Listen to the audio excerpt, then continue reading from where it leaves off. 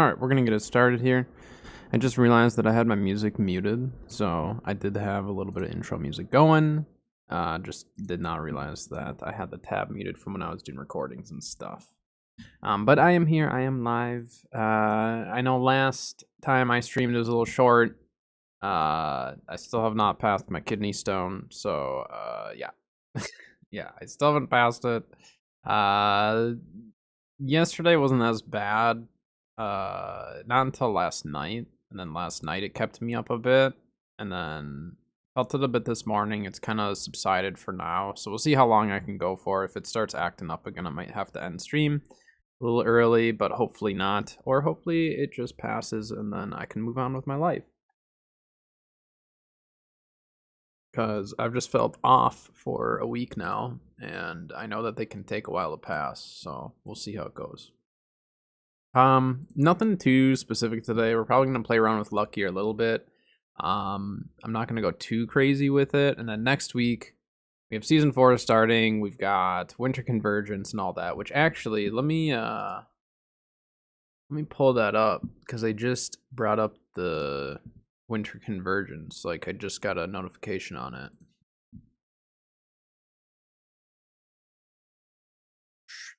All right, let me pull it up on the screen here and we can look. I'll throw it in the waiting room just while we take a look at it. Let's see, winter convergence. There we go. All right, so Winter Convergence Festival 2023. I like the Winter Convergence Festival. I think it's a really fun event. I like the aesthetics of it. I would say like this event and Summer Medley. Summer Medley is probably my favorite, I would say. I don't know why, I just really like the Summer Medley Fair. But the Winter Convergence is sweet because of the Gleamite. So maybe Winter Convergence is actually, I don't know, I like them both, but Winter Convergence is pretty sweet. So let's see, gift piles and gift sacks. So they're doing the same thing as last year, the last couple years, which makes sense. Which now includes 4 presents, previously 1 per player. But players may only interact with 3 trees of light daily. Gift piles will also include 2 white gypsum, 1 random holiday food. Okay, each gift sack will now provide 3 presents, previously 1 on the first interaction. Players may only interact with 1 gift sack daily. Gift sacks will also include 1 random holiday food. Items marked. Oh, okay. So so they're making it so we don't have to hop around as much. So previously you could only get 1, right, per gift sack, so per festival.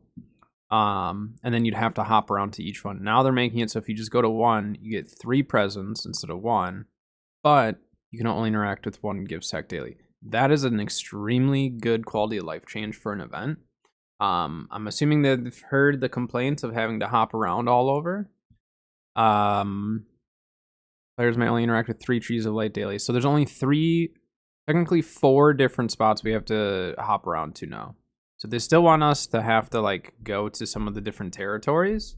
But they're actually making it so we don't have to jump around as much. That's really, really cool. I like that change.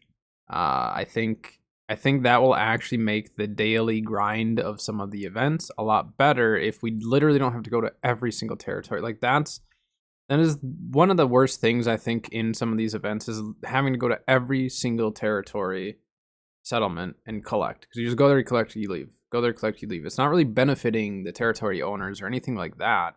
They have people rolling through their territory, but that doesn't do anything. That doesn't really mean much. So I think that's a really, really good change. Items marked with daily limits will reset at 5 a.m. local time. For example, if a player, okay. All right, Winter Warrior, his glacial minions are back. Bringing us to the Winter Warrior will now drop 15 dark matter 3 times daily. So that's pretty sweet. So they're giving us, what is that, 45 dark matter a day for free? That makes it worth it. That right there. The dark matter, that's the type of stuff now that we need in these events, because that's going to push people to actually do these events daily. It's very, very beneficial. It's, you know, I think that's great. Let's see, the Gleamite meteors. Yeah, Gleamite's amazing. The Gleamite's really, really cool. Event shop rewards. Okay.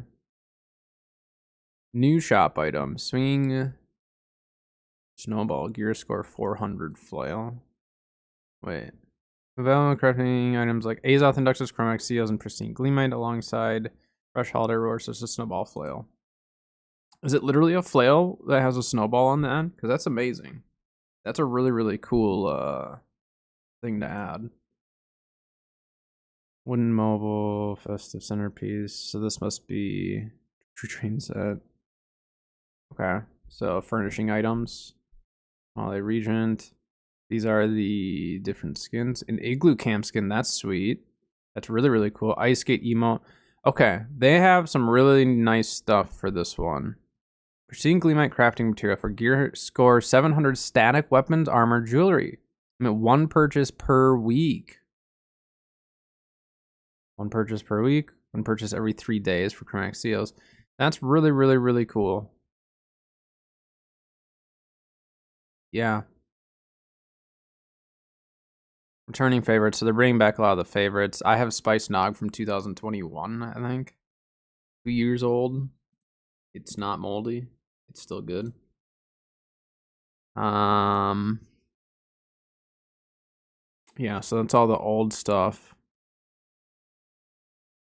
Okay, so they still brought back the some of the patterns and stuff, so people can get those for transmog, I bet. No, the new rewards they added are pretty sweet. I'm really, really excited for this. Yeah. I'm very excited for this event. The amount of stuff that we have to farm up, you get a daily 45 dark matter. Like that's pretty sweet. Not gonna lie. 45 daily dark matter just for doing the event. You know, that's what I like. They're figuring it out. Like they're figuring out their events. I knew they would get there eventually because they were kind of on the right path, I felt. But I think they're like finally to this point where it's like, all right, they have a handle on some of these events, on where they're going, what direction they're going with it, what the players are kind of wanting. Instead of making Azoth Inductors and Chromatic Seals easier to get in just the base game and stuff, now they're making it so the events have a lot more value. And I think that was smart. They're bringing a lot more value to their events, and that's how it should be. They obviously have all the fun skins and emotes and all this stuff, but now they're adding in the stuff that we want outside of the events. So I really do think they're heading in a really good direction for their events. We'll see how it is next week, but so far I think I'm pretty excited for this year. I think, yeah, just from what I'm seeing here, I'm liking it.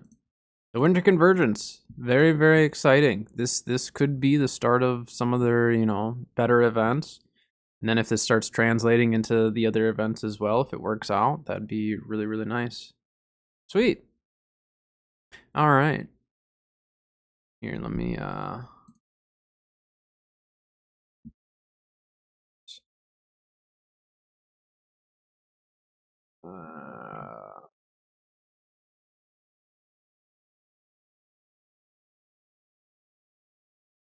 right, there's the links if you guys want to look through that further.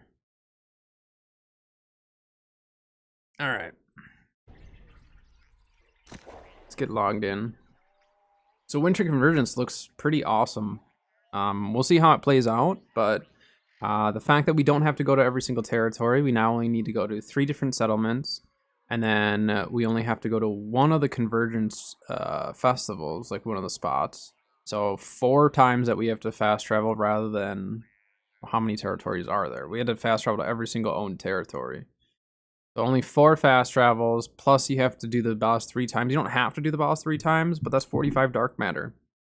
So even if you don't do the gifts, just go and do the dark matter farming. Because 45 dark matter a day, like, what's 45 times 7? I'm just going to use a calculator and see. 45 times 7. That's 315 dark matter for free every week. I mean, that's not bad.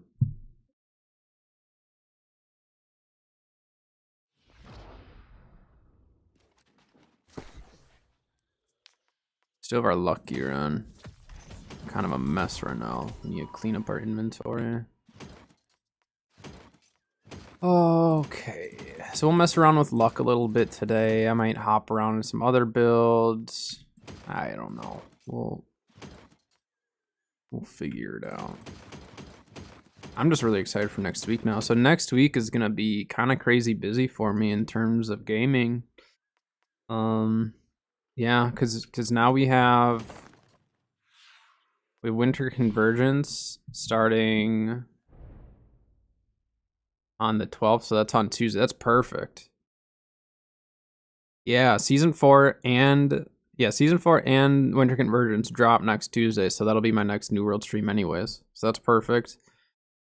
Tomorrow we have Turkey Trial for Ark, so I'll be playing Ark tomorrow.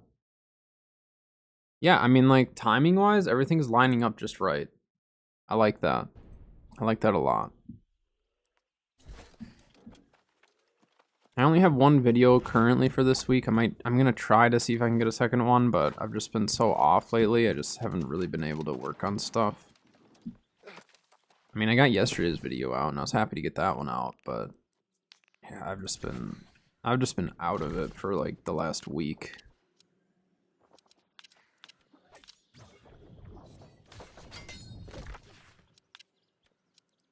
I'm still out of it. I might have to make some caffeine today. I haven't had like any caffeine in the last week. It's been yeah. I'm not even necessarily in like much pain from the stupid stone anymore. It's literally just like I'm just tired.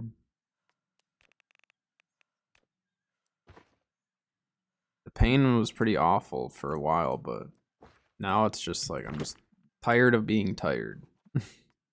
Like all the time. So maybe I'll make some tea today. Try to see if that helps wake me up without dehydrating me. I need to make sure I stay hydrated today.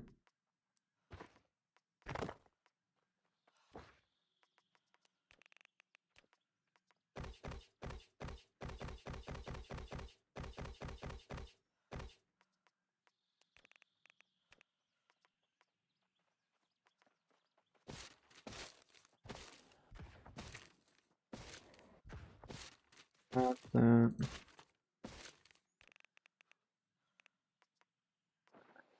Oh, I did have a time list there.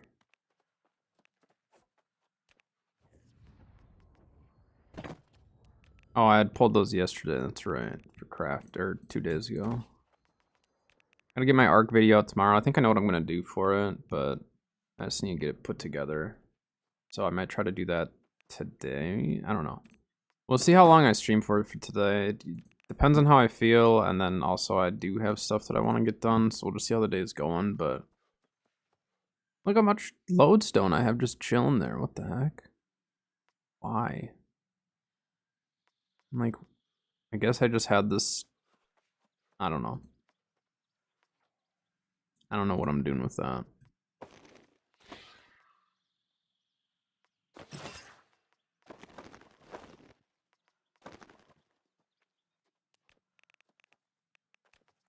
So much random stuff in my inventory. I don't know why I have this much of it. Can I move with this? I'm just gonna sell the lodestone. Well... No, we shouldn't sell the lodestone. I should turn that into prismatic blocks, shouldn't I? Cutlass. Dump it there. Nice.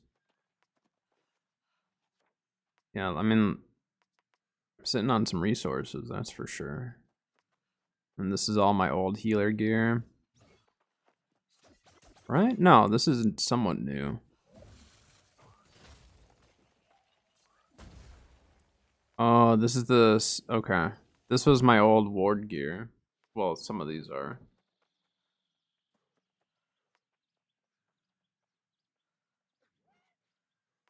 Alright. I have a lot of health pots. Someone had mentioned that scarabs went up in price. Is that true? Yes and no, I guess. Prismatics up? Yeah, prismatics are a little bit higher now.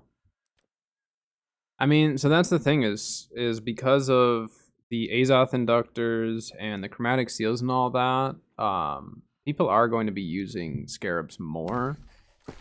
I don't know if it's going to be temporary though.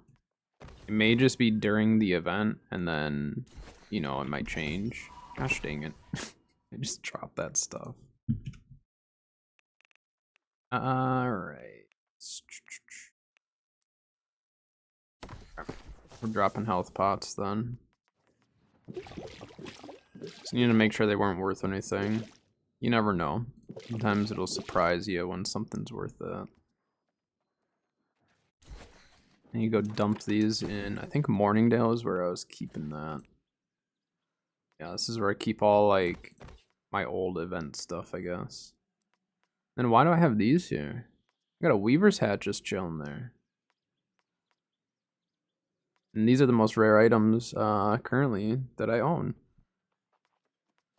The second I move these out of my inventory, they will poof. They will be gone. These are relics at this point. Cannot find any of these anymore unless someone has it in their inventory or in their storage. The only way. Okay, let's not stand right there. Just want to see if a Weaver's hat's worth anything.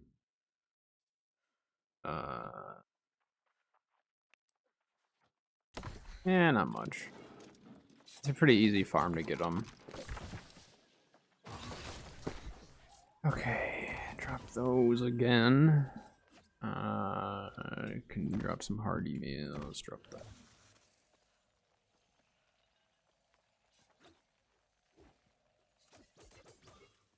Good enough. Alright, should we turn on recruitment in case there's... Oh, Helios in 10 minutes. It's that same train that we ran with yesterday.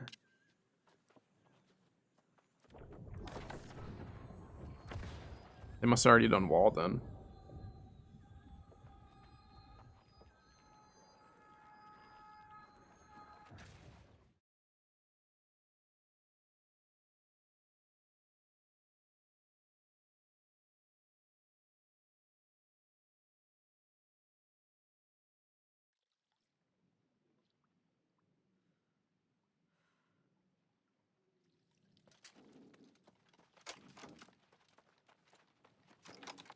Hello, hello.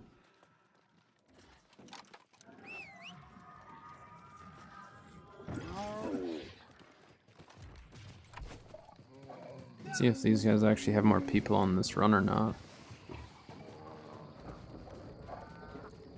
We'll keep rocking the luck just cause. I've got a gear set on it now, so it's easy enough to just swap it over. But maybe we'll finally pull my smelter's boots. That'd be pretty sweet. Pulled every other piece, I just need that one. I wonder if they're actually doing it.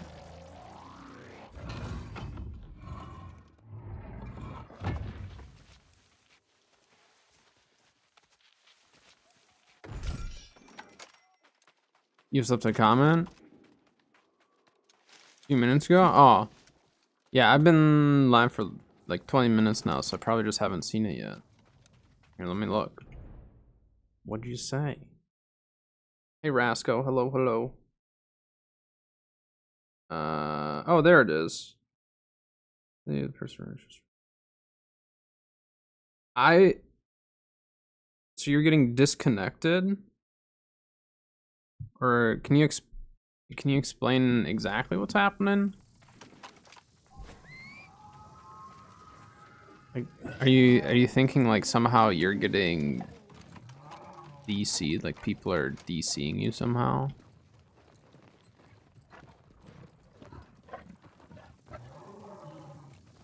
I don't know if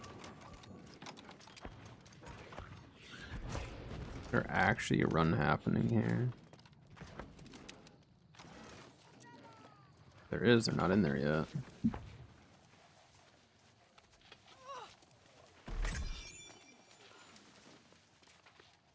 Go get just the 2 stockpiles in here. Yeah, I've never been disconnected in a chest run. I don't really get disconnected from the game ever, really. The only time the last time I probably got disconnected was sometimes like if I alt tab in a loading screen, that'll DC me, but that's it. Is it the same person every time, or is it just dependent on the group? If it's happening with multiple different groups, then I mean, it's tough to say if it's kind of the same person or the same group, same people. I mean, my theory, for one, I just wouldn't run them with those people. You know what I mean? I would just stop running them with those people. If you think there's actual malicious intent happening, report it. If they're not doing anything wrong, they won't get in trouble. Right? That's how I look at it. If I think someone's cheating, if I think someone's doing something that's against TOS or whatever, I'll report it. Because if they're not doing anything wrong, they won't get in trouble. Simple as that. It's not because you're not being a crybaby, you're not, you know, if you think it's malicious, whatever, then you just, you know, you just report them. And again, if nothing happens, then they probably weren't cheating. It wasn't anything against TOS or anything, but you could start recording it. Every time it happens, you could record it. And then if it's happening, you know, 3+ times, same people, then I would report that, send it directly to AGS and see what they do. That's about all you could really do. You could report it in-game, but the trouble is you're DC'd, so you can't really report it in-game. What's Season 4? Season 4 is for New World, so they started seasons. We're on Season 3 right now, obviously. So for a Season Pass, and then they do kind of bigger updates for the seasons, and then they'll do like kind of minor updates throughout each season. This season's not a huge update. We are getting a new expedition and stuff like that, but we're not getting like a huge combat change like we did with the expansion of Season 3. Season 3 was the expansion, so that was a much bigger one. And the trouble is people will kind of compare it, so yeah, no problem. I mean, like I said, if someone's not doing anything wrong, they really shouldn't get in trouble for it. That doesn't mean that like you can't report anyone. I've reported people, they haven't gotten in trouble. I've reported some people, and they have gotten in trouble. But again, if they're not cheating or if they're not doing anything malicious, then they won't be in trouble by it. But again, just show the proof. If you have the proof that it's happening consistently with the same group, same people, every single time, and you have proof of it, your chances of getting action being taken are much higher. Or if there's something internal happening within your game or the server or something, then it brings it to their attention and they're able to look further into it and figure out kind of what's going on. So either way, bringing some of this stuff to AGS's attention is still good. I know some people feel like, well, they just won't listen though, but I mean, they'll listen to it, especially if there's proof and stuff. But yeah, I mean, that's kind of the best you can do. I mean, in New World, no. In other games, yes. Like in Ark, that's a thing that people can do. I don't know how you would do it in New World though. That's the only thing. I'm not a huge tech person, so I don't know exactly how someone could do it in New World, but I don't know. I can't say too much on it just because I don't have enough knowledge on that. But I know like in Ark, because it's like individual servers, you know, it's a 70 person, you know, individual server for each, you know, server like that. And so they can just overload the servers and stuff and force a disconnect on groups, but I don't know about yeah, I don't know about New World though. Yeah, Rascal, I'm on YouTube as well, so I've got 2 chats up.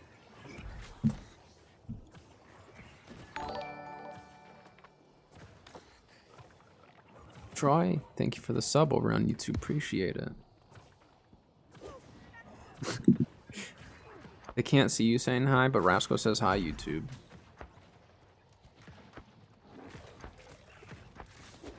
Yeah, Twitch allows streaming on both now. I'm on Marama. I've been on Marama for quite a while now. I've been on, I think, like, I don't know, 5 different servers now. Yeah, just get the proof and submit it and see what happens. That's really all you can do, and like I said, I mean, you could even try to get your own chest runs together. Even if it's just like a lot of the chest run areas you can run with a 5-man super easily. You don't need a big group. Some of the areas you can even solo. I'm going to be putting together a solo Imperial run video. I just need to try to hope that I can get a clean run there at some point.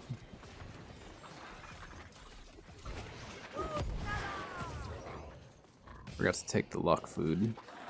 Wait, did I even take it? No. There you go. Oh, it didn't consume it? We must have the fort. Pollux? Yeah, well, today it's extra quiet on New World because of the Throne and Liberty came out. I'm not really getting into that. I've got too much going on between New World and Ark, so...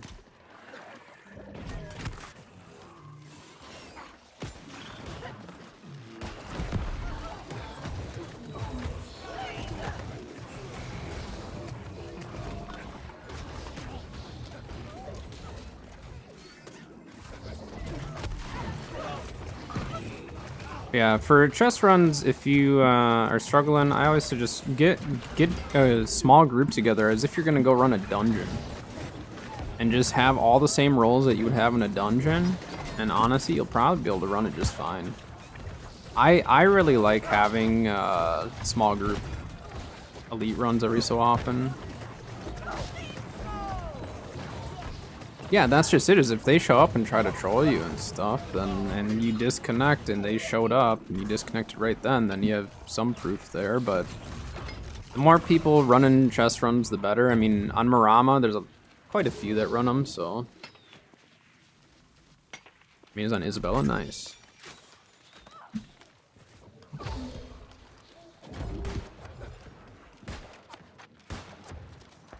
My musket does, like, no damage.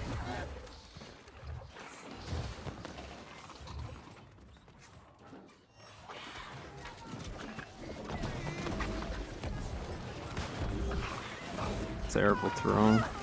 Oh no, I did stick him. Kinda missed.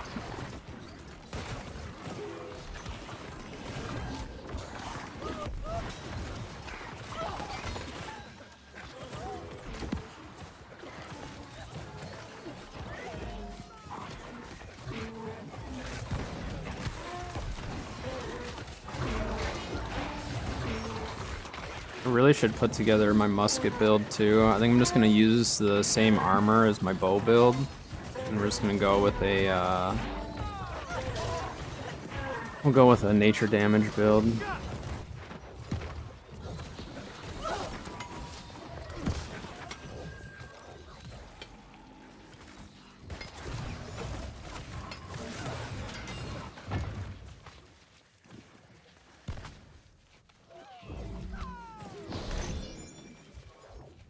Hold on just a sec.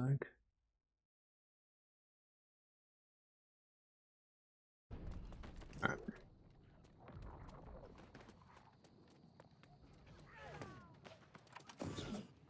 Dang it. Never mind, we're good. That was almost tragic.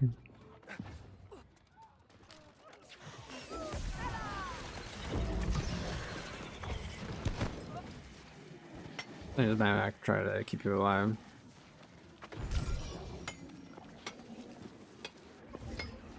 So, yeah, healing for a chest run can be really tricky if people don't peel for you. That's why I don't heal quite as much for chest runs anymore. And if I do and I see people are not peeling for me at all and I'm just taking all of it, I just run to the chest. I drop my heals on everyone on the chest and I just run into the group. If no one's gonna help the healer, then they're gonna be forced to help the healer. That's just, like, peel for your healer. Keep your healers alive. They're doing you the courtesy of healing your chest run. The least you can do is keep them up. Like, we got 3 of them right there. What do I think about luck in the game? I think luck is stupid, but I'm trying it out. I think luck is really stupid, but here I am. Hey Rick, thank you for the follow there. Appreciate it. Respect the healer. Exactly. I mean, like, for the longest time, I considered myself just like a healer man because that's all I played was healer, to the point where I got burnt out of it. And then that's when I started branching out and playing with a lot of different builds, and then that just led into me literally playing everything. But I still love healing. In fact, I'll probably heal a little bit today. I haven't healed in a few days, so... Yeah, I mean, like, as a healer on a chest run, you kind of have to be a little bit of a jerk at times because everyone's just going to kind of disregard you and leave you behind. And not every time. I don't want to say every single chest run, but there have been too many times that I've had that happen, and it sucks, so I don't blame healers for doing that. And there's sometimes I don't realize the healer's getting pushed, and then they drag it all to me, and I'm like, great. And then I stop and I help them get it.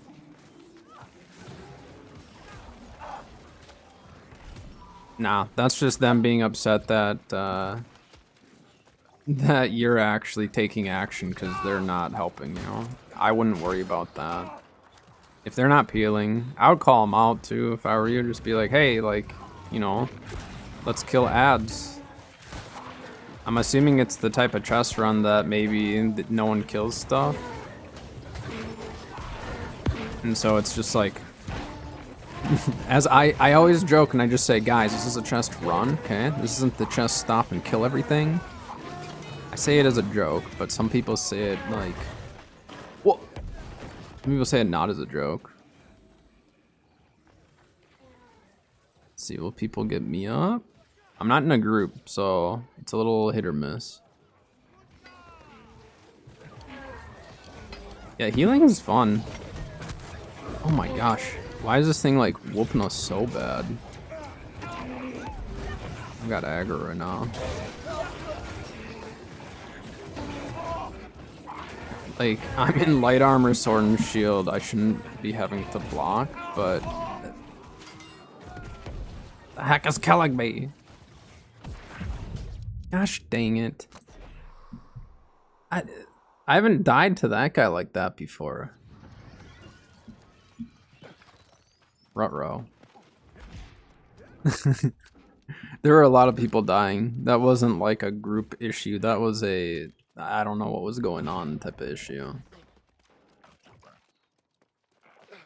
I almost should just put on my tank build for this, but we got our luck rolling, so... So far, the luck is not helping us in combat. Unfortunate.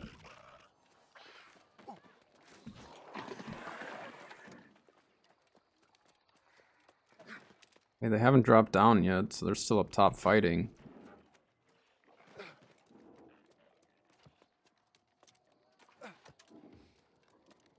Did I end up getting this chest? I don't even remember now. Did I get it? Yeah, okay. There's the 2 up here that I didn't get. That was chaotic. The group almost didn't make it.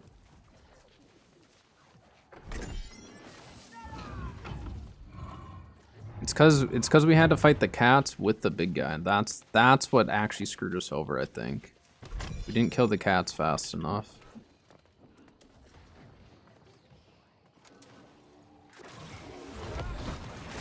Yeah, some people are just so worried about getting their loot, and it's just like... we all have a much higher chance of getting the loot and not dying if we just kill the stuff. And I'll admit, there are times where I do the same thing, because either I don't realize that there's still a fight going on, or I'm just not paying attention. So, like, I'll give some people the benefit of the doubt, but, like, if I see you doing it on every single chest, yeah. Not in my chest run. Or whatever run I'm on. If I'm a healer, you're getting bonked or something. Rama, I like Rama. It's a fairly active server as far as US East goes. I mean, we're still like the most or second most active. I think Lilith is kind of tied with us.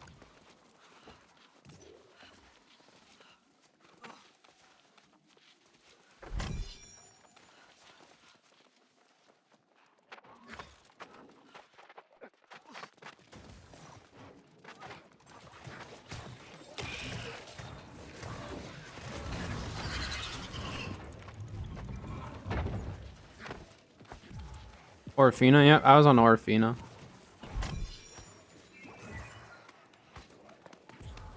Yeah, transfer should be 15.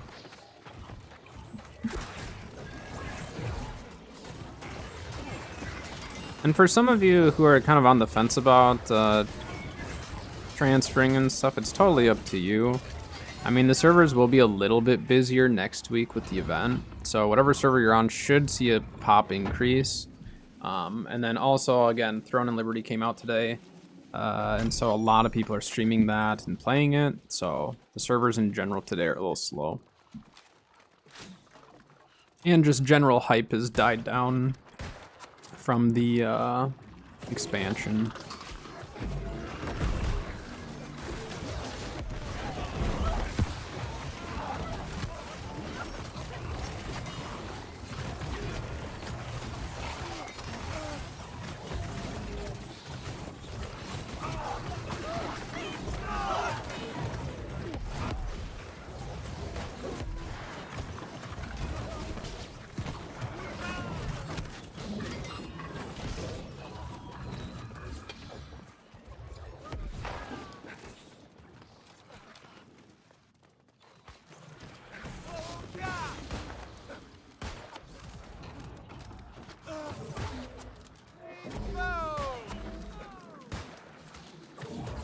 Yeah, no one else is shooting this. I'm gonna stand right here.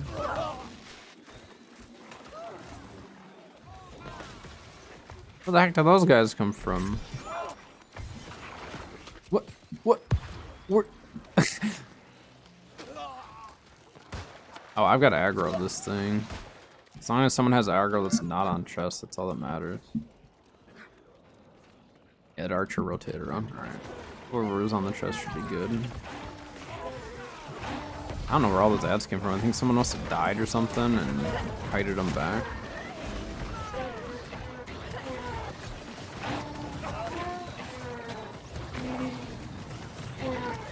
How's the community? I mean, I don't really have any issues myself. I mean, I don't know how other servers are for like mutate and stuff. M1s, M2s, I haven't really had any toxic people. I don't really run M3s just because, like, I don't know. When people gear check, it just like turns me off. I don't know. I don't like it, so I just don't do M3s really. But like M2s, you can get the like, same loot really. It's just lower chance at that point. But overall, I mean, like I don't run into too many toxic people really. And then obviously OPR being cross-world doesn't really matter.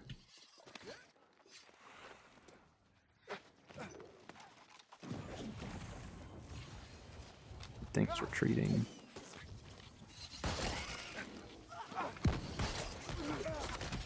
Yep.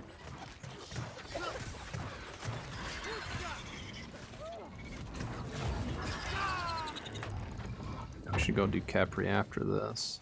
Gosh dang it.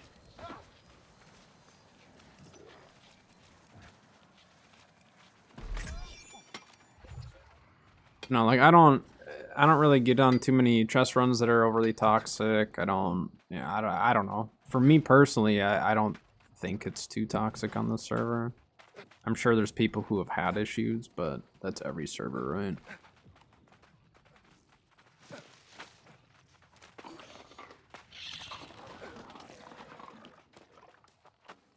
But if you like running dungeons, there's a lot of people running dungeons. There's an Imperial run starting in 4 minutes. We should go to that. That's what we're gonna go do. Screw this. We're leaving. I don't need to do Khepri. We can do Khepri later. Technically I have 2 on Marama, but I don't play my other one really. I've played it like twice.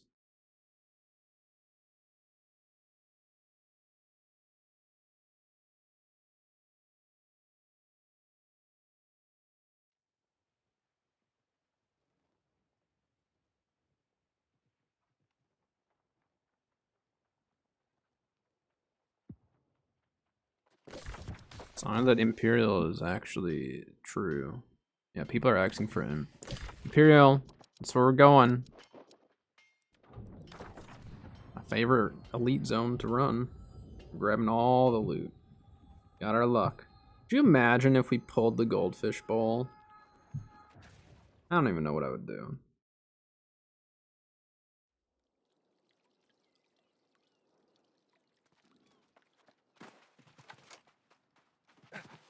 Oh, this is a whole... Ooh, they're doing Imperial and then they're doing Reek. I haven't pulled my transmog token this week, but it's a rare opportunity for us to jump on a train that's doing Heaven Scale and Reek Water.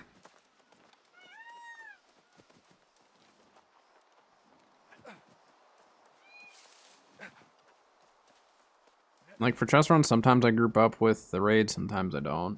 Just depends. I don't normally X up unless like I'm trying to figure out where they're at. We'll wait here.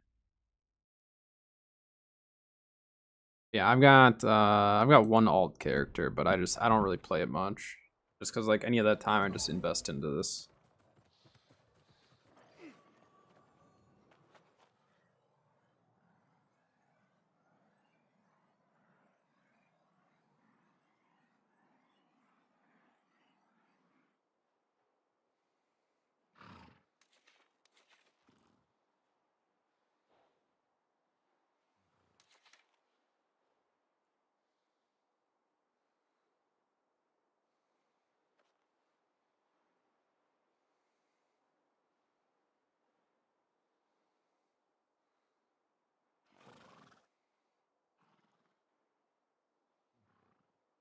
Trouble is when the server's quiet like this, if there's multiple chest runs going, it's hard to get too many people. But yeah, because there's Merc, there's is that Helios train? Were they going to Merc or were they going to Castrum or Beds? I don't know. I think there might be 3 different trains going on.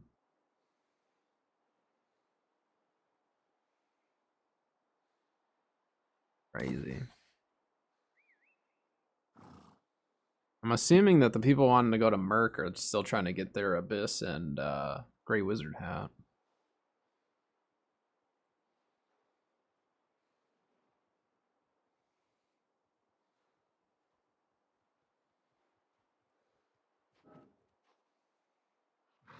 I've been on the Sparta chest run before, if it's the same run as before.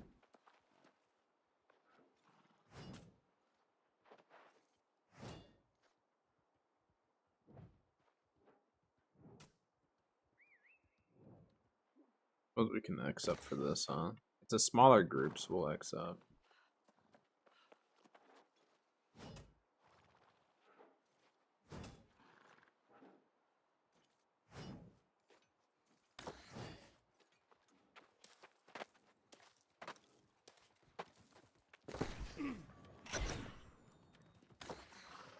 For a smaller group, we will. Why not? But if I go solo for chest runs, I'll almost always have a ranged weapon. And I highly recommend it. highly recommend having a ranged weapon if you're solo running for your chest runs, like in a group like this. Just because, like, then you can get credit for everything. If you don't care about credit, then it doesn't matter. Like, sometimes I just don't care about getting credit for the named stuff, and so I just kind of shoot at whatever or swing at whatever. Yeah, we got plenty of people for Imperial. Oh. Imperial will only get a little bit tricky when we cross the bridge.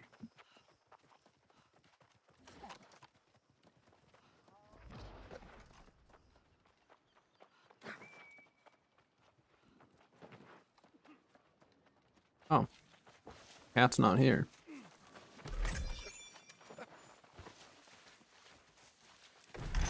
Run. Yeah, no, acid chests are still very worthwhile to run.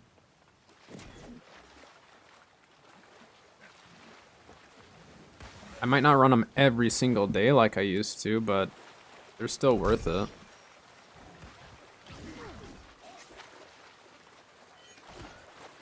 Or they're worth it to me.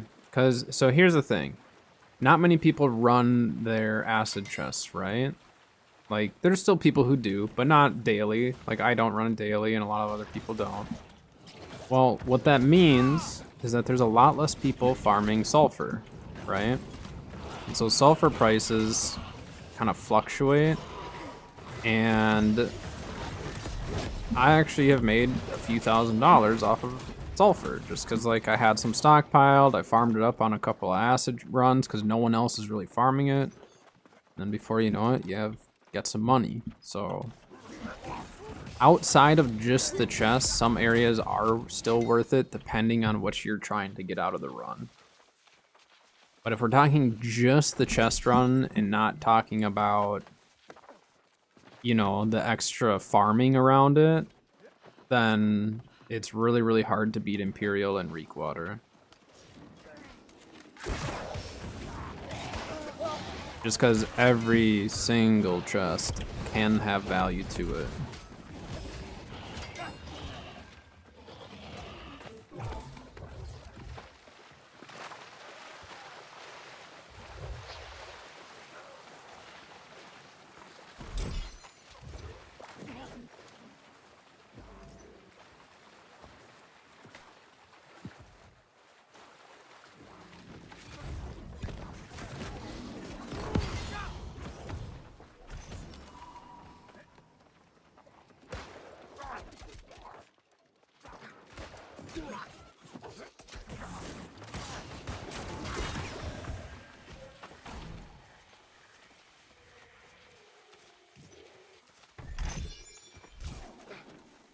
Great, more health pots.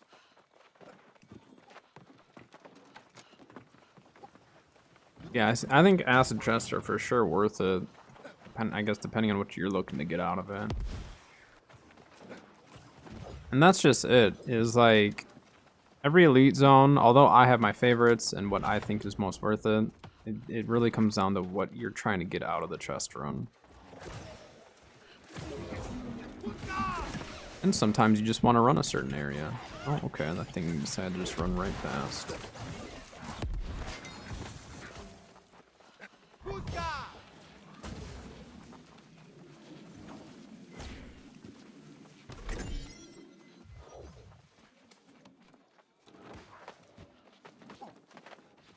Stuck. You have to crouch out of the stupid windows now sometimes. Say that musket. Yeah. I was gonna say we could have left him. He's not gonna follow us too far, but the group said no.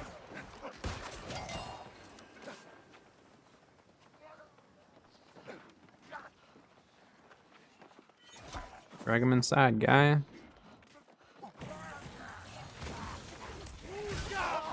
Ah.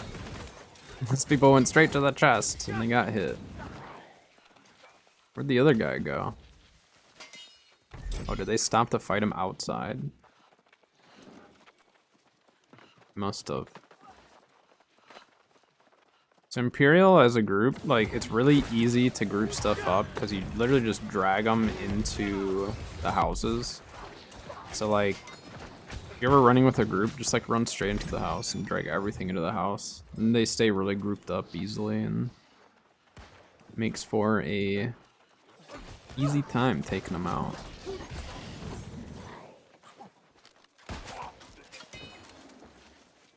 We're gonna get all the provisions.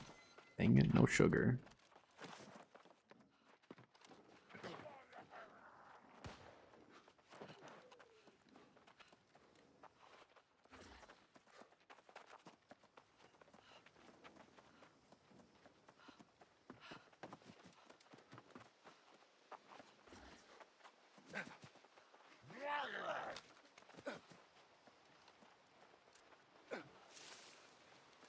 Got time to stop and farm that.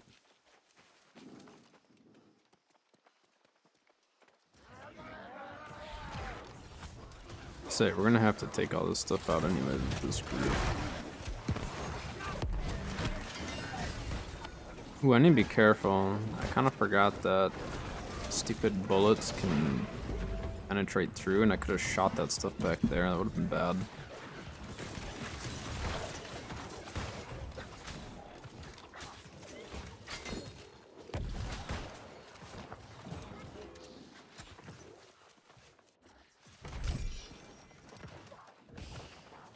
Come on, sugar.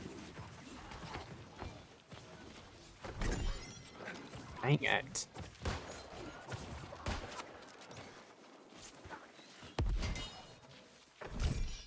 There we go. The butter poached oysters. Is that what that was?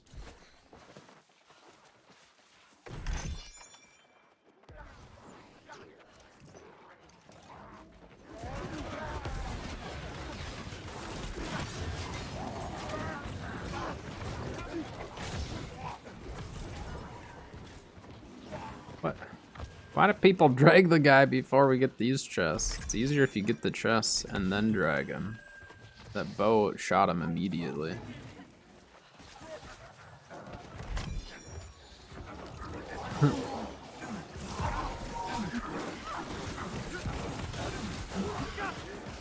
A lot of people just want to get their easy loot.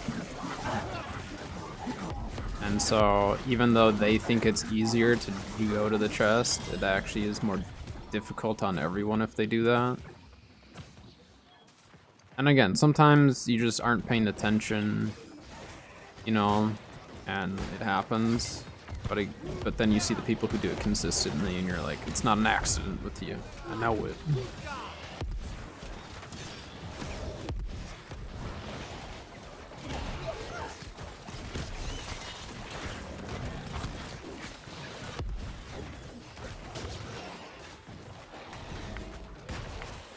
Oi, oi, oi.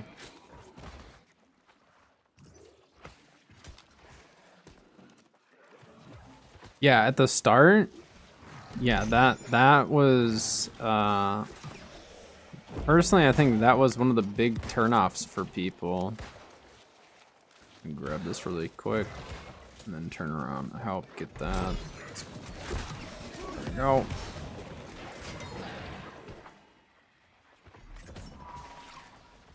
It's gonna hit us all off the chest.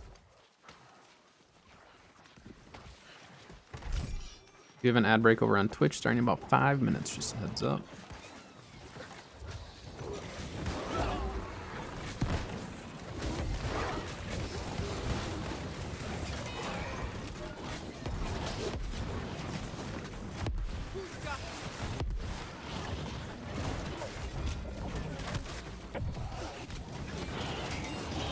Is this bot still here? I swear, if it's the same bot. I reported a bot that was over here for like 2 weeks. It is still here, I'll report it again. It's a different one. That's not the same one. I only reported if I've personally seen them there multiple times. There's a lot of people who work from home and they just AFK at that type of stuff too. And so usually I won't report it unless it's noticeable bot behavior, or if I've seen them there like multiple days in a row. Then I'll report for bot behavior. But that's a different bot, or a different name than the bot that used to be there. No, we don't need to be linking any of our garbage.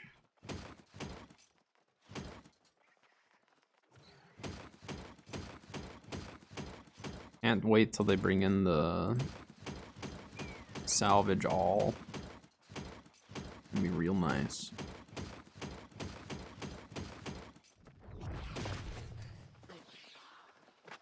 Not auto run into all that. That guy did it though. Gosh dang it, guy. The whole group goes around except for one person. At least ice shower them. Wow.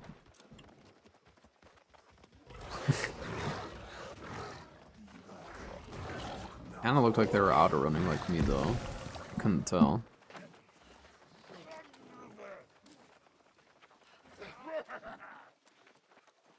And outside of the main Imperial run, there's actually more provisions crates around here. And like more loot in general. Look at that guy. He doesn't like sugar. Hey guys. Alright. I'll wait. Yep.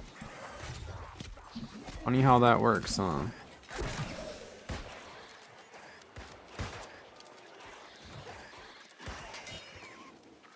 People skip the provisions in Imperial. They don't realize they're skipping out on money. Or potential money.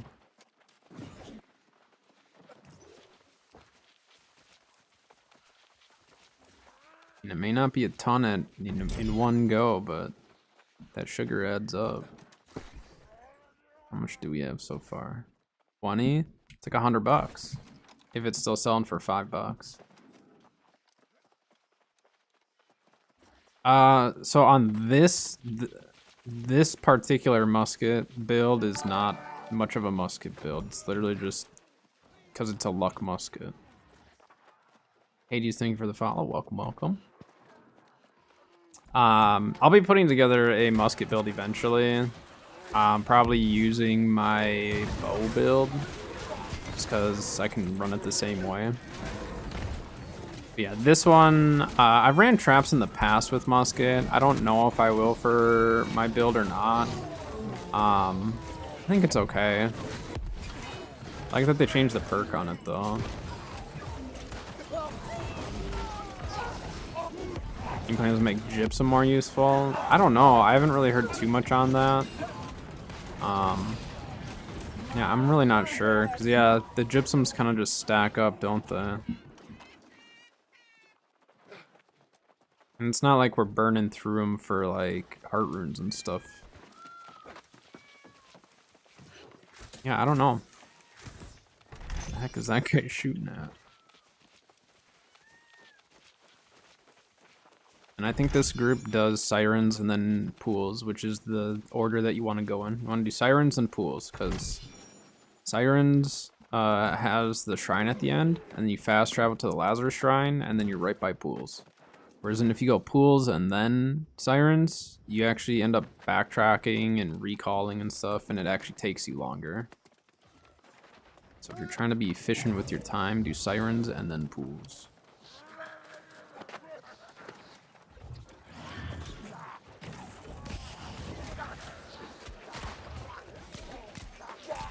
So many chests get skipped at Merc? Like little chests? The thing with Merc though is like most people are going to be going there because of the portals. And you have to be quick to get to some of the portals, because if there's a portal group going, then you end up potentially missing those portals because that group ends up getting to them too quickly. I don't know where the stupid name guy is.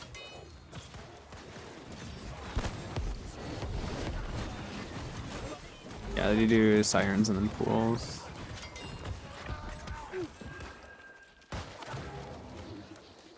Someone else was shooting at it.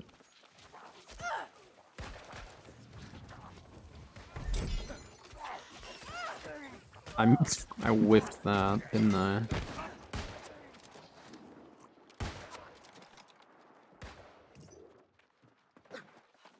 Things aggroed on me, it's gonna come to this house. Nice, got a little bit more sugar.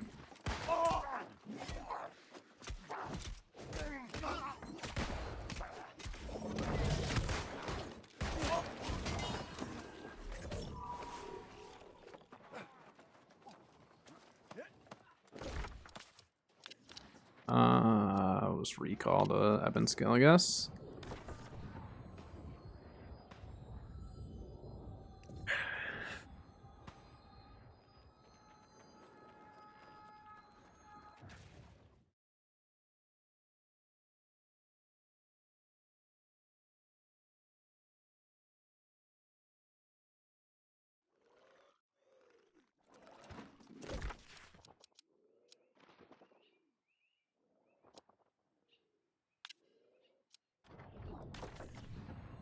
I really should just set my inn over at Reekwater again. That's usually what I do, because I don't have a house there. If I just leave my inn there, then I can just recall to Reekwater right after whatever chest run we did before it. Yeah, with Merc, I mean, I skip quite a few chests in Merc, partially because, like, again, you do have to keep up with the groups and all that. But yeah, typically if I'm doing Merc, it's because I'm going for portals. And then if I'm farming for, like, if I'm farming for craft mods in Merc, or in Shattered in general, I'll actually go and do a separate run. And maybe I'll do a video on that, so you guys have, like, a separate kind of loot run that you can run if you don't want to do the elite runs there, because people do skip that. Because there's quite a few spots where you can go, and it's pretty easy, especially if you're a healer.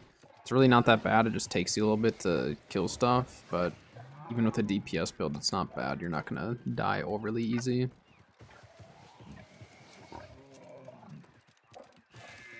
Mangled?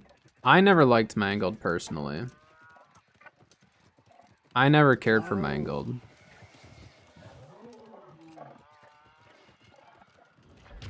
I know a lot of people did like it, but I was never a big fan of it.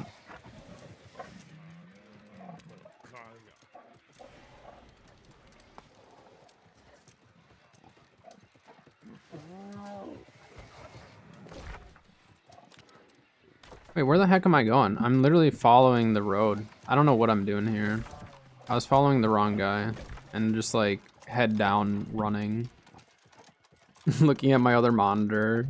Why don't you guys tell me I was going the wrong way? Okay, everyone's going the wrong way because we're all just like running around. I actually have an excuse though. I'm looking at my other monitor, talking to you guys.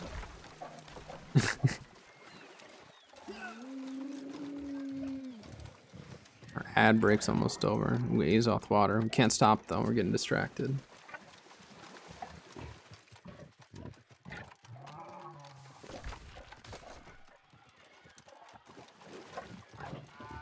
Do you not have a mount, guy? Or are you like me and forget to use your mount half the time?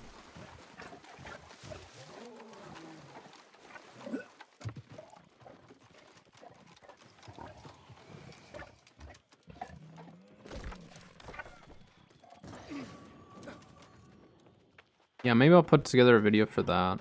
Maybe we'll do that for next week. It's a pretty simple run. But I do have like a specific route that I do run for that. Like I have a lot of specific loot runs that I do that I've had for a long time because I used to run them like way back. All right, I need to run to the bathroom really quick. I'll be able to catch up if they get ahead of me. So I'll be right back.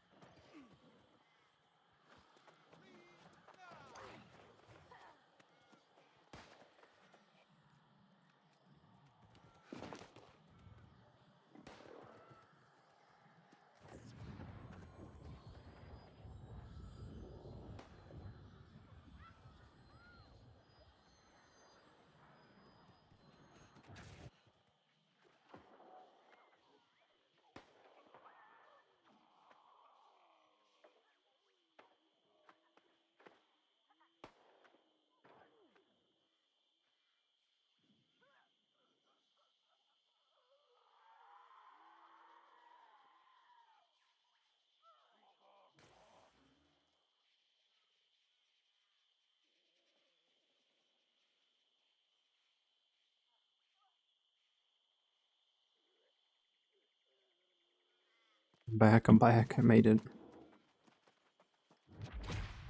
Oh, you're Beth P in group 4? Oh, nice. Welcome. How'd you end up finding my stream then? Just browsing on Twitch? You just happened to find me and noticed that I was in your group? I've had that happen before.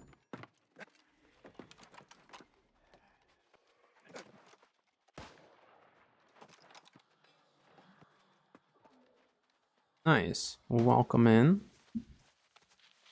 I saw Imperial and Reekwater and I had to join. And I had to run to the bathroom really quick, so...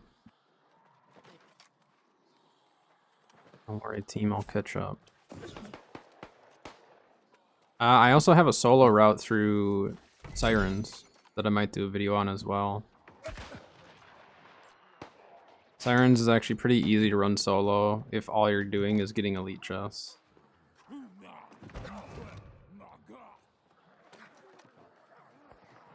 Yeah, Sirens, like, there is like one route that is actually significantly better in my opinion, but I've been with some groups that try alternate routes and it's like, it's kind of weird how they do it. They end up backtracking a lot.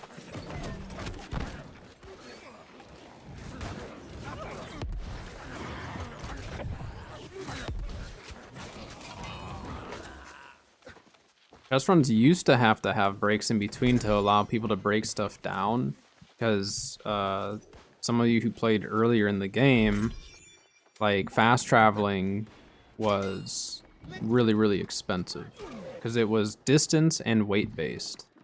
And so the further you had to travel and the more you were carrying, the more Azoth it cost. And so you literally have to wait and allow people to break stuff down. Otherwise they couldn't go to the next spot.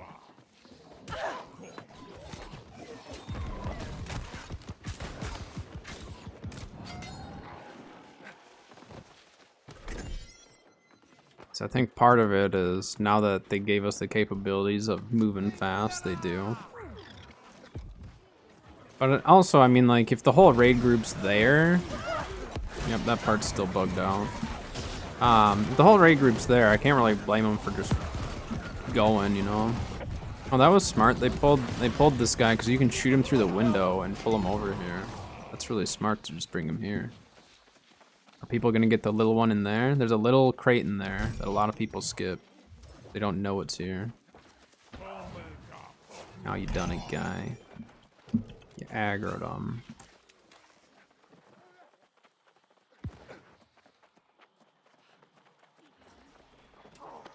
Bring him into the house. You can beat him up in there.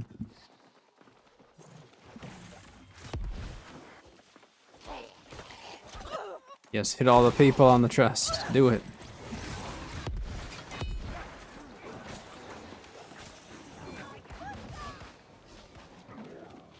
Oh, there was another one.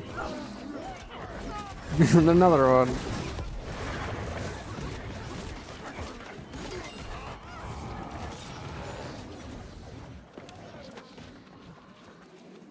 Any more coming up? No. Can't really jump over that chest, can you?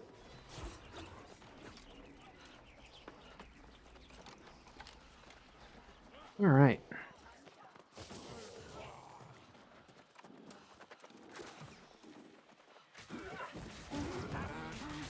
Exploding guy.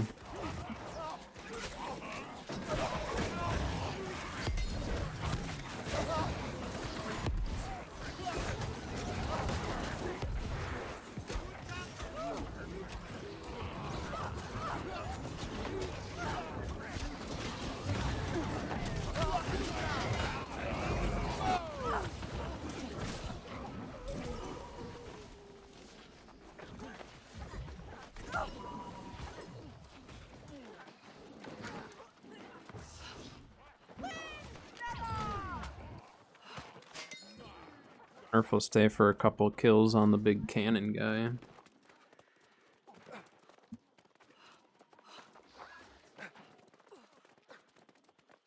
Are they skipping this?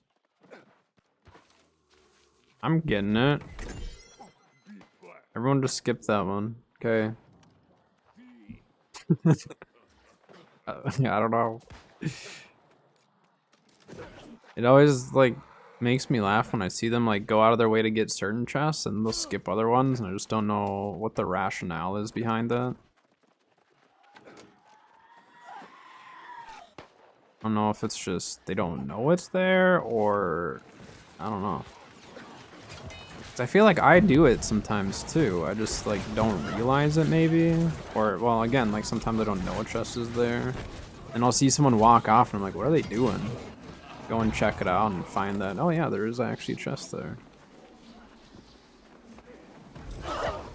Hey, don't do that. Why is that guy running back? I don't know where he's going. Still loot up here. I think that guy turned around too early. Yeah, he's running back.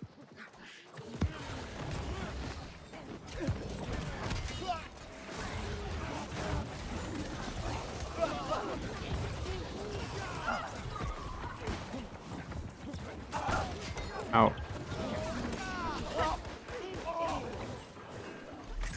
Ooh, we got a tuning orb. I like that. Stockpile them.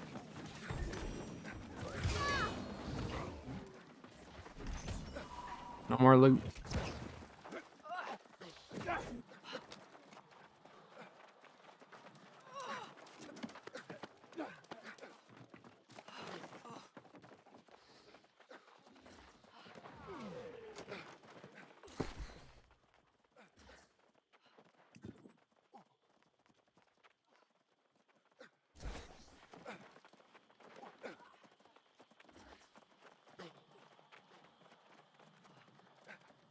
Yeah, I purchase the season pass every time. There's also a chest in here that everyone's skipping. I'm gonna go see if I can get it.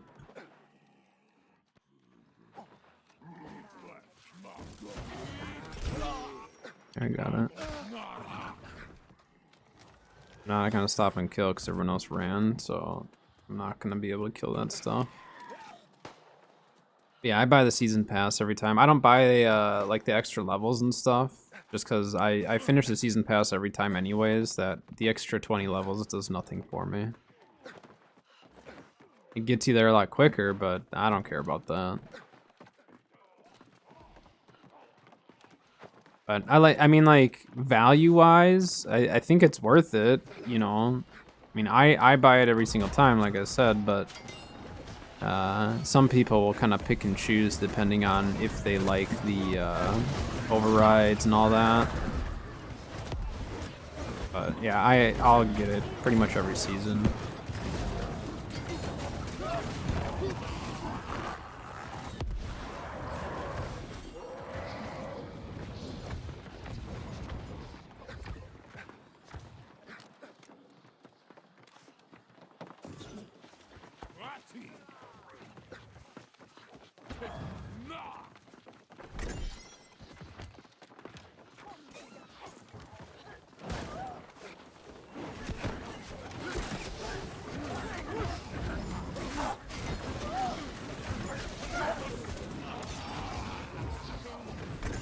And people will probably skip the supply crate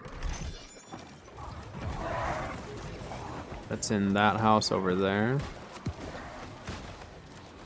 We'll go get the provisions on the left, and then a lot of people will skip the supply crate in the right side.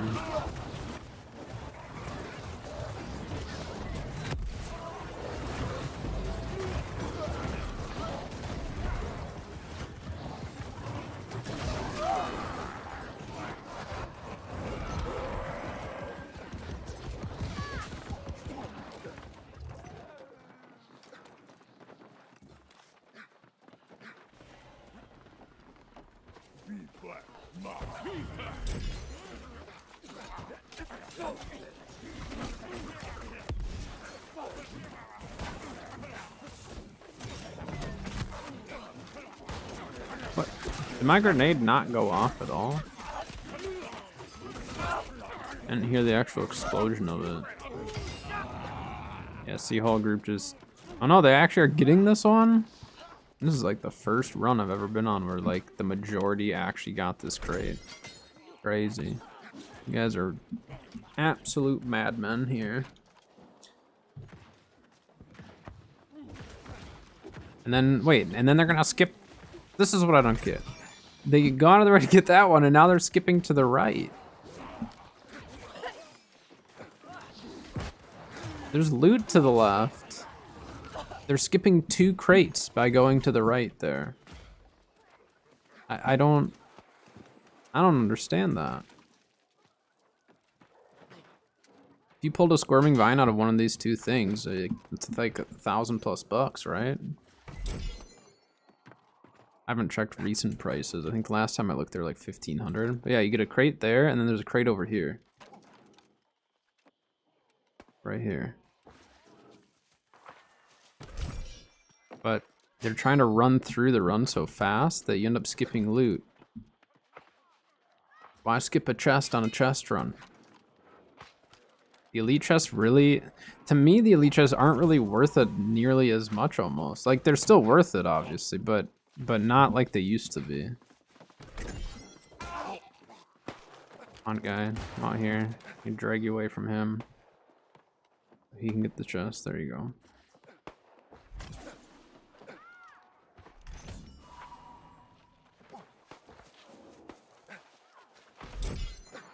Yeah, I think everyone just has like their own routes that they like to run. It gets ingrained in you that that's how you run it, and then it's hard to break free of that.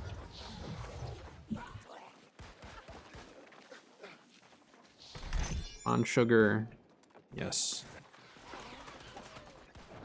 Our sugar haul is not great today. I need to see how much sugar is going for, see if it's worth selling or keeping.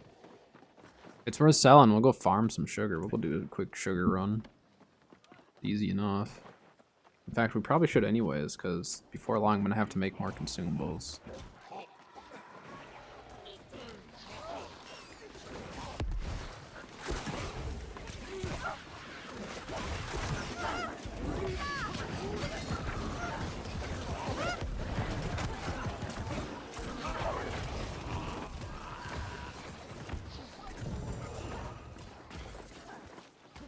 I think if I ran a chest run, I would have to play as a tank, so I could taunt everything and drag it to the chest for those who aren't helping. I think that's what I would have to do. Either that, or just you tell the whole run like, hey, every pull is going to be pulled onto the chest to ensure that no one grabs loot first. That honestly would be a pretty smart way of doing that, is literally just tell everyone like, hey, this is where we're pulling everything to every time. I thought that guy was on the outside, not gonna lie. I saw the name. I couldn't see him because of all the people. Gosh dang it, where are these guys coming from?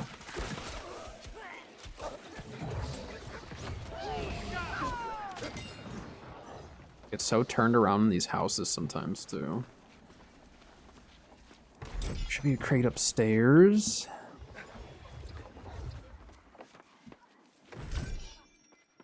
String beans. Let's see, I don't think there's one in that house. There's one at the end. There's one in this house and on the back side of the house.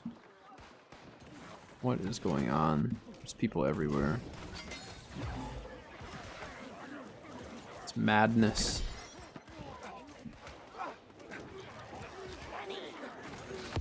What's going on back here, huh?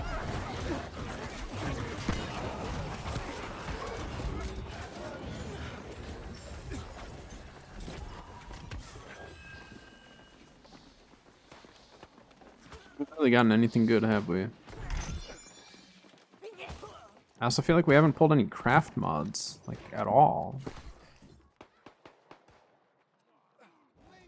We pulled some.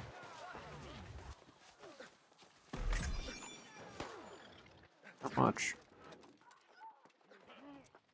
We'll go with to pools. And then after pools, I need to try to eat some food. Get out of the way, you stupid NPC. Wasn't attacking, just standing there, being in the way. Alright. On a solo run, this is the hardest chest to get. This one right here. This is the one that I struggle to get a lot of the time. And then a lot of people skip this little crate right here. Tucked away back in here.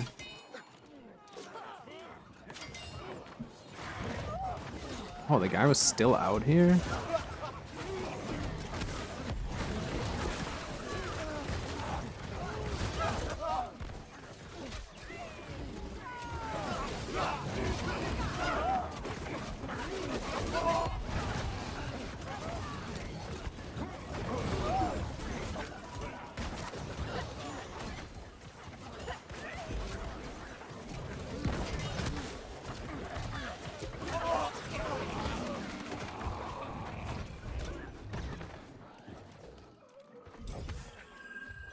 Five fancy shells. That's actually a lot. It's a lot more than I normally would pull. So maybe maybe the luck did have something to do with that part. Yeah, try going as a tank. Just taunt everything. Bring 2 AoE taunts. So like, you could bring, if you wanted to get your taunts back faster, you could go Hatchet with Greatsword. Otherwise, just Sword and Shield. You could do Flail. Flail's a pretty quick cooldown on that. AoE taunt. Yeah. I mean, I go Sword and Shield, and then Flail and Shield for my tanking build. I have a lot of fun with it. I enjoy tanking. I think tanking can be fun. It can be annoying, but I think for the most part, I usually have a pretty good time with it.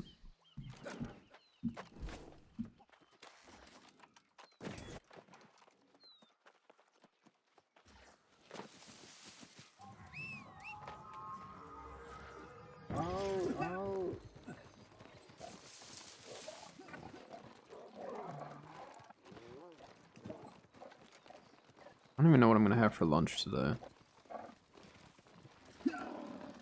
I'm kind of grocery shopping in a bit, and I've just been so off this last week that I haven't had a whole lot of motivation for much. And I've just been too tired to do a whole lot. Today I'm feeling pretty good though. No pain from the kidney stone. Little discomfort, but it's manageable.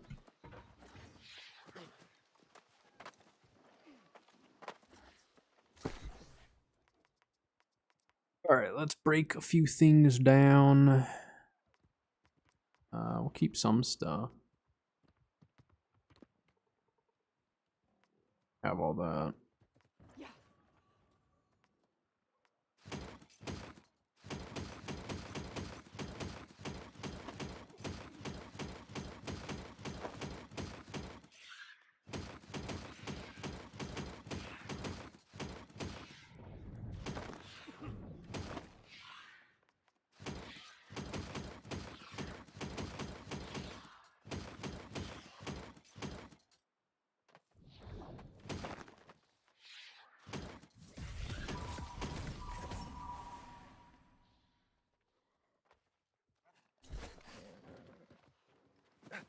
Alright.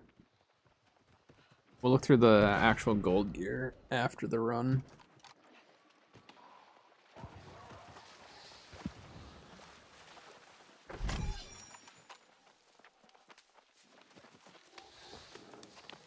Oh yeah, it's not a very obvious deal. Let me show you. Let me get up here. So if you go to the top right, you hover over, it says gear score, you can sort high to low, but it's just that symbol which matches up with the gear score thing, but it's not obvious. It's not an obvious filter or sorting way or whatever you want to call it. But yeah, it's just that symbol in the top right. Yeah, no problem. Makes it a lot easier. Makes it way, way easier.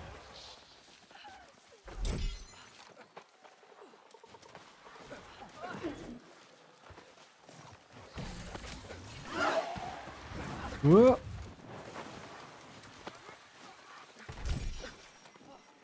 Ooh, 1 4E cartridge.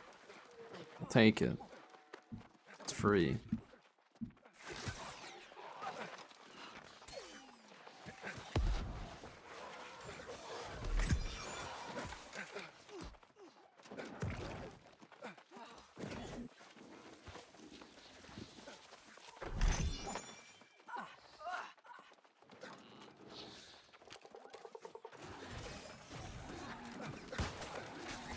How is it retreating?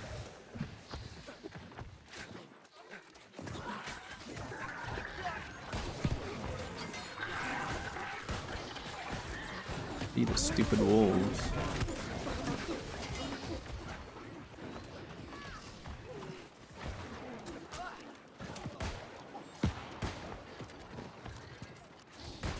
Are we fighting all of this? This is gonna be a little annoying. Yeah, I don't know why we're dragging everything, but hey, we got it. We'll be fine. Ow.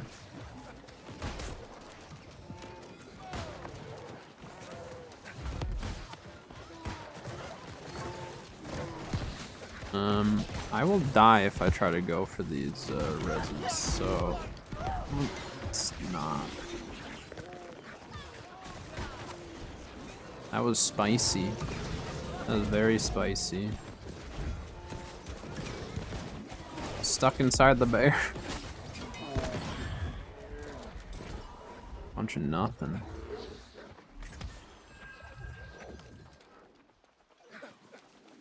See, this is just it, is whenever I wear loot luck, I always feel like I'm not pulling anything good. Even though, like, without luck, you'd probably be pulling the same stuff. I mean, I don't have absolute most luck possible, but I have enough that it should make a difference.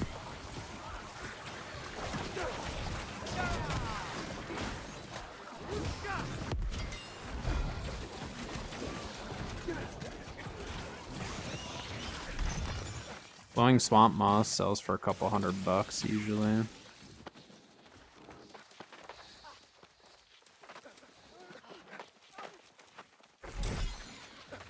Round shield, that could be decent. I don't have a good round shield at the moment.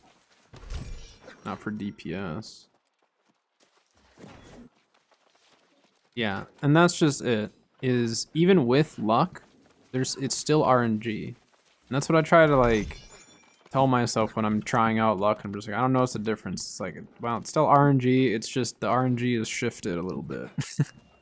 It's just shifted towards having better luck, or you know, shifted towards getting specific gear or loot. And for me, it's just like, I don't know. It doesn't affect your gear score at all. It does not affect the gear score of the gear you're dropping, or the gear that's dropping. So like if you're doing chest runs specifically for gear, luck makes no difference. They did say it does help towards name stuff, and I would probably agree with that, because I've noticed that in the past, is like named gear drops a little bit more frequently.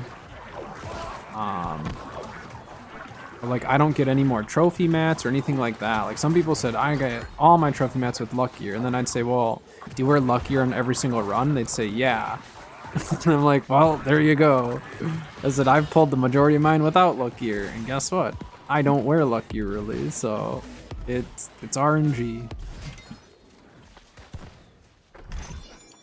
So I wouldn't invest all your money into luck gear, but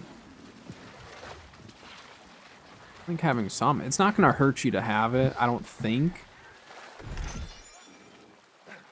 Unless it like somehow made it so you're not pulling certain items that you're looking for. But I don't know how you'd confirm that.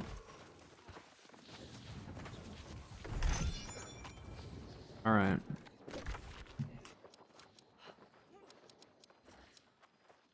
No, we're gonna be done with this chest run for now.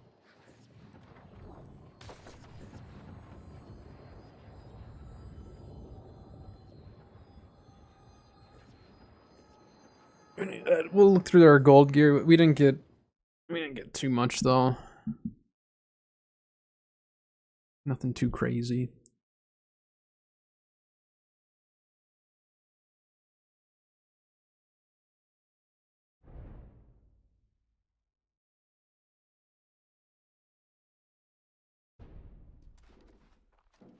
Hello, Sayo. Hello, hello.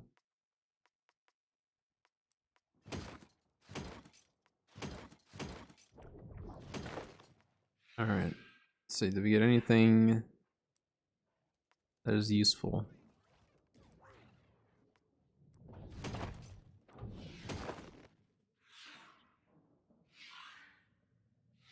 Why'd that have to get sturdy energy? That had a chance. I'm gonna leave raid. Why'd that have to get sturdy energy? And that was almost decent.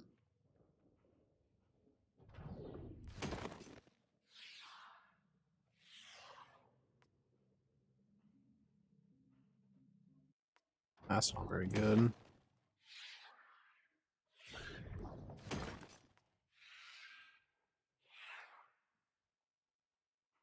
Hmm. That's an interesting sword.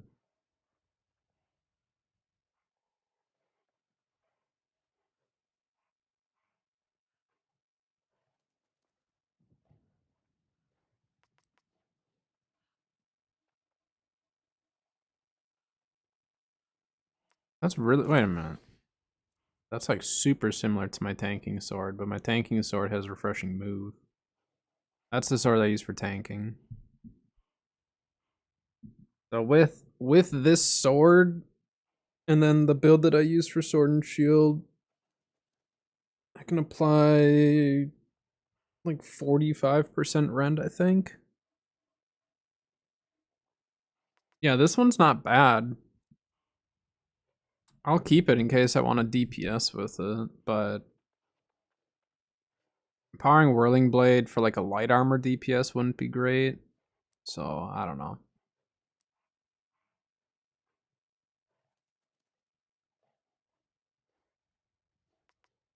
No useful craft mods. Yeah, I mean, it wasn't a great run.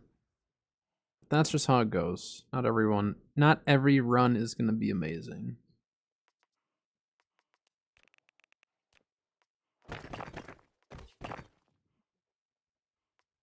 Dump all that.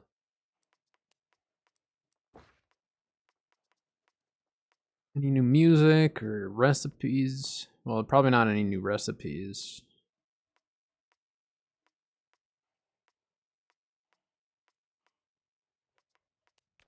Oh.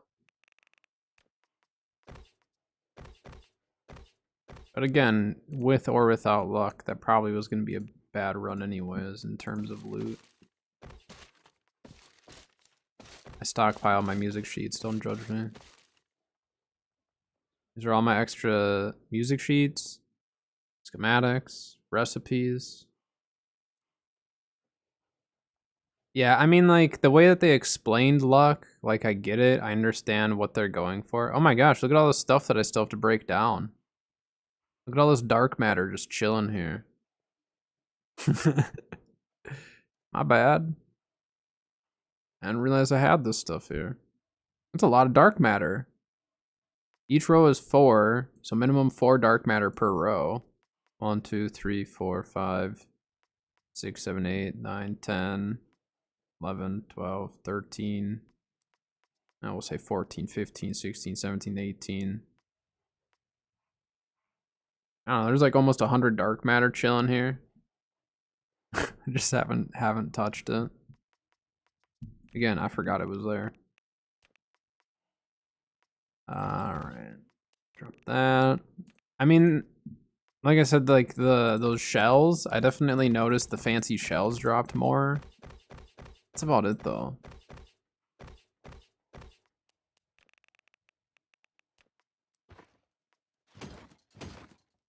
Actually I like these little things. We'll keep that. Put it with all the rest of my furnishing stuff. This is all my furnishing stuff. And then trophy mats. These are all trophy mats right here. Or stuff to make trophy mats. So I could make one of the seals. I'm halfway to making the Angry Earth one. Yeah, I've got a lot of trophy mats just chilling. Quartermaster's note. The Human Digit is the most recent one I pulled.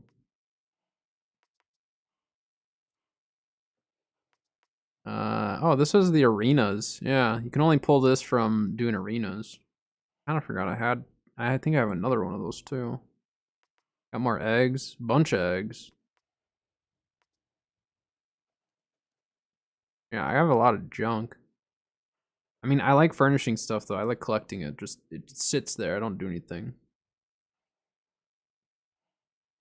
What key do I hold to move automatically? Like auto run? Is that what you mean? Auto run is just equals. Just click equals. So like right now I don't have my hand on my keyboard. I'm just running. In my chest? What do you mean?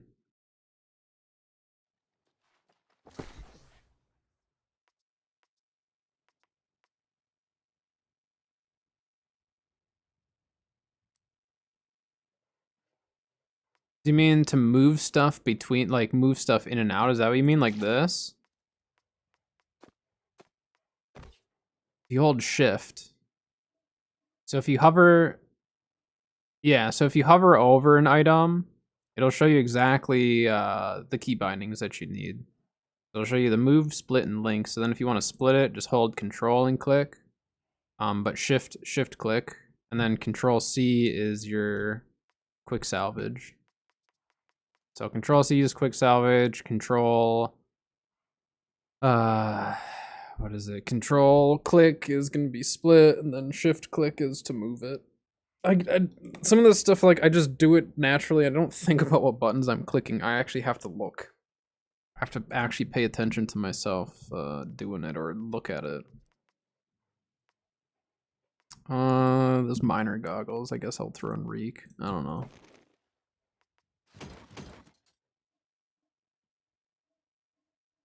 All right. So yeah, I don't know. With luck, we'll keep trying it here and there. I'm kind of tired of running this build though. I don't like this build. It's not good. Should we throw on the healer build then? Is it time to do some healing again?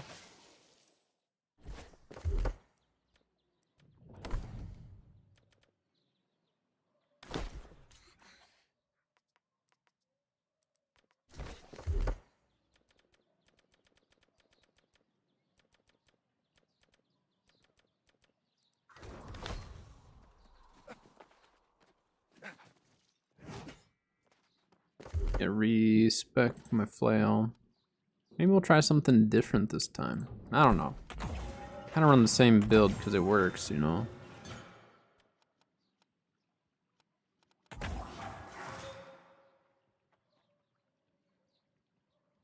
High stats to build. Yeah, I don't know when that's going to be coming. But yeah, so essentially you don't have to respec every single time. Like you can save the attribute points to that specific build or gear set or whatever, which I think is smart. Yeah, I mean, I think that's smart. I wonder if they're gonna like. I feel like they can't charge. They can't charge gold for that though, can they? Because like then, if it's tied into, let's say it's tied into a gear set, if it still costs gold, then you're spending 200 gold every single time you want to switch to a gear set. So this deal that some people have spent real money on, now they have to pay gold just to use it. So hopefully they have a good system to work around that. Like maybe once it's set on your gear set, then you can swap to that for free. But then if you want to change it further, then it costs you. I think that would be a good system. I think that would be just fine. So as long as we don't have to pay every time we switch gear sets, I don't really care how they do it then.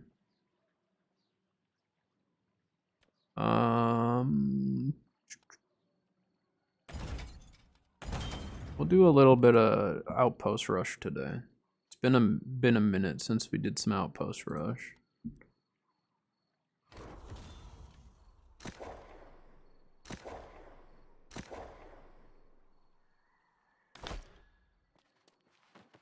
And we're still rocking. Might not do outpost rush immediately. I actually want to get. I don't want to replace my boots, but at the same time, these boots are not bad.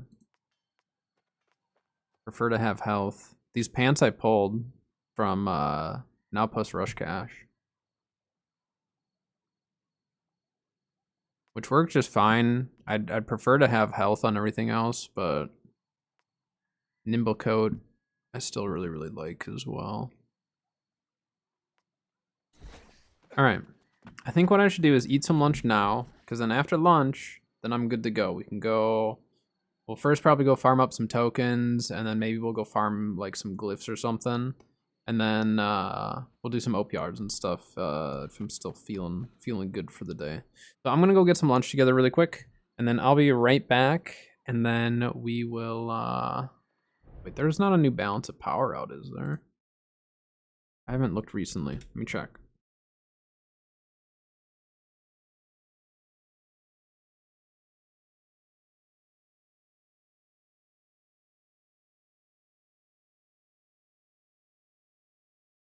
There's not. I'm just gonna pull up the community Q&A though, because it actually was. Wait, nope, that's the wrong one. Hold on.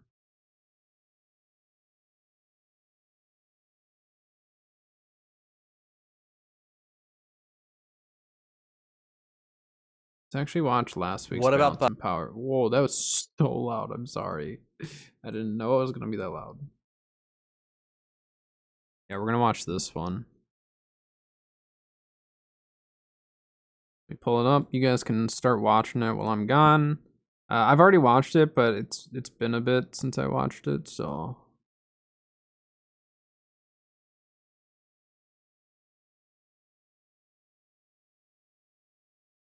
All right. Buffs. Are there any buffs I'll be coming, back. or just a bunch of nerfs?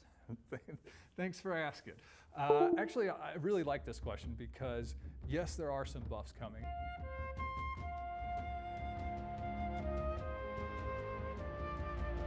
Welcome to Forged in Eternum, where we talk about all things New World. Today we have an episode of Balance of Power where we'll be discussing balance heading into Season 4 and discussing some of the recent changes. But before we jump into the questions, I want to address a hot topic we've been seeing, and that's some of the recent balance changes that came out with the 3.0.3 patch, specifically the changes around Shirking Heels. This has been a very contentious change, and I think, just to be frank, I think we might have been a little heavy-handed here. I'm very happy with sort of the pace of change and balance changes that we've been making. If you remember, sort of a year ago in the past, we were much slower, and I think too slow in making changes. We let meta get too stale. We let things that were too strong or too weak remain that way for too long. So I'm happy that we've made improvements there. However, the other aspect of balance changes is the magnitude. So while I'm happy with the pace of changes, I think our magnitude has been a little bit too much. So what I want us to do is start making smaller incremental changes on these, on the minor patches to sort of try to achieve balance. And, just as a reminder and what our goal for balance is that we want balance to mean that all the perks are viable, that, they each have sort of equal strength, and just depending on which build you want, that's how you choose what you want. So I want to talk a little bit about the reasoning about why we had the second change to Shirking Heels, because I think a lot of people are like, it was fixed when we fixed the previous bugs. And I think, I think we were over-indexing. There's still one remaining bug where the way Ankh and Anointed and Sacred Ground worked, it really buffed Shirking Heels more than we wanted. And we've been very sort of had our eye on the survivability of healers, and I think that led to this change. So two good things. One, that bug is fixed in Season 4, and with that bug fixed and some of the changes in behavior that we're seeing with that minor patch, we are going to bring down the cooldown from the increased 10 seconds down to 7 seconds. So we think that'll be a good middle ground. We'll keep our eye on it, and we'll make further changes after that in sort of a smaller measured manner if we deem necessary. All right, Dave. Well, before we jump into the questions, maybe now is a good time to discuss what are your views overall on healing? Yeah, no, I think that's good. Let's talk sort of like what are our goals and philosophy behind healing. When I think about healing, I think about sort of four things. One, I want healing to be strong for healers. I want them to be able to heal their teammates. I want that fantasy of being able to come in and save someone from my team from getting killed or hurt. So that's one thing that's very important. 2, I want there to be counters to healing, right? Rather than just nerf the power of a healing, instead I want to keep it strong, but give people options to be able to counter it. 3, I want being a healer to be somewhat risky, right? Like, it is a powerful role, and I'll be frank, in the past, healers have had sort of an insane amount of survivability, and I think that's something we're starting to chip away at, and I want there to be sort of a risk to having all this power. And lastly, from a philosophical standpoint, I also want there to be options for solo people or teams without a heal. And with that, I mean, I want there to be viable paths towards self-sustain. So when I look at that as sort of our overall goals and philosophy around healing, that's, you can see where the 11-14 patch came in, the recent minor, was we really wanted to start to create counters towards healing. And those were, one, the buffs to disease on outgoing, and also sort of the ability to apply it more generously with plague strikes and plague crits. So that was one part of the puzzle coming in. The second part is coming in Season 4, where we are making changes to Anointed in Sacred Ground. That will sort of tackle some of the survivability of healers. They won't be able to just, pots won't be amplified by all that, and I think the right things will be amplified, mostly the natural healing. With those changes, with that change made, we can now also remove the 20% we had, the decreased efficiency of pots. And with Circing Heals coming down from 10 seconds to 7 seconds, those two things we also think will tackle the self-sustain. So I think, we probably won't hit the balance perfectly in Season 4, but I think we are starting to tackle those sort of 4 philosophical points I discussed, and we'll continue to do that. On a longer run basis, we also do want to think about healing, and is it fun, is it active?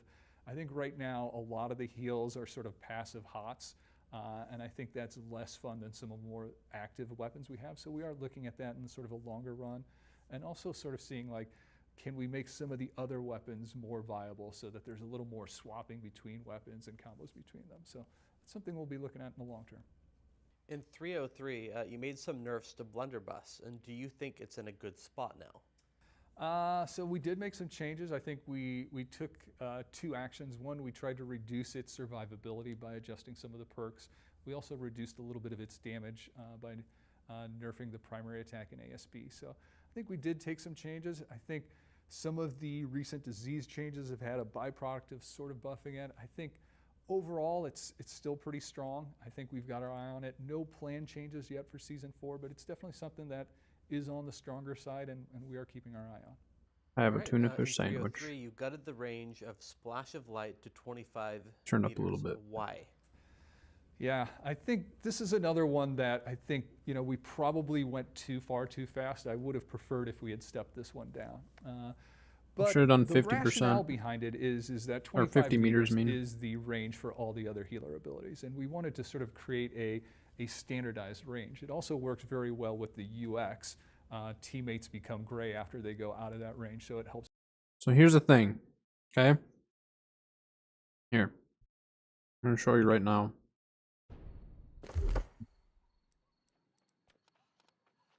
We look at life staff, okay? So they wanted the range of this. They wanted the range of this particular ability to match the other abilities, right? Let's look at cooldowns, okay? Light's Embrace, 3-second cooldown. And this is with all my healer gear. Divine Embrace, 4-second cooldown, right? Twice the cooldown. Twice the duration of the cooldown for it. So why, and you're not going to heal as much on an individual target as Divine Embrace. So maybe that's like a 10-second cooldown. Did you need to nerf it to the point where it's the same range as the other faster cooldowns? In my opinion, no. Or if they were going to do that, they should increase the amount of healing that it does, right? I think they should just either buff the healing, which I don't think is actually the right play. I think they just needed to make it so it's like 45 meters or 40 meters. Like, increase the range enough to still make it more viable than running the other ones. And I understand, like, you can heal your whole team or your whole group and everything, but, like, that's just not going to be the case all the time. Which I don't know. I mean, like the 25 meter, it was a huge nerf to the ability. Where, like he said, like he kind of wishes that they would have done a little bit more minor of a change, and I agree. I think more minor change would have been better. And hopefully they bring that range up just a little People know bit. when they are within range. So we'll see. This ability is also really, it's got some inherent strong points, right? Like Yeah, you I mean, don't it need line of removes, sight, you know, and your teammates don't have to be grouped to get the benefit, which can be I really get that. advantageous if you've got some backline and some front line people. So like think I this- get it that like it has the ability to remove one debuff, but how many debuffs are in the game now? You know what I mean? There's so many different debuffs that removing one isn't a huge deal at this point. Yes, it helps. It's really not that huge of a deal. That's why my build revolves around heavy attacks removing debuffs. Like that's how I do my build for healing. Is heavy attacks removing debuffs, which also then heal because I have Purifying Breeze. So like I understand there's no line of sight, this and that, but I still think like because of the cooldown, like over double the time to get that ability back shouldn't, I don't know. Personally, I think they just need to raise it. I don't think they need to go back to 100. I think 100 was a little ridiculous. I'll agree with that, but I think 25 just to match the other ones is not a very good reason. I think they should still like they probably should have just done a smaller nerf to start and then decide from there if it needed to be nerfed further. So this, I mean, the nice thing with this balance of power is that he is bringing attention to the fact that they have gone a little crazy with some of their changes. And hopefully that those changes, you know, in the future are more minor Ability still has a and we can good kind of see the spot, balance in the change game. easier. So I think, you know, no plans to change the distance. And I think if we did see that the ability needed a buff, I think we'd find other ways to buff it and sort of No. keep the distances. No. If they start buffing the healing output of it, it's going to become like just like meta, essentially. If they increase range a little bit, it won't necessarily be like overpowered. The range is like a way smaller buff to it than buffing like healing output or something. I really think they should just like adjust range slightly because it was in a decent spot. I don't have any problems with the healing output of it. The healing output of it is fine. Now if they were like, hey, we're gonna keep the range at 25 but lower the cooldown, sure. I'm fine with that. Either cooldown reduction or increased range, in my opinion. But again, they might have more ideas on the back end of things too. Is consistent. So we'll see what happens. All right, jumping into PTR in Season 4 now. Let's start out with the big one. What were you thinking about with Boltcaster? Yeah, so Volcaster, yeah, I think we were a little bit nervous going in with this one. I think it is, you know, what we liked about it is it's a very cool and unique passive. The ability to stun someone with a bow is sort of a neat passive, and the way it worked off health was something that we hadn't done before. It was sort of fun. So we thought it would be interesting to try out. We did see it in PTR. We have played it more internally, and I think while it may be fun for the bow user, it is not fun for the recipient. And while that was okay in some of our internal testing and solo fights, in big group fights, it proved not to be fun, and it really sort of created an unpleasant experience. So we are going to take action. We are going to remove that perk. We're replacing it with something else. We're replacing it with a perk that for every basic attack you hit someone with, you gain a charge, a lightning charge, so to speak, and at 3 charges, you do a big pop of damage.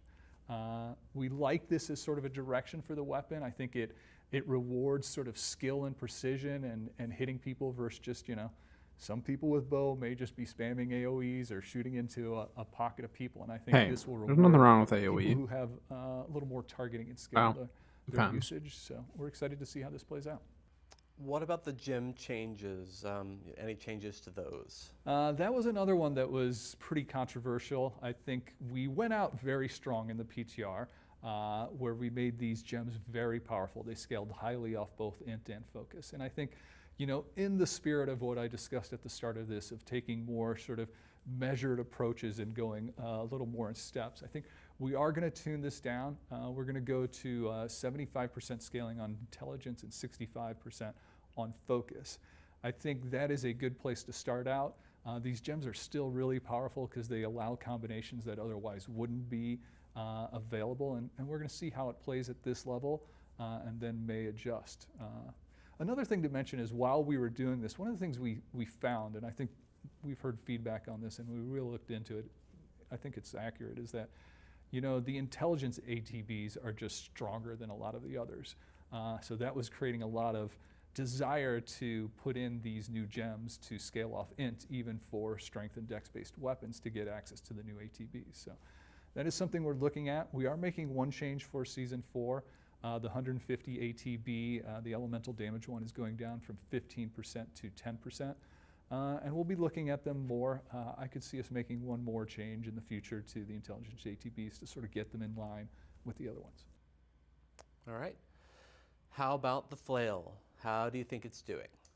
Well, the flail is performing pretty well. In fact, it's over time, its usage and win rates and damage, well, not damage as much, but mostly win rates have increased. So I think people are, they're finding out how to incorporate this weapon into their builds, into their team compositions, and it is doing well sort of across the board in all three of our PvP modes. We think a lot of this could be due to two bugs. There's a bug where the flail currently inherits the reaction of the last weapon that attacked in certain circumstances. We have definitely fixed that issue in Season 4, so that will no longer be happening. There's another bug where you can gain permanently the haste that flail provides. We think we fixed this one. There's a couple Gotten that different bug. ways I don't know we've how gone to get do into it, this but I've situation. gotten We it. think we It's fixed really, all of really them, but there weird. might It's like be one left disorienting. that we're unaware of, but we think we fixed that. So what we want to do is see what these two bug fixes do to the weapon before we make further changes. So for Season 4, we fix those two bugs, and then we'll be keeping our eye on the weapon moving forward. All right. And what about buffs? Are there any buffs coming or just a bunch of nerfs? Thanks for asking. Actually, I really like this question because, yes, there are some buffs coming. And I think this is another area of just philosophically in terms of balance, something that I want to start doing more of, right? Like, it seems like all our balance changes are always nerfing the most overpowered weapons. But the other thing we want to make sure we're doing is sort of watching the lower powered weapons and boosting them up so that everything is sort of has a chance. So there are three that sort of come off to my mind. One is Endless Thirst. This is the most achieved jewelry artifact, but the one that's least used. So we definitely think this one's a little bit weak.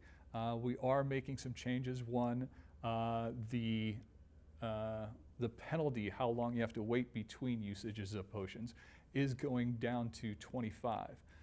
There was some confusion here because it was 20% initially in the notes, but it was actually 40%. So when we adjusted those notes to 40% in PTR, I think it drew some, an eye on this. So we have gone down to 25% there, which we think is a good spot relative to the I guess we have an ad 30% starting on increase in Twitch. power. Well, we'll And finish watching this also video and then the buffed, ad will be over, the and two then we'll get perks into that the come game. with it. So I think that'll We be a good. good change. Koya's knee guards is another one that we're taking a look at. This one, I think what we wanted to do is make it a more broadly applicable artifact. So what we're doing here is rather than just being one type of range damage, it will now affect all types of range damage. But we're going to slightly bring down the value of that amount to, I think, 10% to balance it out. But I think that'll make this a more generally applicable weapon. I think that seems to be something that players would like. And last is Inferno, our Fire Staff artifact. We are going to be changing the Hellfire perk on this to 15 meters rather than 8 meters. And I think that will sort of give this opportunity for a more, sort of close-in oriented Fire Staff to play. Okay. Well, I think I'm good on questions. Awesome. Well, that leads me to the community question. I think the last question is a perfect segue. Let me ask the community, what buffs would you like to see? What do you think is underpowered in our game right now that's fun? And if you're like, oh, if it just was a little more powerful, I would use this a ton. Let us know in the comments. Also like and subscribe if you've liked the show. And with that, we'll see you in a tournament. Like Needs the Samurai buffs? archers when they like duck and you always like I don't know. What do we think needs to be buffed?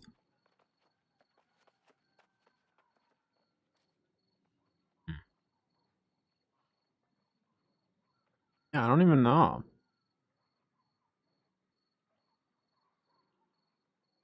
I don't really want to buff anything. The trouble is if they buff too much with season 4 with new artifacts and everything, it could just throw everything way more out of whack. And I think that's one of their concerns is in the PTR, like they could only test so much, you know, and then it gets to that point where then it's like, all right, we've tested and it seems balanced, and then you get it in the hands of the players in live, and then it's not balanced, you know. So hopefully there's you know, some thought behind all that. I would assume there is. All right, we go farm up our tokens really quick. I actually have one up there, which is nice. This one's really easy. See if we can drop this one. Let's go do this one first. This one's pretty easy. Yeah, we'll mess around with the healer build a little bit for now. Haven't healed in a while.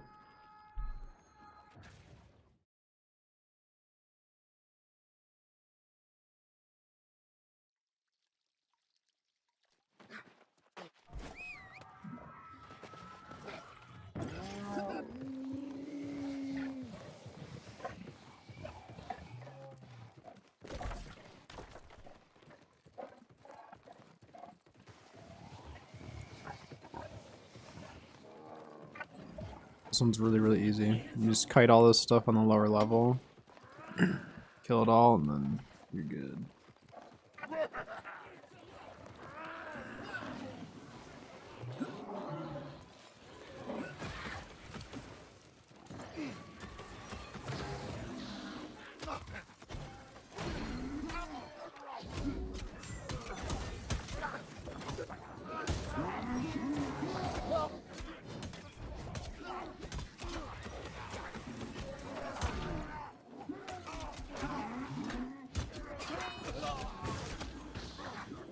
That'd be pinned.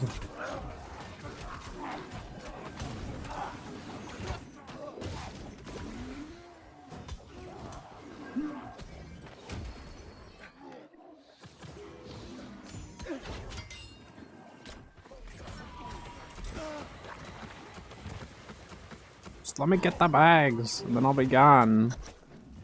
Thank you.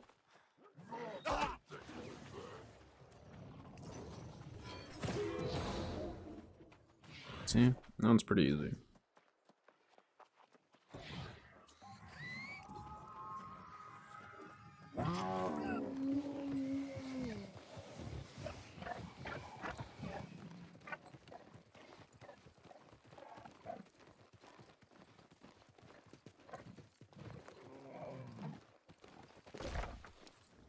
And we'll go up north. I think this one's a really annoying one. It's the one I'm thinking of.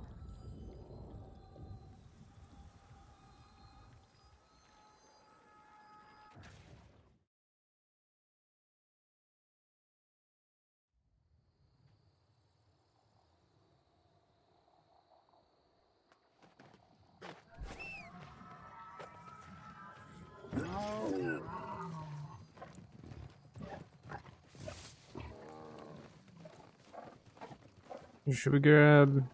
Might as well grab the loot quick while we're here. It's easy enough.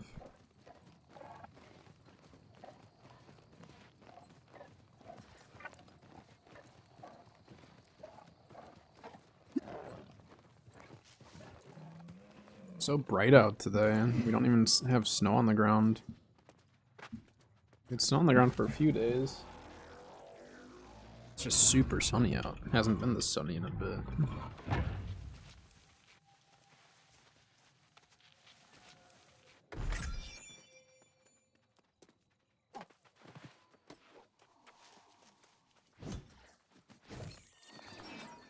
Take that. Alright. Get our sulfur.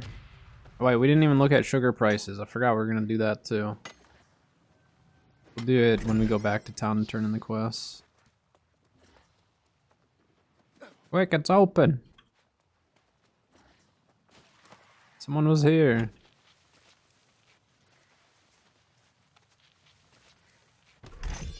Check sulfur prices as well. If sulfur is up in price, we'll farm it. Unless Sio farmed it all.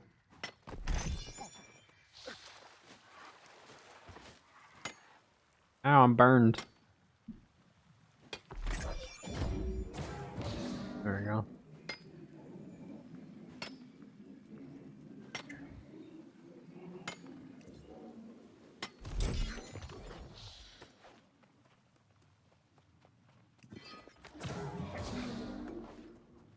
Alright.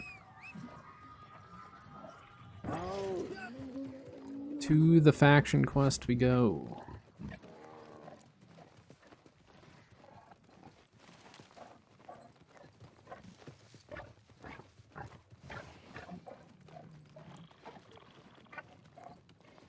I have to do more with the mount races and stuff. Like I didn't actually finish my full mount quest because I got to the point where I got my lion and then I stopped. But I wonder if they'll do more with it because it'd be really, I mean, like it'd be fun if they did add it so like you could do races for loot or gear or something.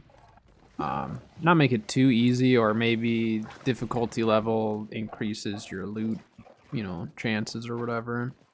But I kind of hope that they do more with the mounts. 'Cause, like, they made it kind of like an important part of the trade skills at first, and then now it's just like, I don't know, it's not that important. Like, it's important to get your speed up, but like I capped my riding skill, got my lion, and then I stopped doing the races. I think I still have like 4 or 5 that I didn't do.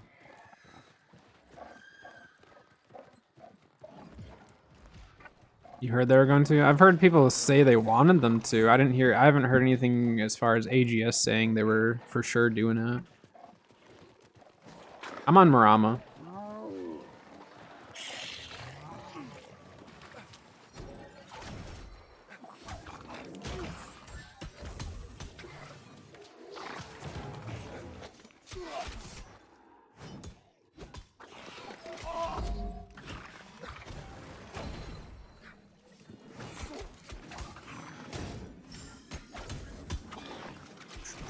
US East Marama.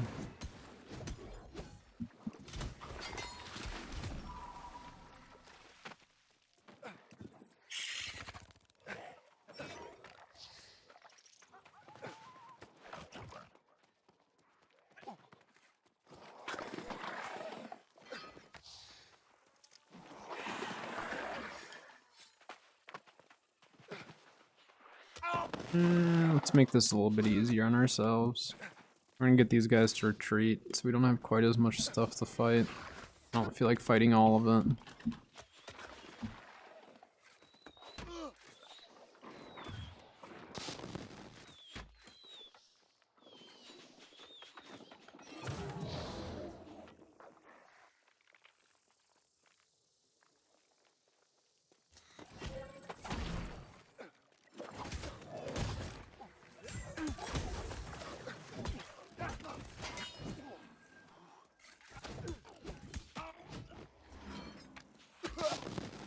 You're on Lilith, just 365. Oh, nice.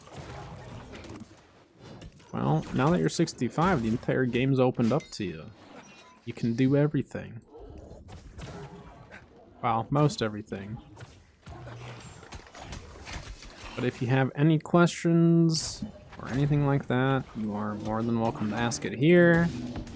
Or I have a video on it. You can obviously check that out. But I like streaming and talking to people about their questions because then we can kind of go in depth, or like if I have to show something, then it's kind of nice I can actually show it on stream.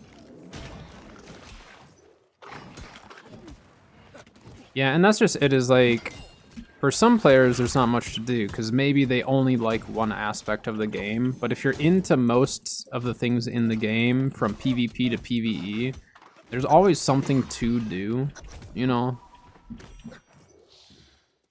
But I think the players who like only like PvP or only like PvE or whatever, it can get a little bit maybe repetitive. Even for me, if I play it too much, I'm gonna feel like it's too repetitive, and I've had to slow down my playtime of it, just because like I put so many hours into the expansion that like I've had to chill out. And then I've been playing a lot of Ark Ascended because I love Ark. I love and hate Ark, I should say. It's a love-hate relationship. Work on fishing, got started harvesting.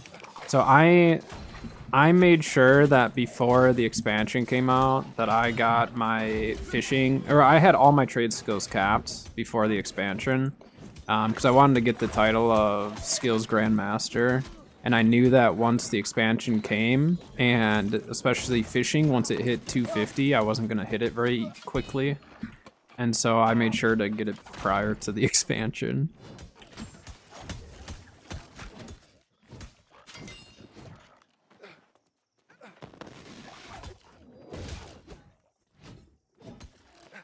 Crafting gear better than expedition gear and stuff. So okay, here we can go over a couple of things quick. Let me just finish up this area, and then when I recall back to town, then we're gonna go over a few things for you. Try to get you on the right page here, because there is a lot. It's a very, like, if you're newer to New World, or even if you're not newer, let's say you're a return player. There's so much different about the game now. There's so much in it that, yeah, if you don't have someone kind of guiding you on it, it is very overwhelming. I played a very small amount of Elder Scrolls Online, and for one, I just don't care for the game, really. I think it's fun. I like the aesthetics of it and stuff like that, but like I didn't have anyone to guide me or anything, and it was very, very overwhelming. But yeah, once I wrap this up, we'll head back and go over a couple questions you got.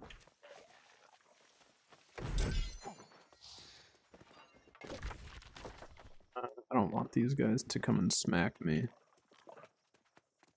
There. I have to turn these quests in anyway, so we gotta head back.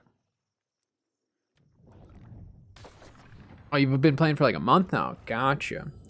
Alright, so let's talk about gear. So, You jerk. So for gear, obviously, you know, you can pull random gear and maybe get lucky pulling something and all that, right? So the old crafting system, the way it used to work is it was very RNG. The way you'd craft is you'd have to craft for, you could craft for an attribute, and this was actually further down the line. So prior to the expansion, you could craft an attribute and 2 perks, and you could get, you know, 600 gear and all that. And now they give us the opportunity to craft 700 gear, either with guaranteed attribute and 2 perks, or guaranteed attribute and 3 perks, meaning it's a best in slot. You get to pick everything. It is very, very expensive to do that. It's even more expensive to pay someone to do that, because you're paying someone for the time it took them to get their trade skills up, you know? So like I only have, as far as 250 goes, I quit working on engineering and weaponsmithing. I kind of forgot I had jewel crafting, but I've got armoring, jewel crafting, and arcane, plus cooking. So I hit 250 on those. So any of those specific ones I hit 250, I can craft 700 gear guaranteed, but it requires a chromatic seal. And then if I want to craft 3 guaranteed perks, it also involves an Azoth inductor, which I'll show you here. So you want to try to get your, if you're going to do crafting, or even if you're not going to do crafting, but you want a chance at some best in slot gear, you're going to want to get your faction vendor fully capped. You want to get all of them, you know, you want to get this capped to 6. Because then, when you scroll all the way to the bottom, you have the chromatic seal. So with the chromatic seal, it's 5,000 gold, 20,000 tokens. And then that will allow you to essentially craft a guaranteed 700 roll, as long as you have the other resources, a golden scarab, timeless shard, stuff like that. There's a bunch that goes into it. But if you have all that, then you can craft a guaranteed 700 with guaranteed attributes, guaranteed 2 perks. And then the third perk is RNG. There are some ways that you can tell what has a higher chance of dropping. So crafting can be strategic for some, depending on how you go about it. And then if you buy the Azoth inductor, which is 75,000 tokens, 25,000 gold, You buy one of those, and then if you have a prismatic scarab, which takes 10 scarabs, and I think it's 2 prismatic blocks or something like that to make, then you can craft guaranteed 700, guaranteed 3 perks and attribute. So you'll craft exactly what you want, but your minimum, if you were to buy, well, your minimum into it 25k, right? So you're already spending 25,000. If you don't have your prismatic scarab, then you're gonna have to spend probably another 7 to 10. So you're probably 30k plus into the craft now, but it's guaranteed. You know exactly what you're gonna get, and it's gonna be good. But the resources also go up with that. So everything goes up in price in order to guarantee that exact gear. But your other option, do I have a piece on me? Hold on. Yeah. I'm gonna show you your other option, and this you don't need to have your crafting skill up, okay? So this you don't need 250 crafting or anything like that. So for this, if you have 3 of your chromatic seals, 250 dark matter, a gypsum orb, and whatever matrix, so there's weapon matrix, jewelry, and armor, then what you can do is take some of these named items, because around Eternum, you're going to be able to find some named items. They're always going to be glowing like this. Gear score will range on them, so don't worry about the gear score on them. But it's going to have the set attribute and set 2 perks. And then from there, so we'll use this musket as an example, because this is actually the musket that I'm going to be crafting eventually. So then from there, you get to pick the 3rd perk, and then it bumps it up to 700. So you can still get best in slot gear without having to have, without having to have like crazy amounts of gold. So you're spending 15k, and then you have to buy a matrix, which varies depending on which type of matrix and the server and all that. So you're probably 20k into this craft, but you're still getting a 700 roll, and you're getting 3 perks that you are guaranteed you know what you're getting. So this way, if you don't want to get your crafting skill up, this is a way that you yourself can still craft your own like best in slot gear. So what I recommend people do is, if you want to go this route, figure out what weapon or armor you want, and then figure out what perks, and see if there's a named item with those perks or close enough, at least one of those perks, and then you can craft it. Yeah, the quality of the item doesn't matter. The gear score is dictating what the quality of that item is, essentially, when we're looking at crafting like this. It's just however you want to go about getting your gear is totally up to you. Now, another way that you can do it, and if you've done the season pass for season 3, you should have a bunch of materia. And so for the materia, what I highly recommend you doing is going to the kiln here, go to Rise of the Angry Earth named replicas, make sure it's these ones. And what you can do is go through here and look at all this gear, and it'll be lit up like this if you can craft it, if you have enough materia. And what you're gonna get is all these are gonna be 650, right? Every single one. But, so like we'll take this one for example, Hardy, Bloodletting, Magnify. When you use the materia and you craft it, you end up getting a guaranteed 700 roll, and then the 3rd perk is a random roll. But it costs you no resource. It only costs you dense materia, which you get from doing dungeons. It's literally just from farming dungeons. Which by doing the mutated dungeons and stuff, you also have a chance at pulling some of this gear, you know. So if you farm dungeons, you also can get your gear this way. You can pull the gear from the dungeon itself. And then once you do mutated dungeons, then you'll get dense mutator materia. And then this gear is really, really nice. I like this gear a lot. A lot of these are really good depending on your build. So like my Ice Gauntlet build. Where is it? So my Light Mage build has a lot of the Admiral's stuff. Admiral's Claw. Admiral's Peg. I had Admiral's Pants on one of these builds. So yeah, right here. Admiral's Pants.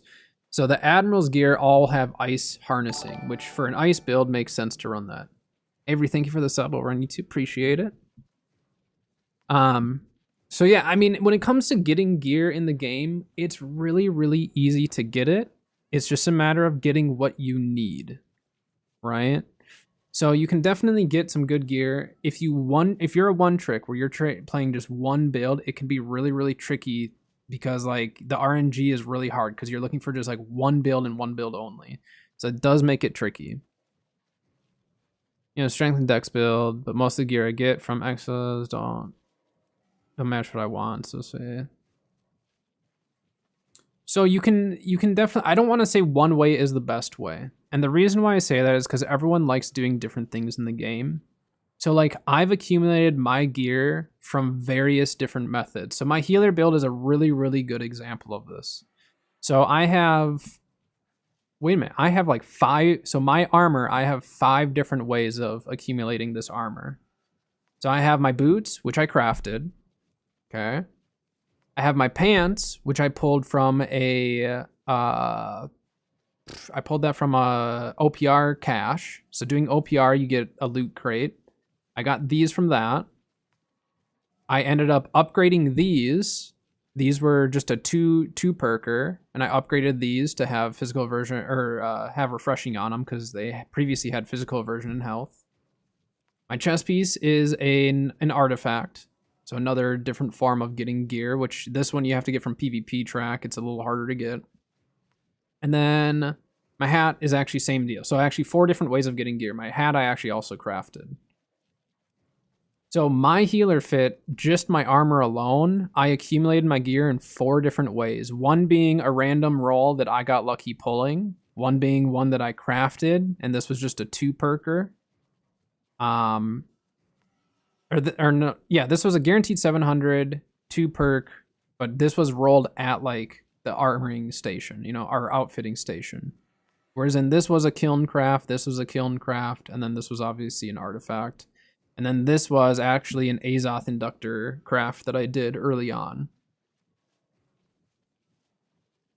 So I have a lot of gear from different ways. So that's why I don't like telling people like this is the best way of getting gear, because you might not like that method of getting gear. They've created these different ways of accumulating gear in the game. It just comes down to like how you want to do it.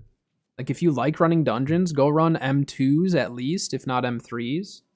The season pass, that's what I was saying earlier, like the season pass gives you enough where you can actually get a decent amount of gear to get you started if you have the season pass or if you've completed it and all that. I don't remember exactly how far you have to get, but I think it's pretty far into it to get all of it. So if you like doing dungeons though, I would highly recommend don't do M1s are fine, but M2s are definitely an increase in loot. Like you're going to notice significantly better gear, at least I have. And then M3s, it's a little bit trickier to get into groups because they're going to want you to have very specific gear and stuff. Yeah, because the season pass, if you've been doing it, yeah, you've probably gotten some of it and just didn't know exactly what to use it for. Because if you don't really look at it like in the kiln and stuff, it just kind of sits there and you don't really know. And then like what was the other one? Oh yeah, on my mage build, this one is another one that I pulled randomly. So, is there one best way of getting gear? In my opinion, no. So M2s and M3s, essentially you're going to be able to pull the exact same gear. It's just the M3s are going to give you a much higher chance at higher gear score and stuff.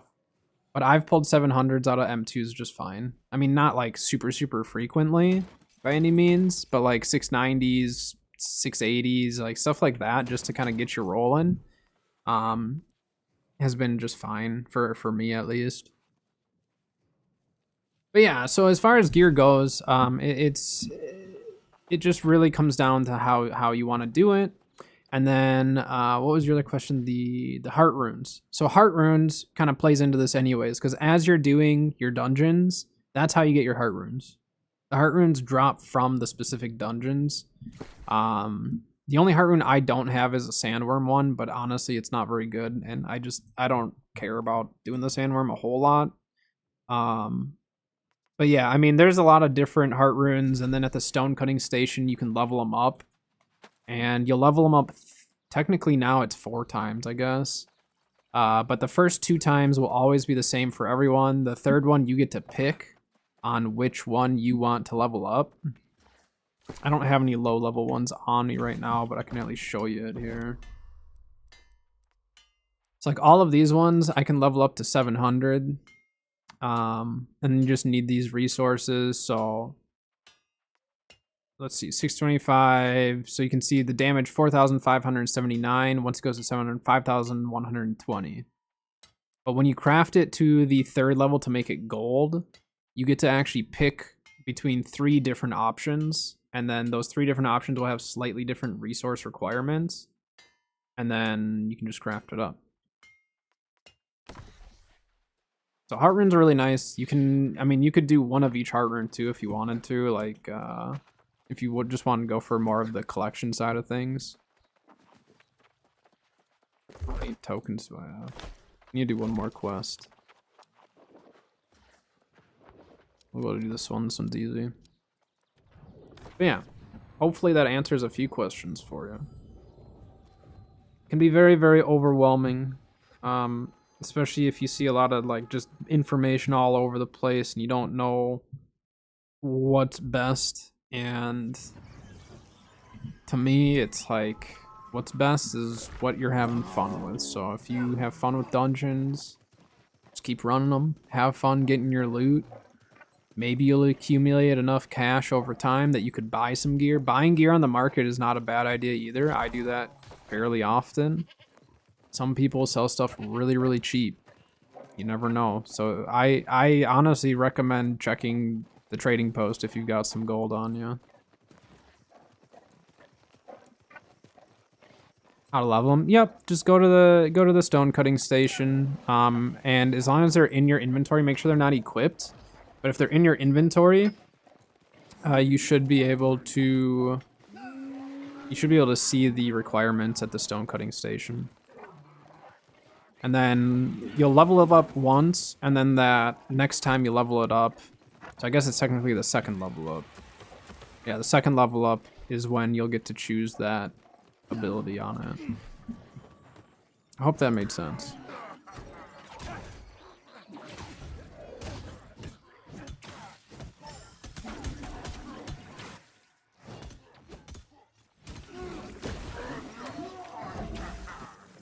Ow.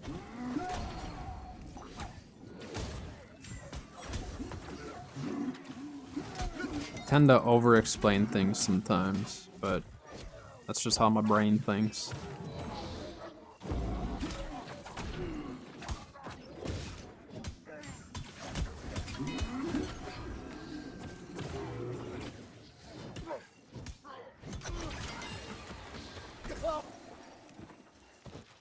It's gonna be a low gear score syncretic.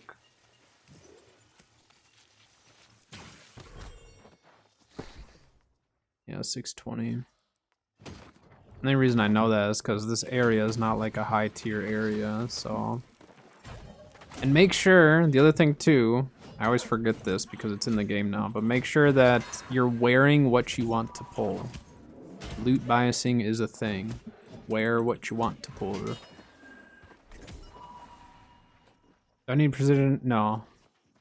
I think I either sold my last one or I'm still got it.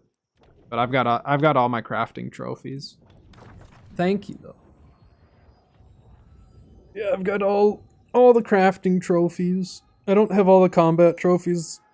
They're too annoying to farm. I probably could buy them now that the price has come down on that stuff.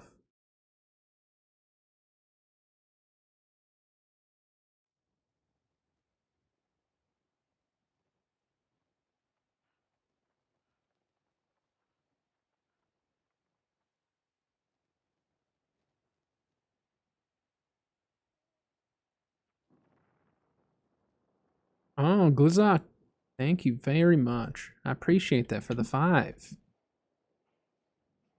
We're gonna focus mainly for players who've been playing for a while.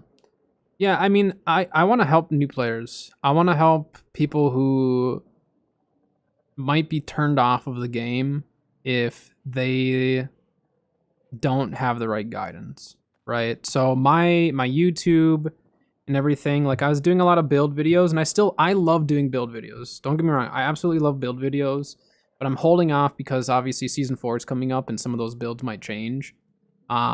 But I've started really trying to get into like these little things that I do in the game that have helped me tremendously, and I just want to start like sharing them with all you guys, because like it's helped me to keep playing the game and to keep loving the game and have things to do and make some gold when I need it and stuff like that. And I'm not doing things to get the most rich in the game to hit gold cap. That's not the type of stuff that I'm doing, because a lot of those methods just are not realistic for a lot of people, myself included.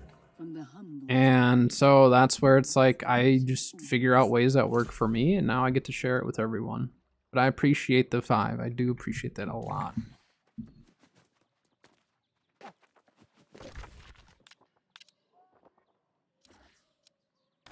All right. We bought our token, or our seal. Should we do OPR? I haven't OPR'd in a while. I haven't OPR'd in probably a week or 2. I think it's time. I'm gonna be very rusty. It's gonna be a rough one, but we'll try it.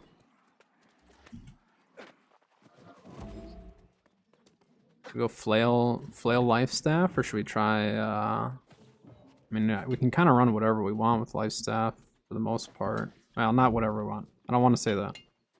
I can run hammer. I can run flail. I refuse to run rapier. We can go void gauntlet.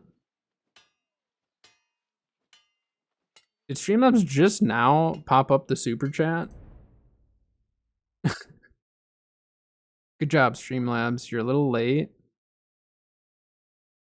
You're a little late on that, Streamlabs, but thanks. That was really delayed, wasn't it?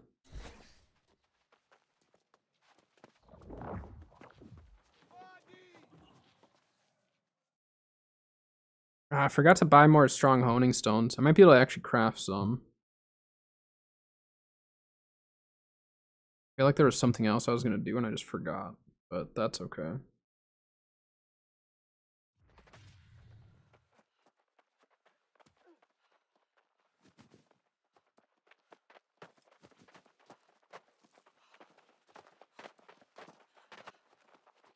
I got Gandalf in my group. Guaranteed dub. Don't know what to do with them? Okay. What role do you play? You said you're strength dex? Are you heavy, medium, or light? I can tell you where you would be, or what you'd be doing in Outpost Rush. Influence races? If you want, okay, influence races, regardless of if you know what you're doing or not, just go to them and just start beating people up. Just have fun with it. You can turn on your faction chat, see where your faction's at, go hang out with them, just like chill, or try to join a raid group, whatever you want to do. Just go beat people up. Influence races are very, very fun.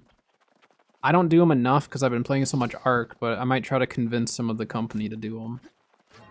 Medium dex? Okay, medium dex, you're actually going to play very... You're going to play like right in front of where I'll be playing. I heal a lot of the medium and heavy armors with the way I play, because I play more on the ground with the team as opposed to like up on the outposts usually. Wait a minute.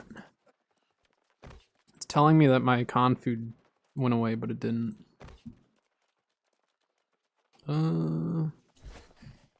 We just won't go with a honing, so I don't want to use a powerful, not for a healer build. Well, you know what? Screw it. Let's do it. Who cares? It's just gold.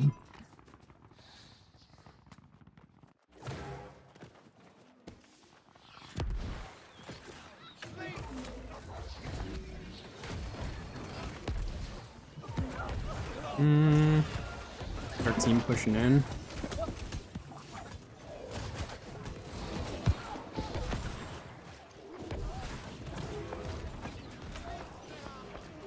I have to play up top for just a little bit. I didn't know if we were going to lose that or not.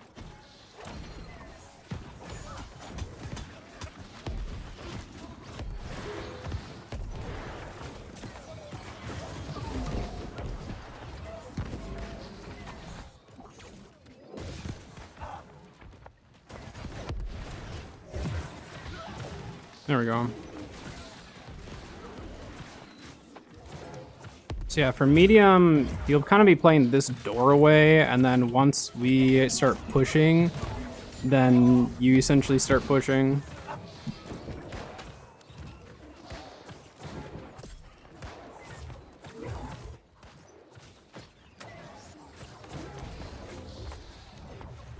And it's been so long since I've played Outpost Rush. I like feel really rusty.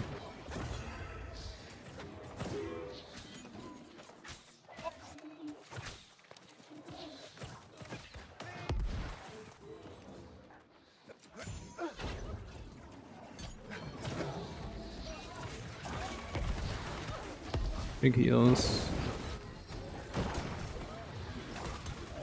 Big trip? I think I got both of them with that.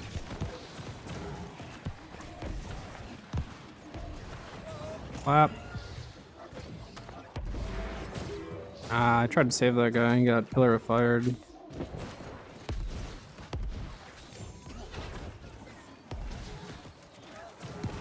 I love the movement with flail though. It feels so good to just like roll into a swirly thing into everything else.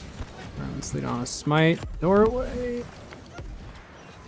Yeah, I shouldn't have been up front. That was not good.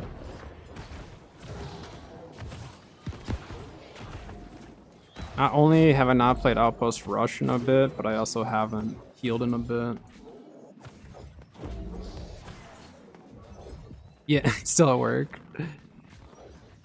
But no, I mean, Outpost Rush, part of it is just like, just play it and you'll get used to the flow of it. Some matches are just gonna be absolute rolls, you know what I mean? So, we need to fall back though.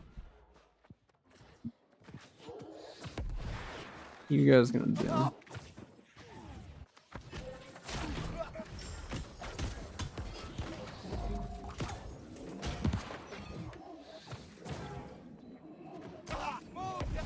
Don't mess with the healer with the flail guy. That's why. Don't do it. It's not worth it. Trust me.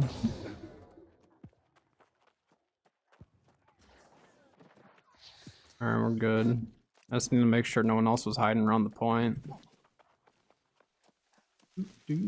But yeah, for medium bruiser, for me, if I'm gonna play medium bruiser, I don't play medium a lot for bruiser. Usually I'm heavy, but I like to play doorways. So I kind of like bounce around the door, try to just keep them either from getting in, or if they do get in, then you're able to like CC them and stuff. So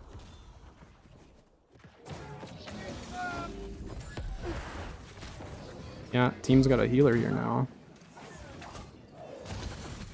I don't know how that trip missed. Duked on him.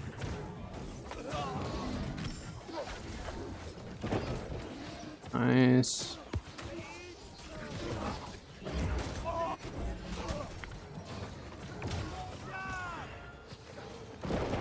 Someone was in range of me there. I didn't even know. I just kind of guessed. Get tripped. Get rooted. I know the rip didn't actually go.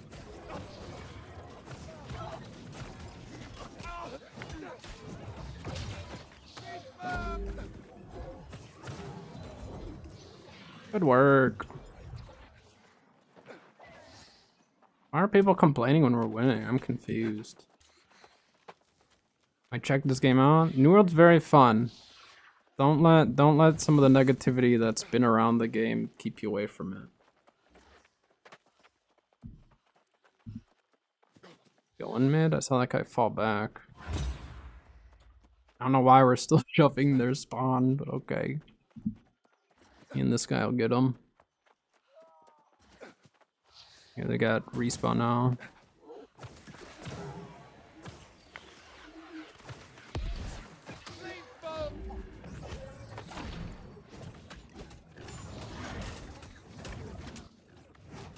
Got worked so hard to get this thing up, and now we're just... You tripped my friend. He should have stayed up top. Just keep shooting us. Yeah, no, thank you. Thanks for stopping in. Appreciate it. Thanks for the super chat. And stop back if you have any more questions. You're also welcome to join the Discord. Anyone's welcome to join the Discord if you have any questions or anything like that. The bot should be working if you do ! Discord, and then you can definitely ask me questions there if you have anything like that.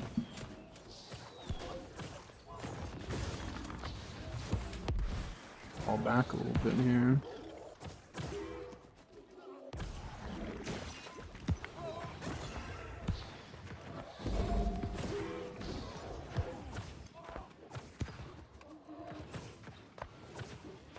Yeah, we need to fall back, team. We're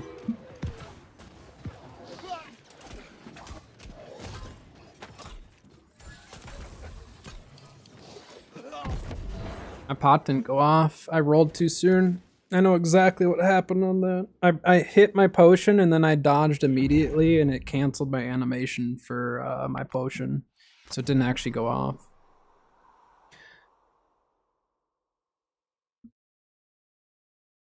Right when I clicked shift, I knew exactly that I shouldn't have done it.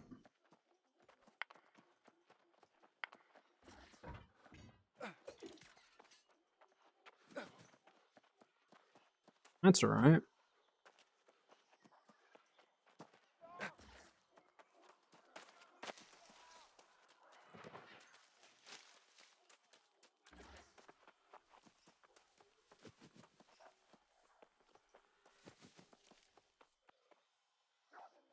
The heck is going on over here? It's up to you. Here's the thing, if you enjoy the PvP, whether you're good or not, just play it. That's the point of a video game. Like, if you're worried about people saying junk to you, turn off chat. Just turn it off. You don't need to listen to it. I turn it off fairly often. Because I just don't want to deal with it. Any PvP game in general, there's a really high chance that I'll turn off chat because I just know people will be toxic when it comes to PvP because they're competitive, and that's fine if they want to be, you know, emotional about the game. I don't know how to phrase it, but don't be toxic towards other people. You don't need to be, especially your own team and stuff. Like, you don't need to be doing that. You tripped. That's still one of my favorite abilities.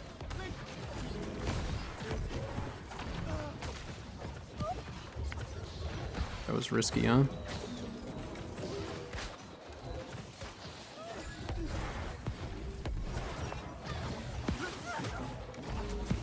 Also, as a healer, we need to make sure that we're laying down like backline heals. A lot of times, a lot of healers will only focus their heals in the doorway, which obviously we need that. But we do also need to make sure that we're getting backline heals as well. We need to go Baron. I will say Splash of Light definitely with the nerf is not as useful. I still really like the ability for what it is, but I may end up switching back to a Divine Embrace build. At least until they figure out if they're going to leave Splash of Light the way it is or not.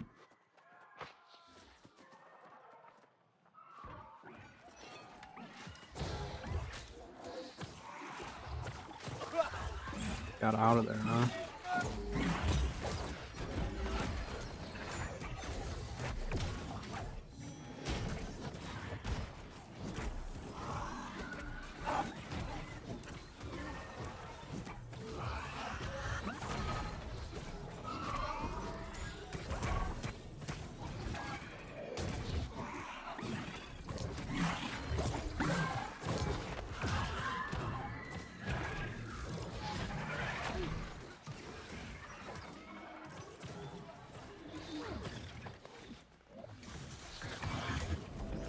Tripped him right before Baron. That was perfect. He sent his meatball too soon. He did not time his meatball correctly. Don't even worry about him. We just need to go get objectives. Oh, I'm glad he like sent that meatball early. And that our team was not DPSing harder, because that could have been bad. 25 meters is so close. See, 50 would be fine. 50 is the opposite side of that outpost. Or maybe do 40.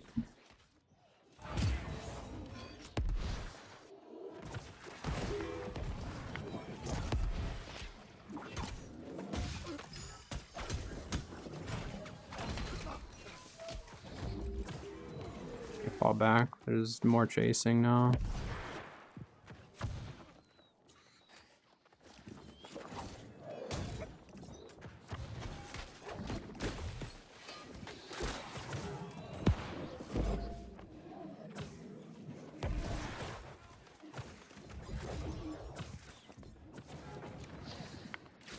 Their team in there right now? Oh yeah.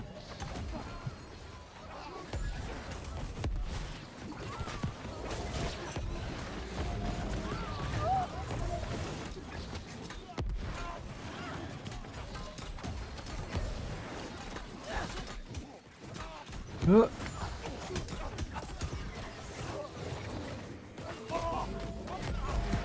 I'm gonna die. Yeah, I was getting shoved around too much. If we had just like 5 more people on point, I think we win that. I took too long to get my life staff skills out though. Or my life staff abilities. I should have gotten my circle and all that down.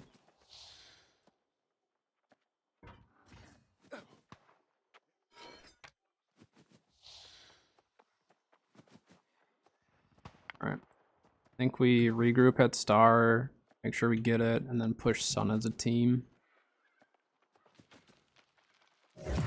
This other team could still win this, even though we have a 300-point lead. It can go downhill so fast in OPR.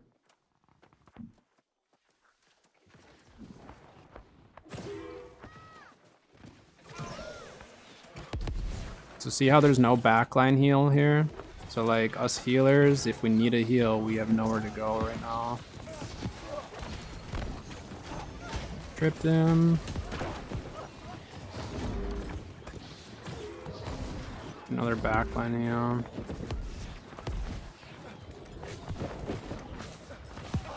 What's with all the harvesting? It's for those who really enjoy the PvE side of things like that. Which there are times where I enjoy just like throwing on some music or a stream and just hanging out and farming, you know? But in general, if I'm doing like really any crafting or anything that involves quite a bit, I'm going to be probably buying a lot of the excess resources. I don't know where our team is right now.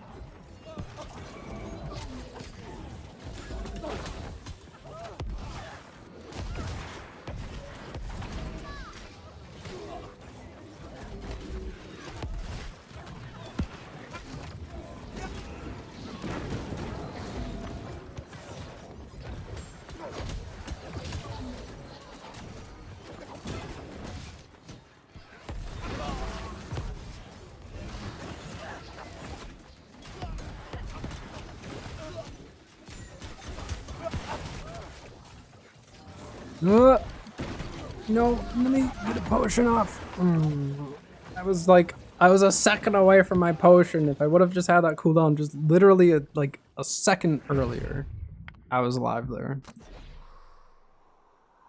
Or I needed a little bit more stand, but I just pretty much stand myself out. Is someone's sacred ticking for less than 150? It's definitely not mine. It was like, I got 408 focus. It's definitely not mine.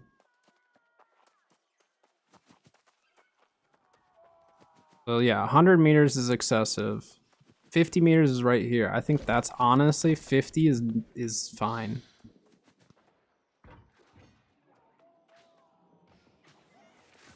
Or again, if they're that concerned, do like 35 to 40 and see how that goes.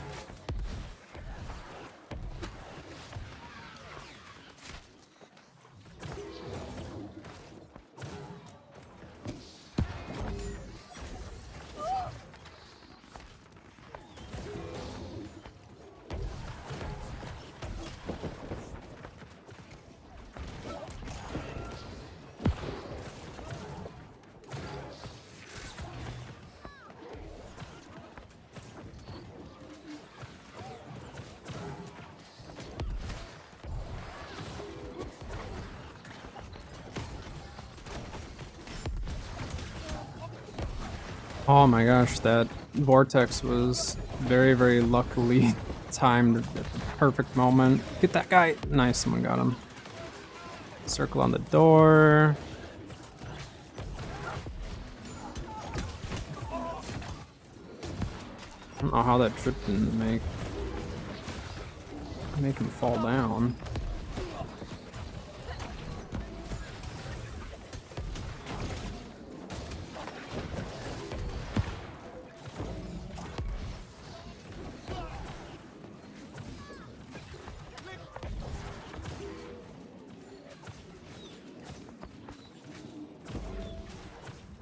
I need to be a lot better with my stamina. That's where I'm kind of messing up right now.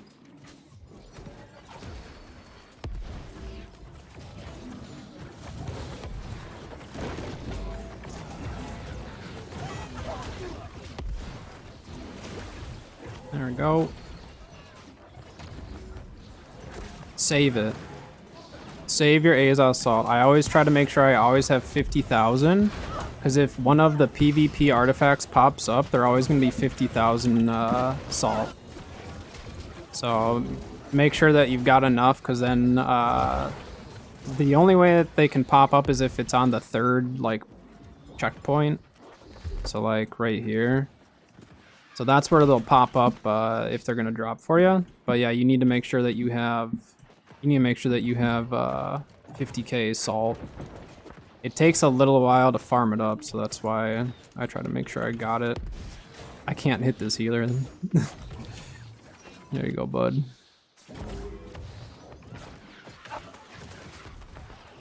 You go, a couple of circles up there.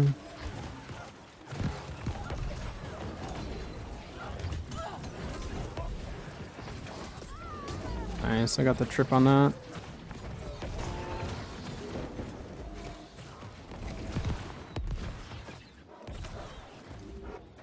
The naked guy. He's naked. I've seen him in the... Wait, I've seen him before. That name, Explosive Nut. He's been naked.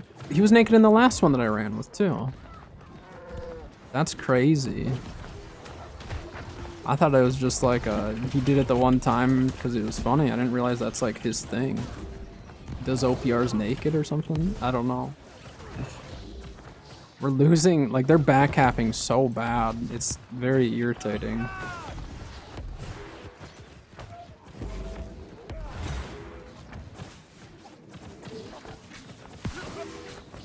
Backcapping is, I hate backcapping in OPR. It's so annoying because your team could be absolutely destroying in the team fights and then the backcap just like barely keeps them in there.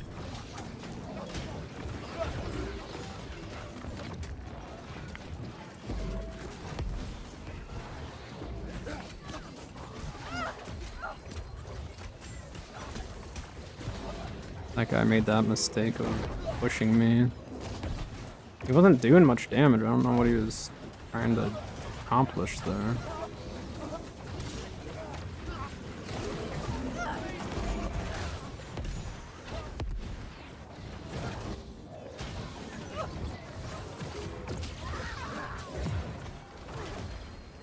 Oh, I hit that guy with that.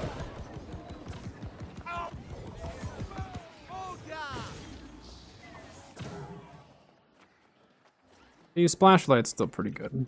We just need to change how we're using it, I guess, or like timing of it.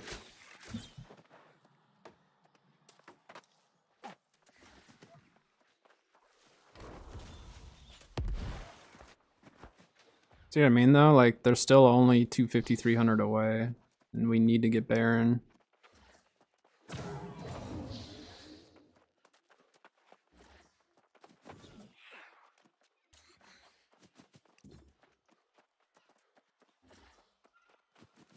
We can do it, team.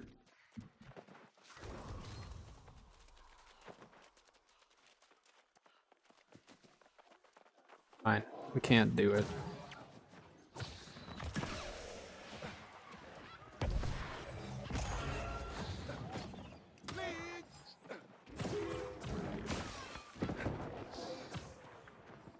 Yeah, we need to win this fight because we own everything else.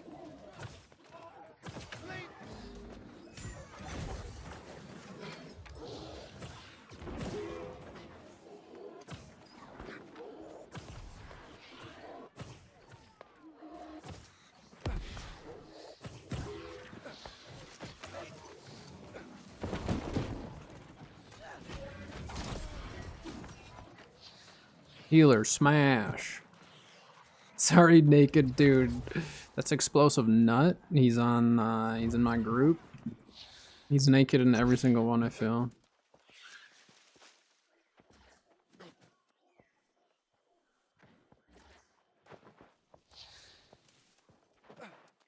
I'll go around this way.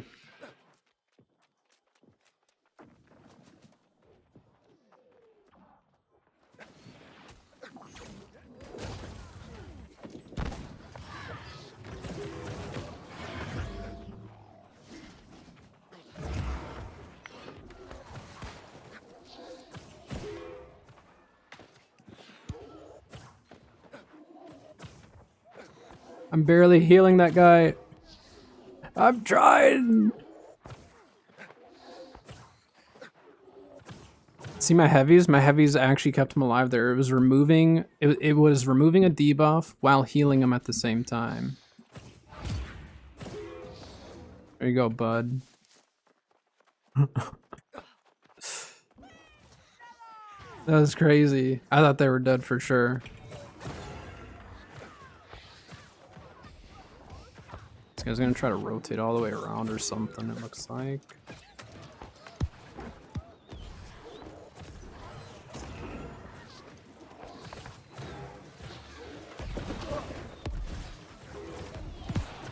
You fall way back.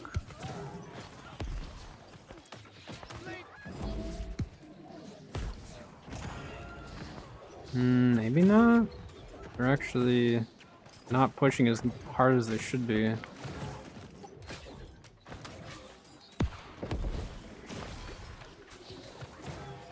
I like how he goes for the one naked guy. I don't know where that guy was going.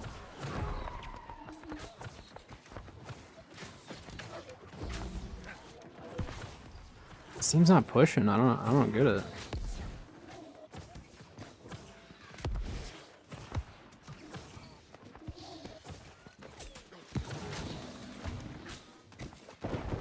Guess we have an ad break going on.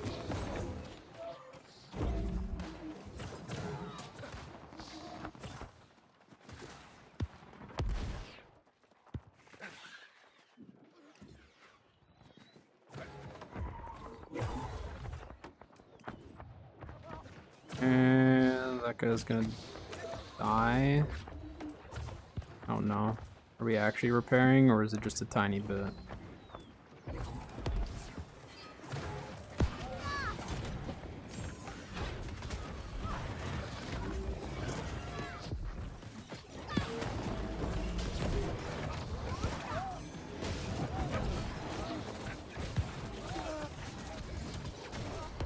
Get out of here.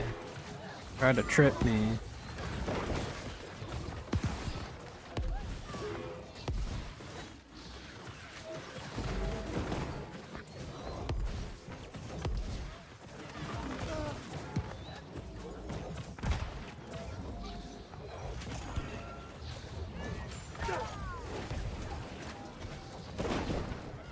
Push him, trip. Nope, fall back. Trip.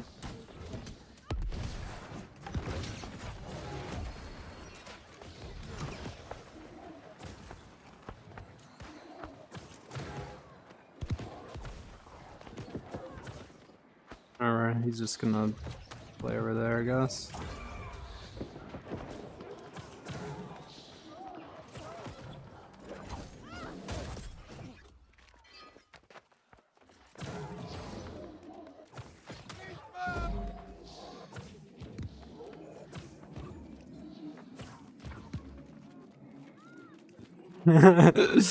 Just save that guy. He was gonna die. He was definitely gonna die.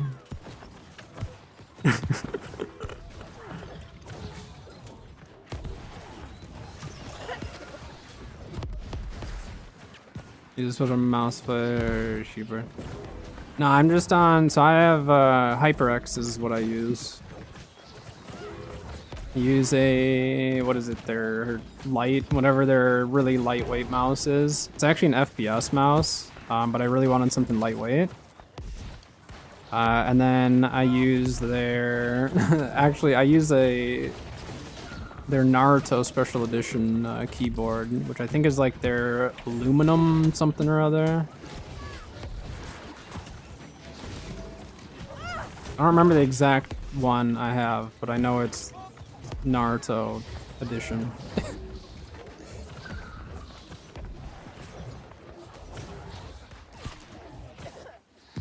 I'd have to look up exactly which one it was. Because am I getting hit from a fire step behind us?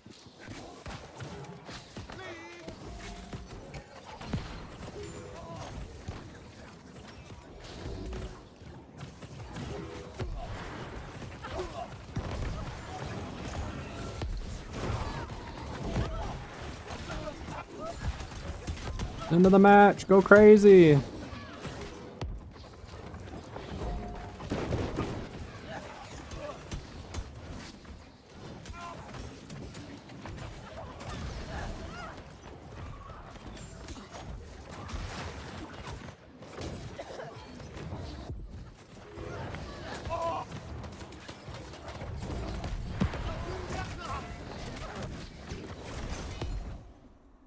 Work.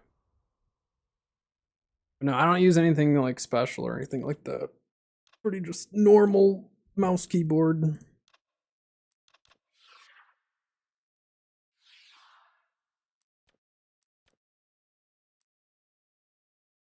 Six, 3, and 80. Healing 0. Okay. Did that naked guy actually got 42 kills? What the heck? How does he do it? That's amazing. That's so cool. He goes in naked and just drops 40 kills like that. Crazy. I mean, Bo is really, really strong. But when you have no armor and stuff on, I don't know. That's crazy. He must have jewelry though, right? Maybe he has mortal empowerment? I don't know.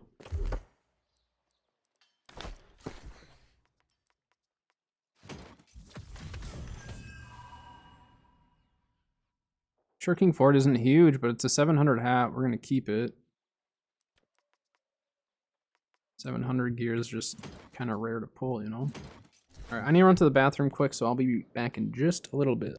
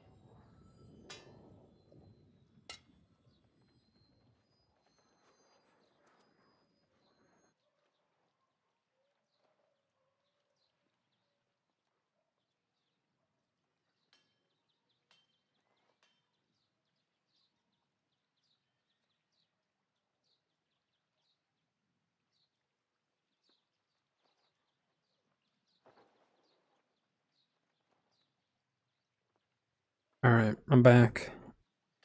And think we're gonna do some Gamba. I think Splashlight is still good. I don't think there's anything wrong with it. But I think we're gonna craft up some Crushing Divine Embrace boots. And see how that goes. I mean, or we'd be an AoE healer, but I don't like AoE healing. I feel too vulnerable. I think AoE healing maybe with like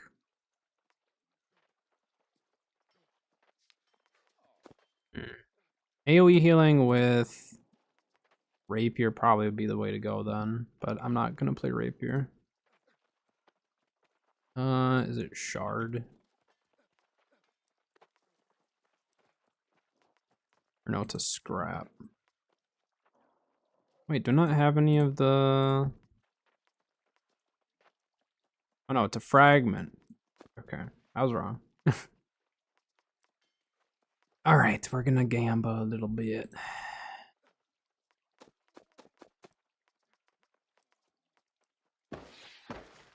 Boots are really cheap to make, so do a little bit of crafting.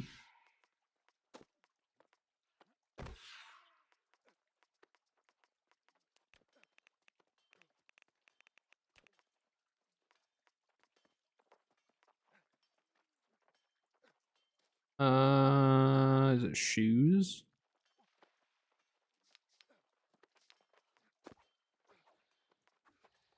Sile, bringing in the lock. Now I'm gonna feel bad if I craft something that's... Well, actually, no. I don't feel bad for the thing that I crafted for you, because literally next week, the value of what I crafted you goes up, like, a ton.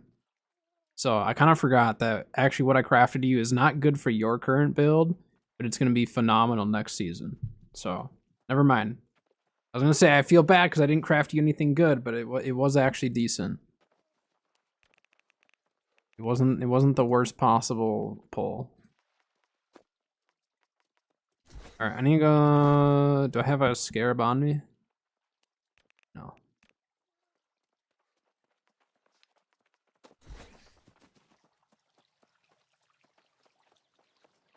I need to go see what all I need for this.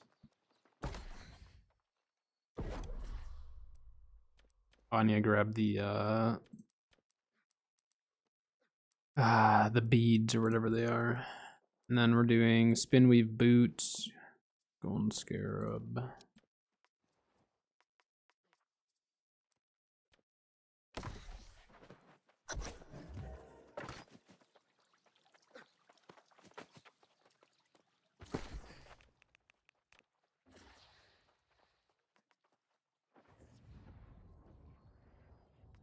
I have one in my inventory, I think. I need 5 cloth, 3 leather. I can do that.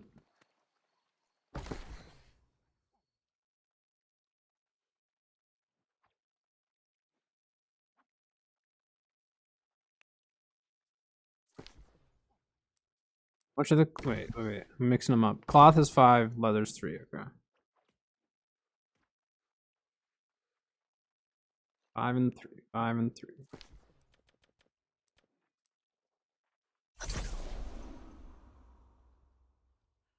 Leather. The leather's up in price right now, isn't it? Oh wait, no. For prismatic, that's actually pretty cheap, isn't it? I was thinking the runic or whatever it was. Alright.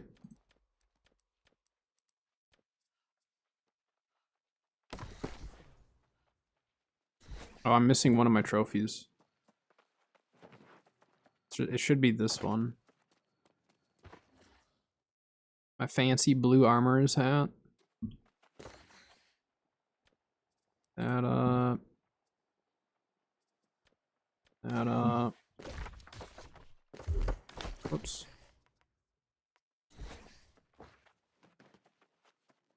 And then I need to take food.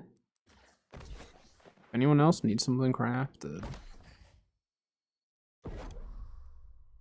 Doing it now.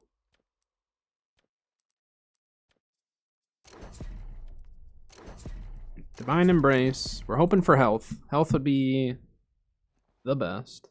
But obviously, I mean, it's Gamba. We don't know what we're going to get. Alright, please be health. Be fantastic and amazing.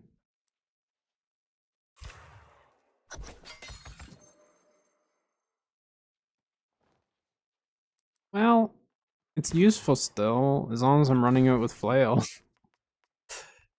I mean, that's fine. It buffs our Flail a little bit. We'll take it.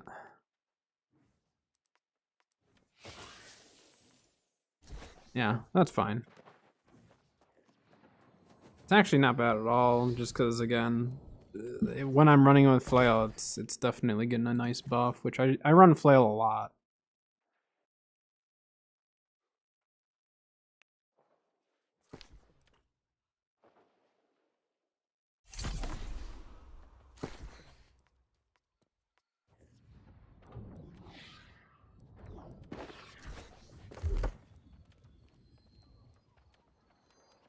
Need to go here.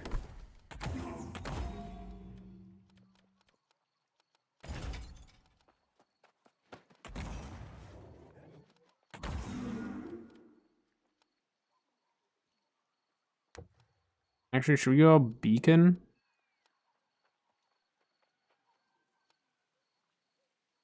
Let's try Beacon this time.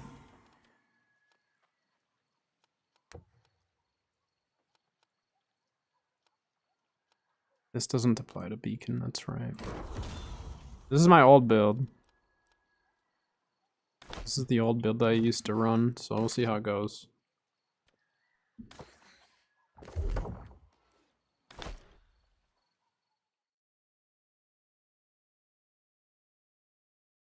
We shall see how this one goes.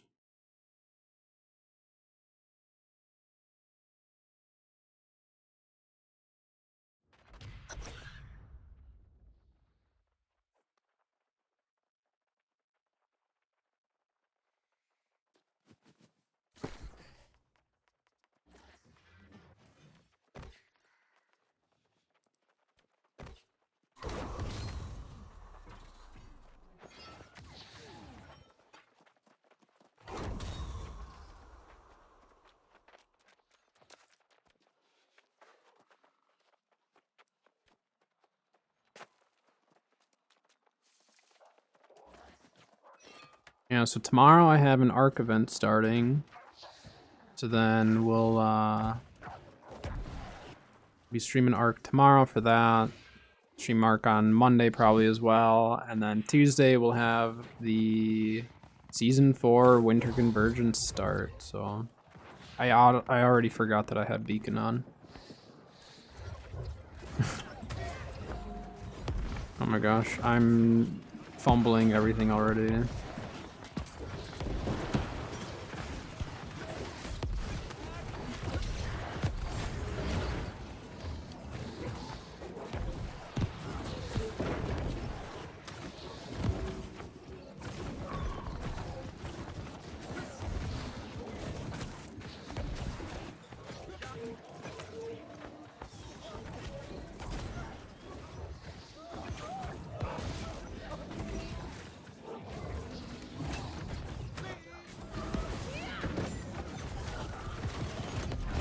Oh no, I went up there without... Yeah, I went up there without Stam. That was stupid of me. I need to get used to... I need to get used to my Stam management. It was the same issue last match.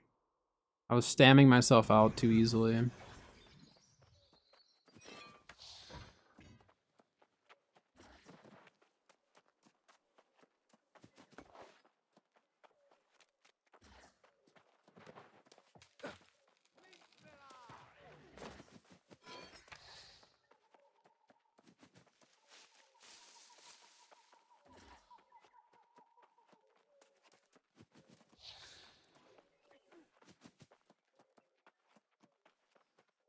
Scored N. N brings it up. I was too aggressive on that push.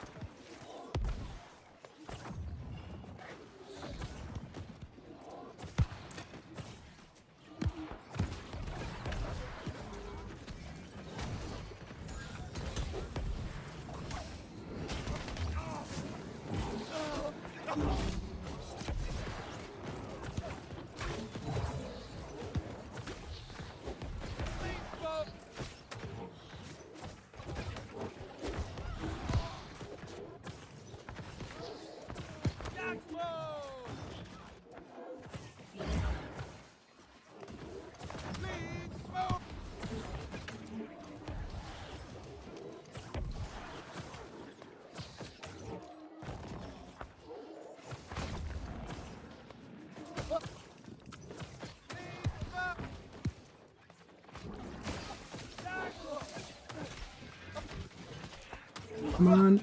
No. He was out of range or out of distance of me.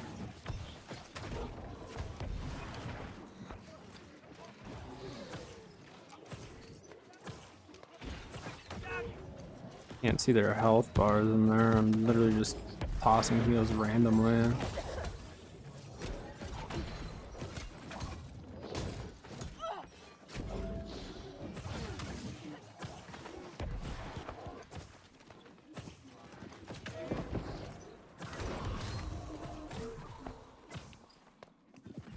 There we go.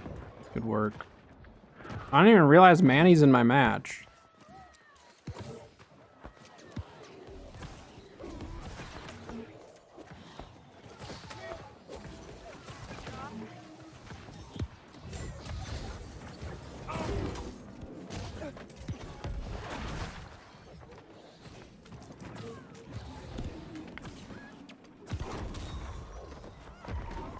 Come on, guy, don't die.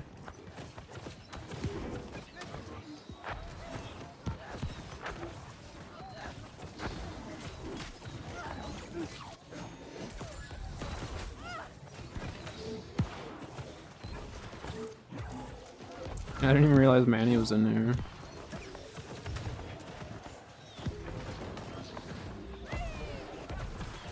The heals from Divine Embrace.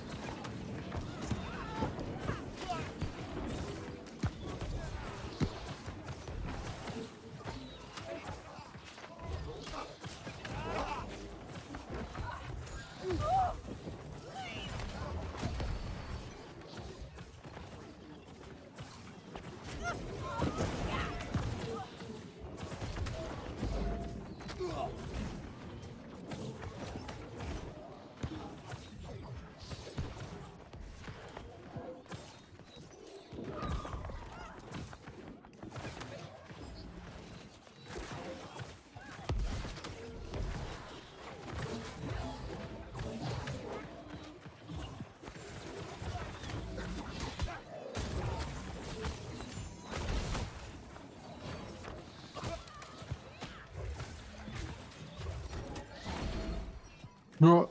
I think I got slammed. What's going on here? Like, I don't know if this other team is gonna be able to push back, are they?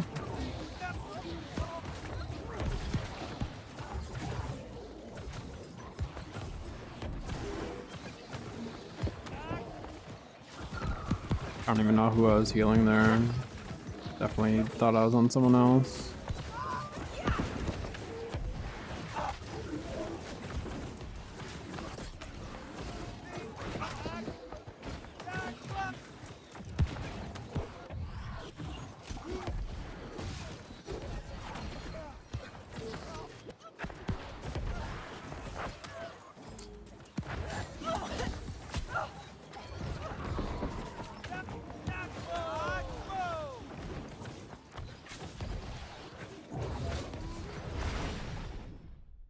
That was a roll, huh? Yikes.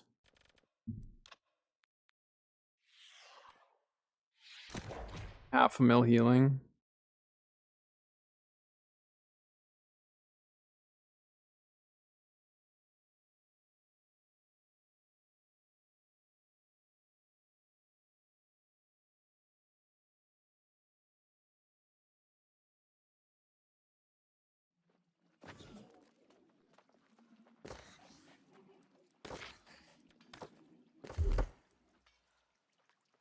No artifacts. It's actually a really good pair of boots, but 675. Can't. Nah, I'm not gonna worry about it. Except for we're at salt cap, aren't we? Maybe I should actually take this for ice harnessing. Let's do that and that, and then we're at cap anyways. I still need Serenity to drop. I think that's PvP quest, right? I think it is.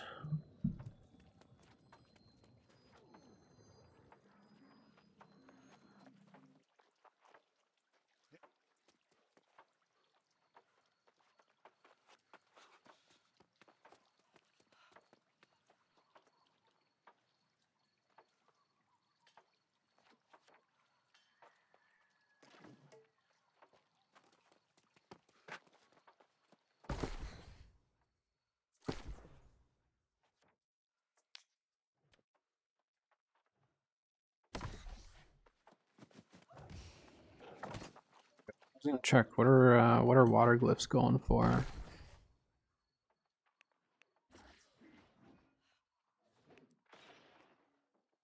Dropped.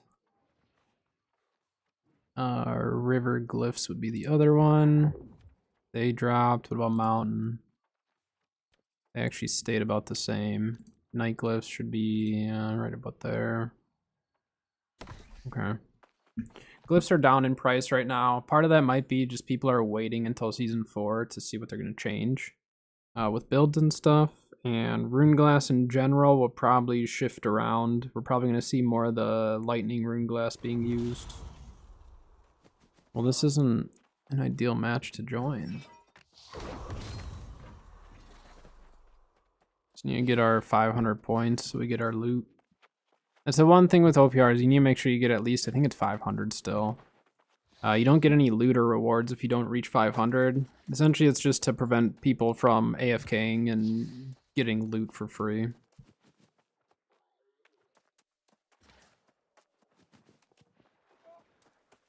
Of course we gotta spawn up after I'd already respawned.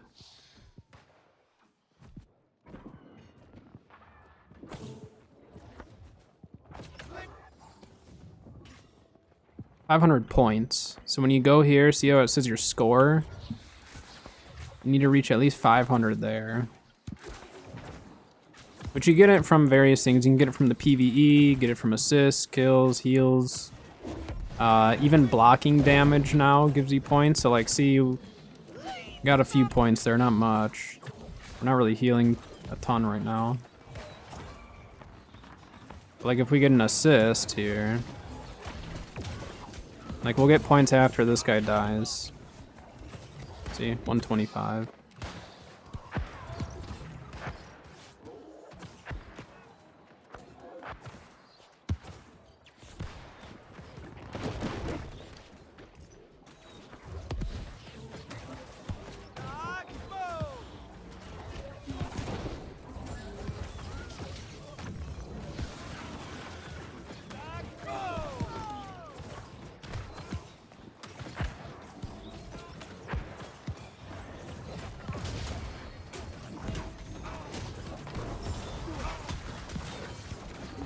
And I should have enough points now after all this. Yeah, 677.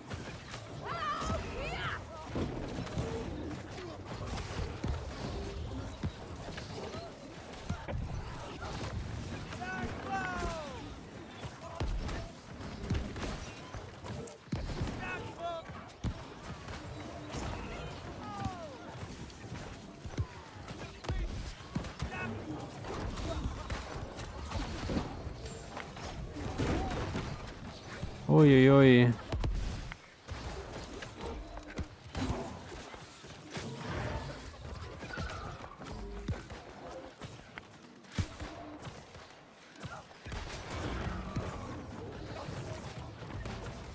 Yeah, at least got my 500 points, so we're good there.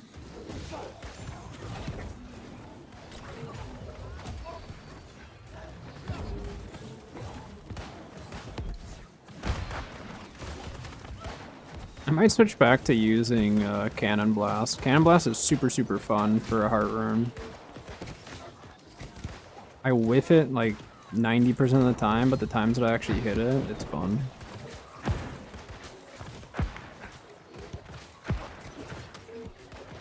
Got a heal going to you guy. I'm gonna say you just need to dodge for a little bit.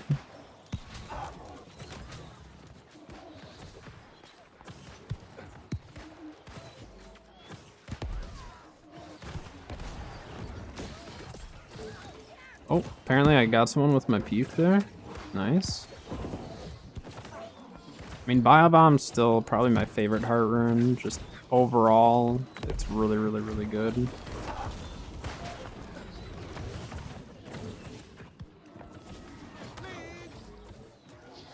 Are we even going to Baron?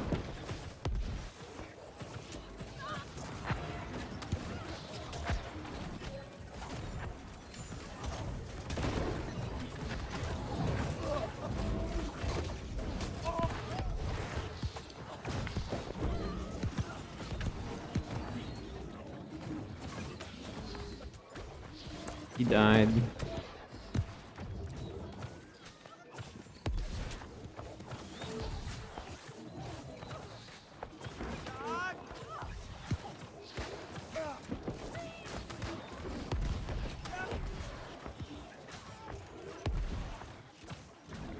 That other healer was gonna die. They were literally just walking into the damage.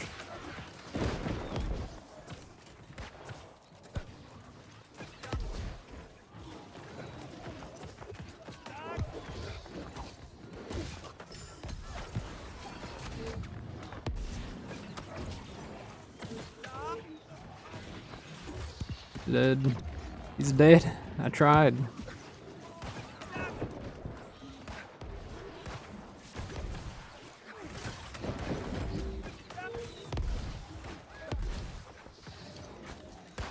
Thought that guy hit me. I potted way too early.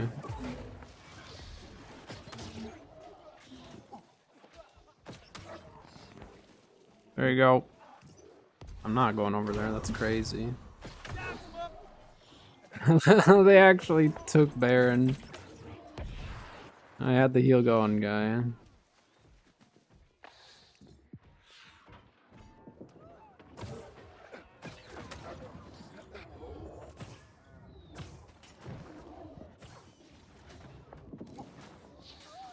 Triple for the win. We can do it, team.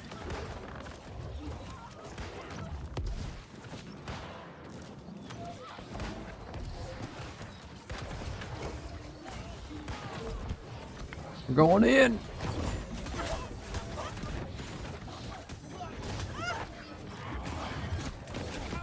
Dead. At the end of the match, it doesn't matter at this point. Try to go for cool plays. Sometimes that's just what an OPR turns into. It goes from, hey, let's try to win this, to we're not going to win this.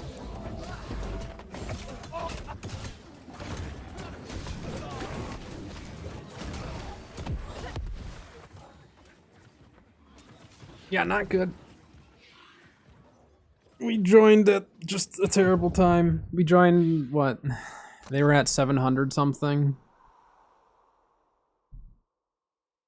Not much else we can do when we join into this.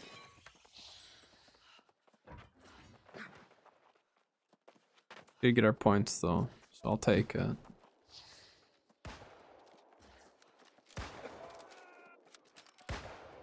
I mean, just your team's down a guy. That's about it.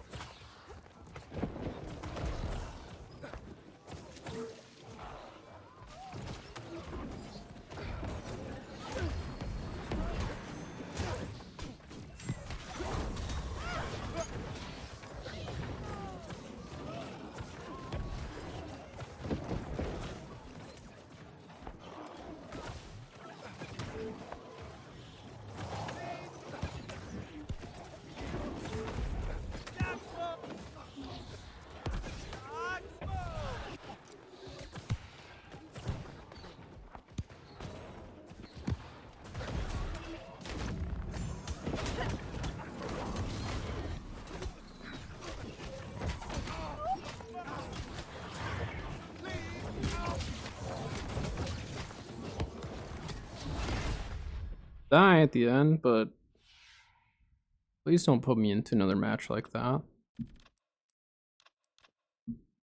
Look at that, I was the only one in the match. It's crazy. I did more healing in that like portion of a match than the last one where we just rolled them. Our team didn't take damage the last one. The refreshing divine embrace, honestly, even just on the armor, because we have so much refreshing, I don't even notice a difference. It's maybe just like a split second slower.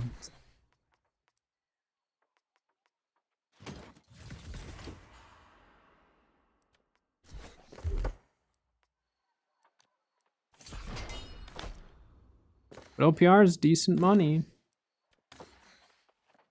Definitely can make some decent money from it.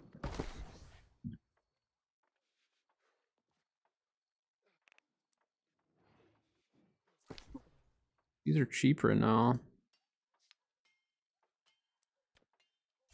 We just took the money that we got from the trading post and just invested that into our honing stones. So now we got 40 honing stones. I should go grab more Desert Sunrise as well. Desert Sunrise is like a very, very necessary consumable now for OPR, I feel. 'Cause there's so many dots.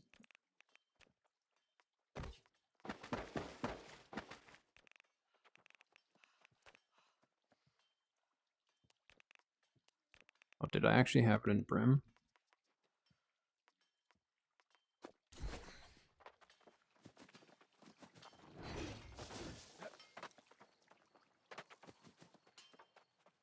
Transmogs, I haven't looked in a bit. Adventurer with style. I For thought I had once, gotten I something thought new you that I would liked. I just blush. don't remember what it Let's was. preserve your flair and your face. Come to me when you find an outfit you love. I'll give it the powers you need.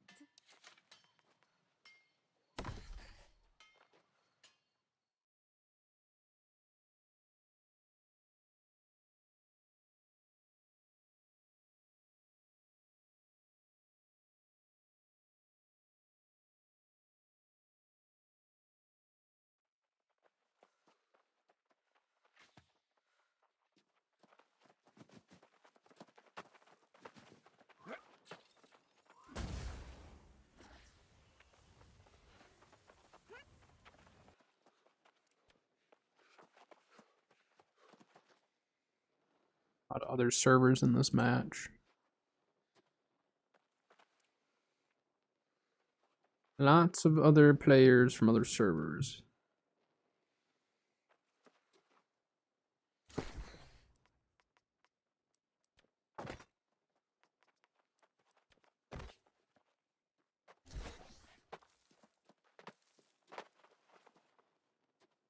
I mean,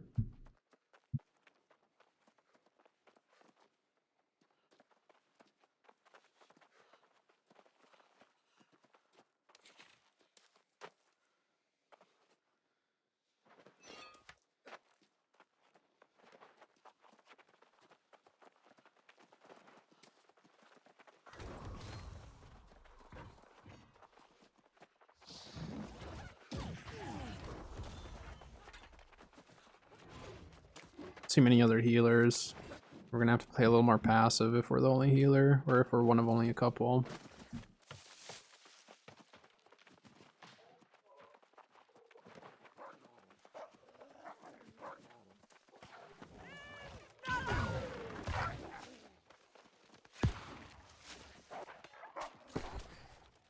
Keep Bile Bomb on for now.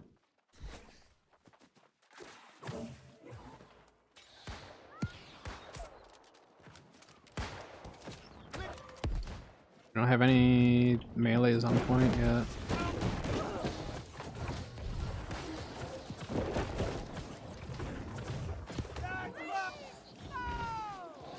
That was a 13k heal.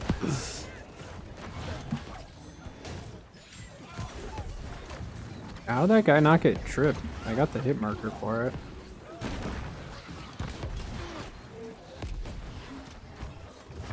I was exhausted or something.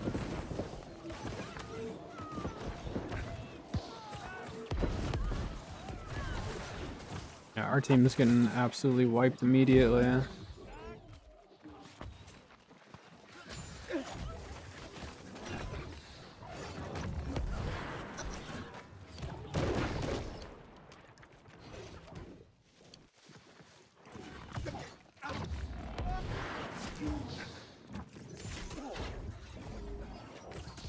This guy's trying to start us to catch me.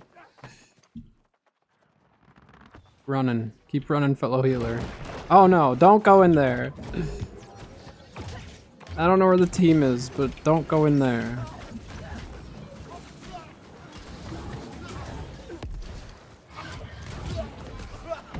I don't know. Is this a numbers diff, or are they just like zerging super heavily? I can't tell on this one. I think we don't have a front line. I think they're just getting walked over. Yikes.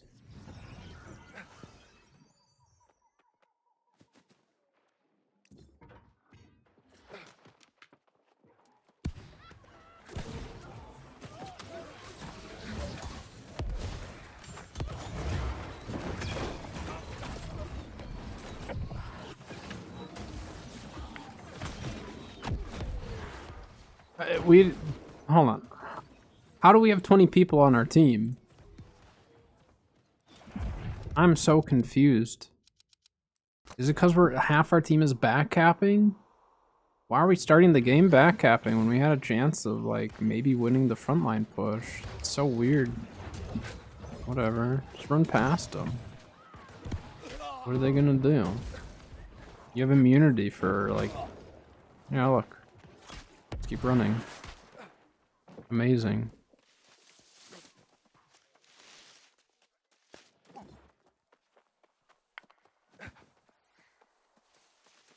Team's backcapping, but it's not good because the rest of our team's stuck at spawn.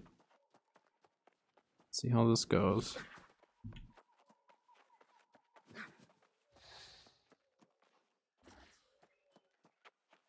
I don't think they'll go here. I think they'll go sun or star. I don't think they'll fall back to here.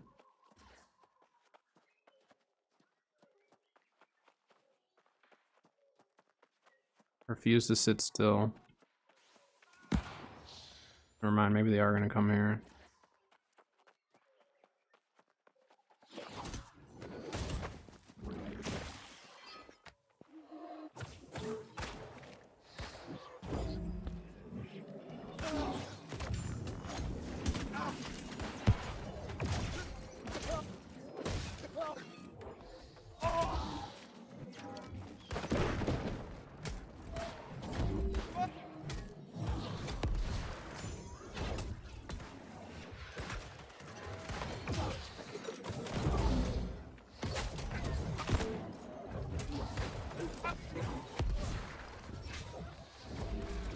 You team.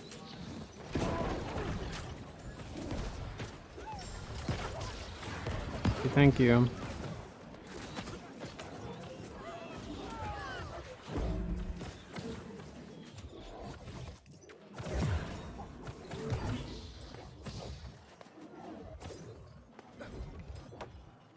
See? We just need to distract them. Just need to distract them a little bit. Cap the point.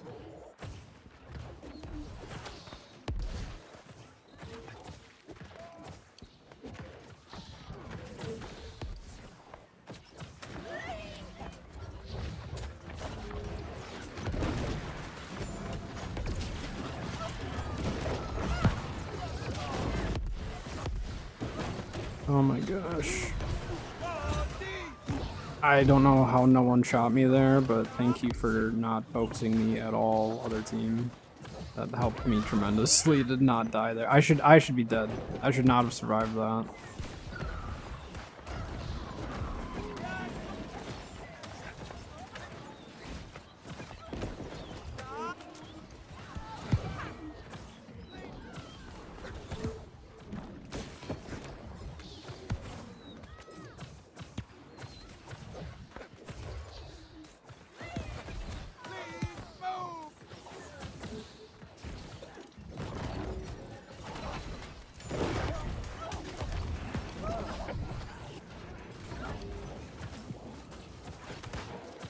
I need to play more passively.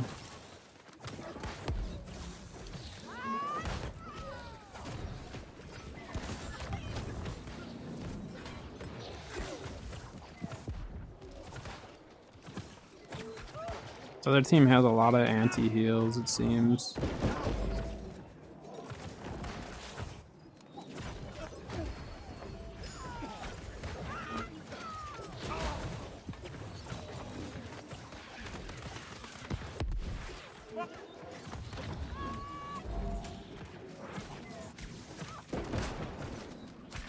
Where is our team? Doesn't it? It feels like we're down multiple people.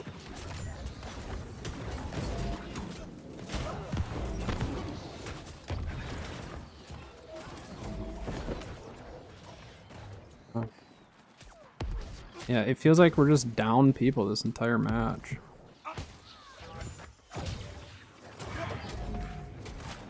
Yeah, we don't have a team. I wish they wouldn't keep backcapping because I think we actually could win the frontline push. Our team is everywhere though. Ay ay ay. I do believe that we actually have the right comp to be able to win the front line. We just don't have the team grouped up enough to do it.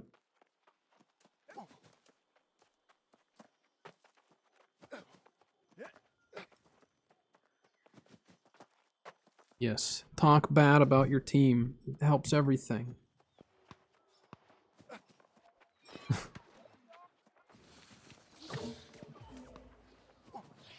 Go, fella.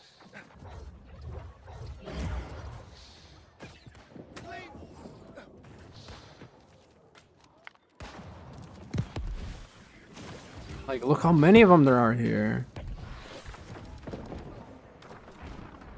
Like, I don't know what to do. Our team just is kind of non-existent right now.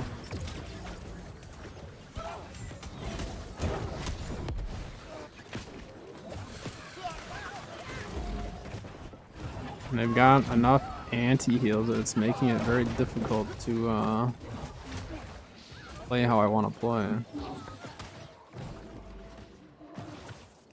Yeah, we don't have enough people.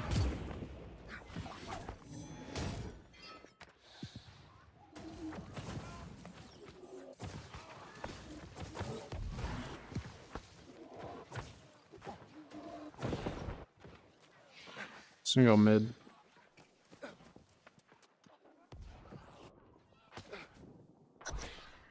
Times I died, Rants felt like it's been a lot more than that. We're gonna go Baron. I'll help take mid, and then we need to go Baron, I suppose.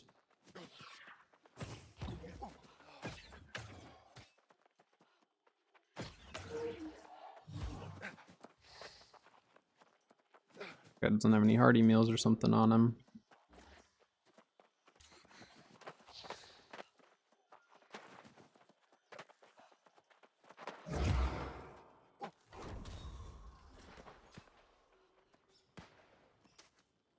Oh, many of them are going Baron.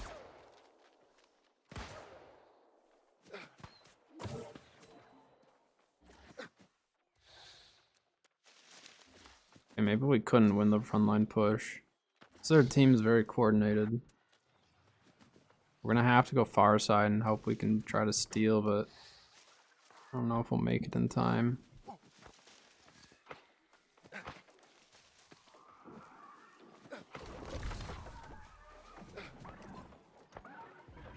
Yeah, no, we didn't make it in time. Ay, ay, ay.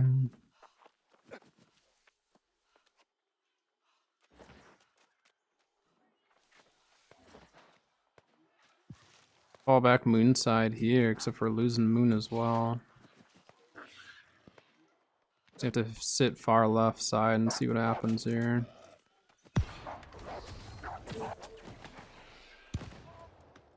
Guy can get to you. No, I can't. Alright, we got mid. No, we don't have mid. We got moon though.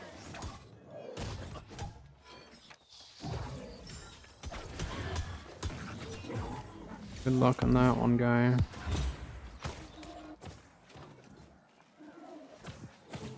He's just an anti-heal build.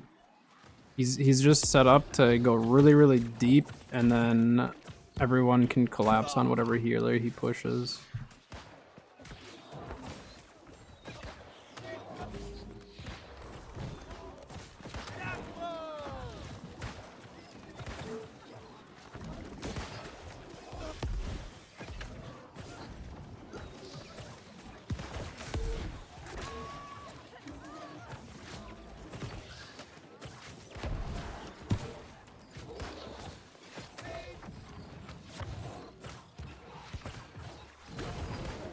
Yep, here he comes. He's going right for me again.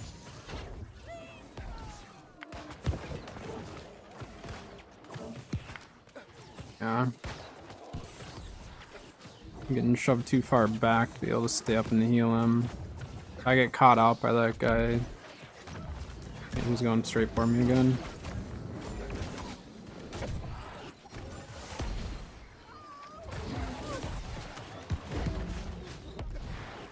He still push without his entomb? That's a question here. Yeah, I think he'll still push it. See if we can make it in.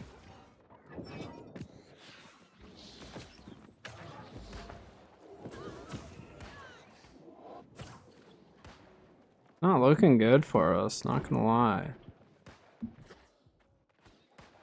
This dude's creeping. I don't know what his plan is, but he's creeping.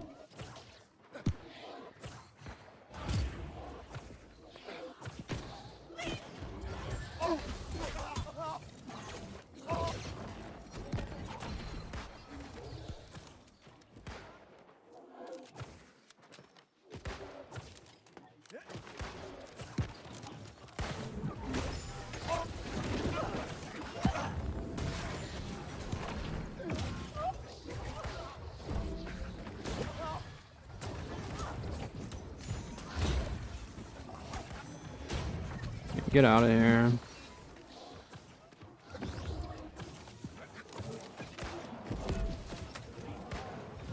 I don't have any stam. I couldn't stop that stupid heal from going out.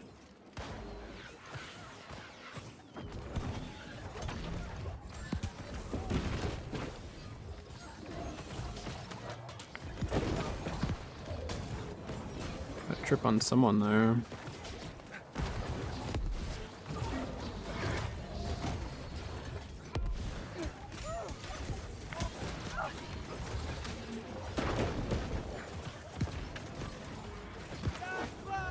Come on. Ever do 3v3s? Sometimes. I'm not as big of a fan of 3v3s. Partially because, like, I want to do 3v3s with a 3-man. Just because, like, those of us who do sometimes run them, it'd be kind of fun to run them together. But since there's no cross-server queuing, it takes forever to get a 3-man in sometimes. And then I don't really solo queue. I mean, I enjoy them on occasion, but I prefer OPR. I like the bigger group like this. I used to prefer small group PvP a lot more. Here's the guy. That's the anti-heal guy.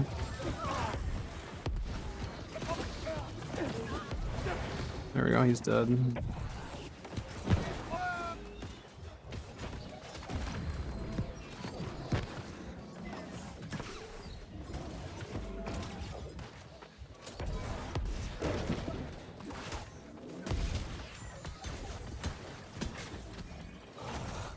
Got rid of that guy.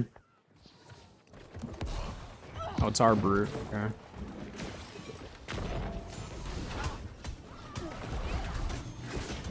Crypt him. He has a healer.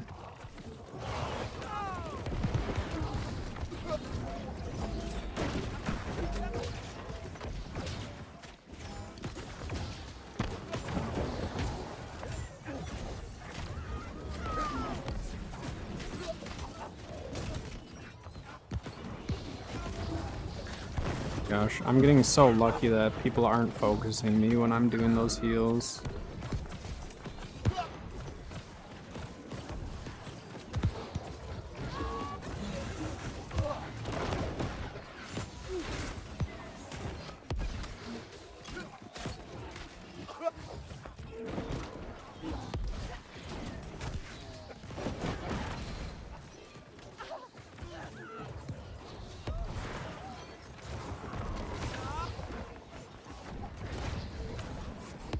I put a heal further up.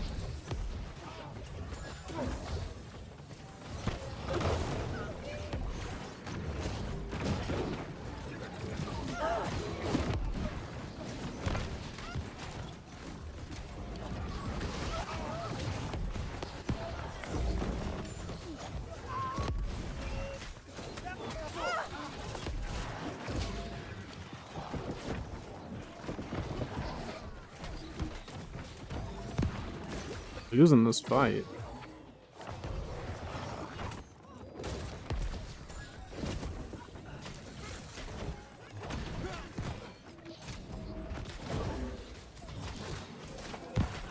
That would have, if that would have staggered me, I think I might have died there.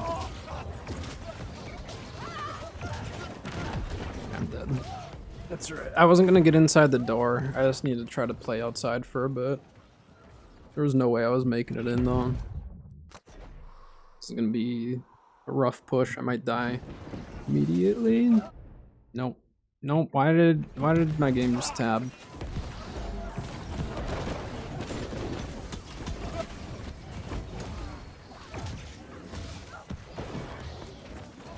They have so many people there. Crazy.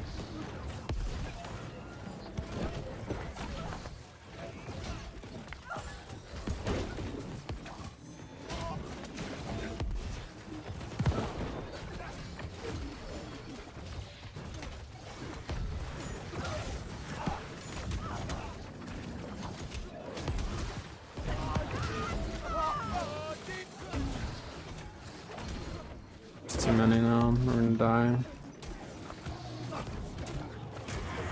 Yeah. Yeah, we just don't have a team this time, really. I don't know what the deal is. I don't know if just they're continually going. I mean, I know that they're going for the back cap. Yeah, there's certain people that you just get to know in OPR that will only play one way regardless of what the team's doing. And it does get a little irritating at times because it's just like, you know that you're going to be down in the team fight if you have certain people because you know that they just won't fight with the team. I mean, you know, play OPR how you want to play, but sometimes certain decisions are not the best for your team.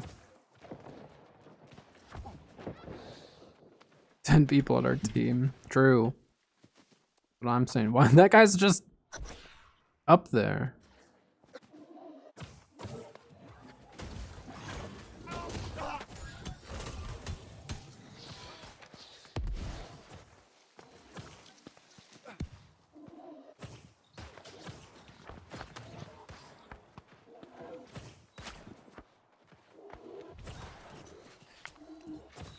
I don't know what to do.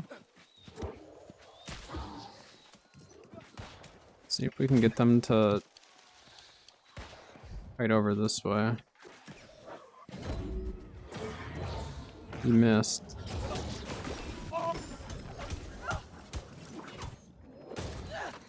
How dare you push me with your musket? Promise you will not kill me if I'm sitting in my heels unless someone comes up and boops me.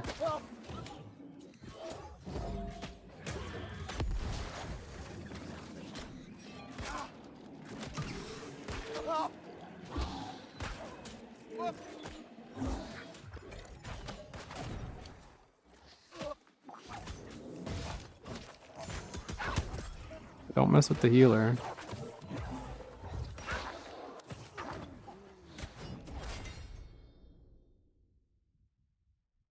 Sometimes when they're not killing you and you know you're not going to kill them very easily, you just have to stand there as a healer and watch them not kill you. I don't bag at them. I just stand there menacingly as 2 Dex players are just shooting me.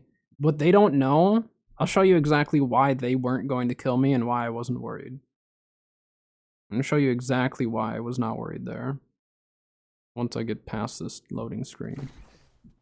This is why I was not worried about them. I have 25% thrust protection, or thrust resistance. So that musket was not going to kill me. Not with the build he had. He needed a rapier if he wanted to kill me. Or maybe a spear. A spear might have been able to do it too. But a rapiers are very, very scary for me because they can boot me. Like if they do a flourish and finish and they're really good with it, they'll boot me out of my heal with the flourish, and then the finish will dive forward, and then they'll stab me with it, consume all the bleeds while I'm outside of my divine embrace, or outside of my sacred ground, and that will kill a healer really quickly, usually. All right, I need to run to the bathroom really quick. I need to fill up my water too, so I'm just gonna be a little bit. And then I might change builds up here, we'll see, but I'll be back.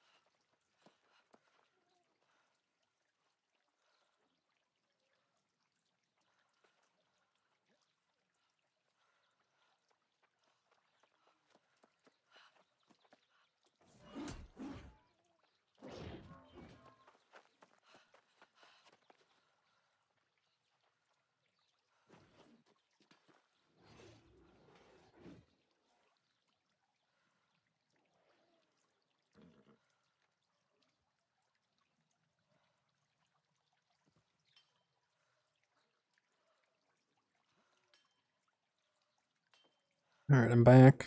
It's like Twitch is still wrapping up some advertisements there.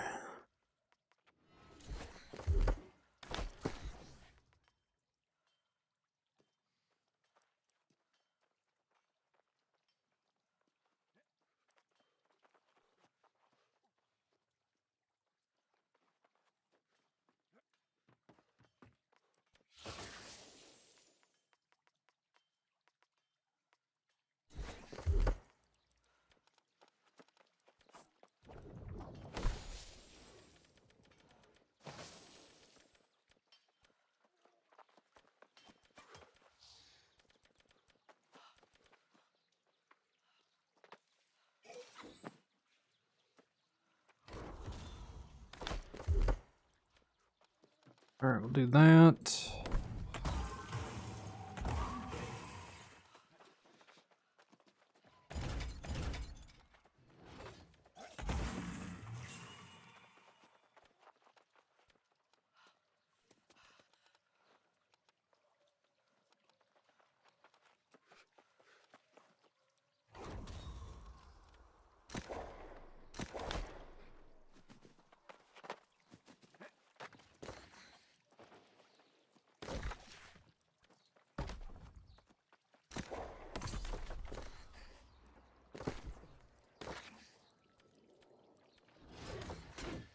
Alright. Let's do a little DPS and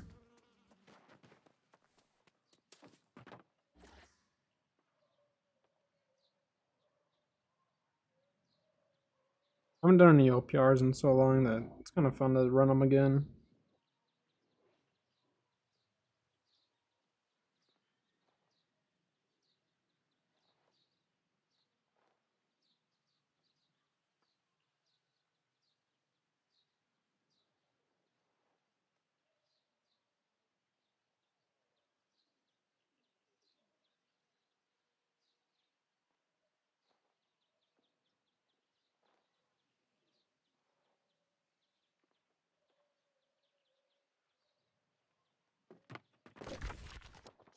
I feel like we should go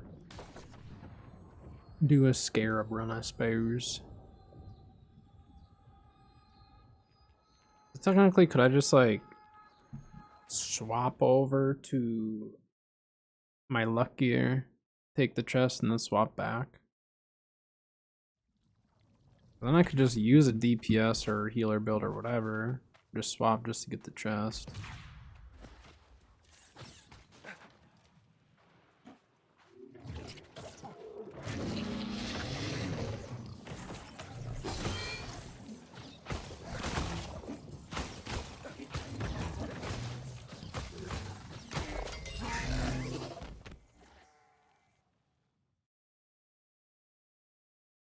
And then I can go home and play.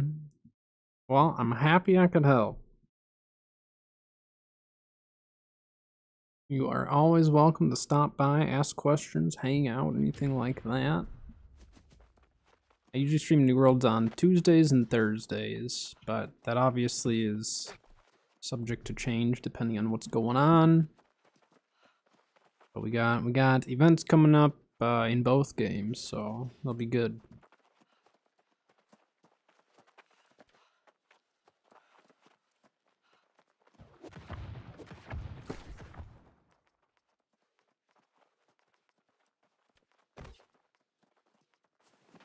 Okay, we still have our armoring buff going.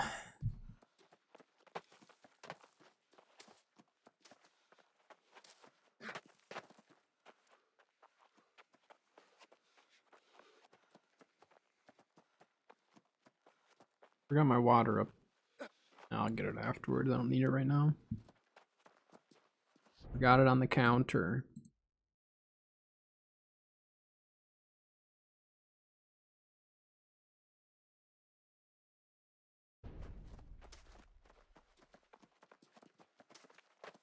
Let's do it. Ooh, Lifestaff Spear. That Lifestaff Spear is actually really fun, especially if you have a Scorpion Sting. You just sit in the back line, just throw your spear, and then if you have like a really high refreshing build with a Nimble Coat, you can get that cooldown back really fast. Because they nerfed it. They made the cooldown longer, but if you throw the spear on, it helps a lot. I don't even have it on me right now. I do need to level up one of my artifacts. I just don't know which one I want to do. I might do the rapier. I was actually thinking maybe we should play with that more. I mean, we could play with it right now, actually. I don't have an ice gem on me, though.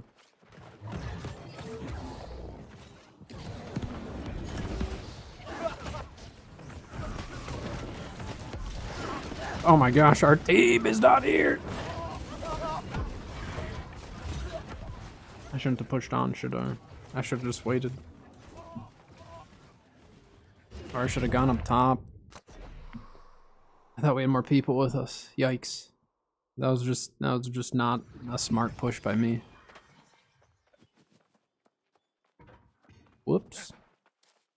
Going a little too aggressive.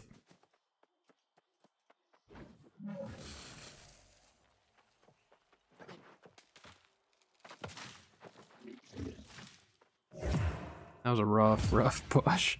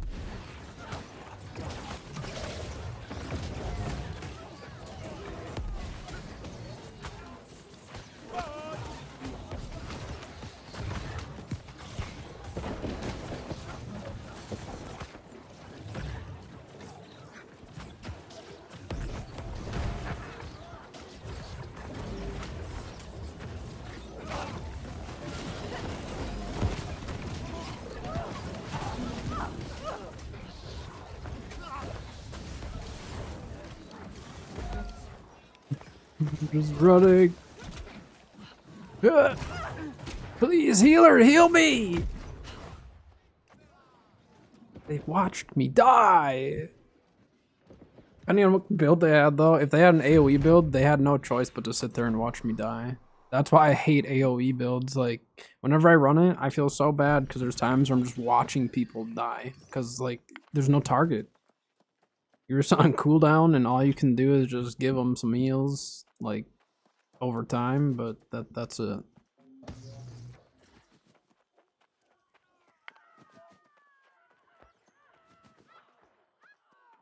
Coming team.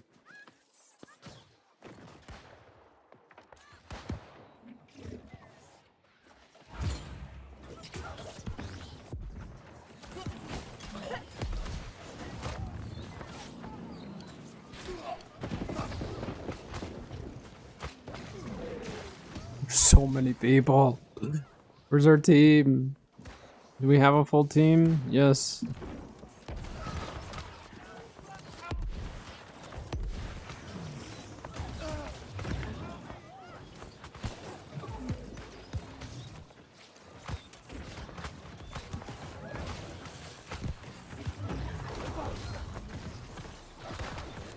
My stand management's been so bad today. It's been absolutely terrible.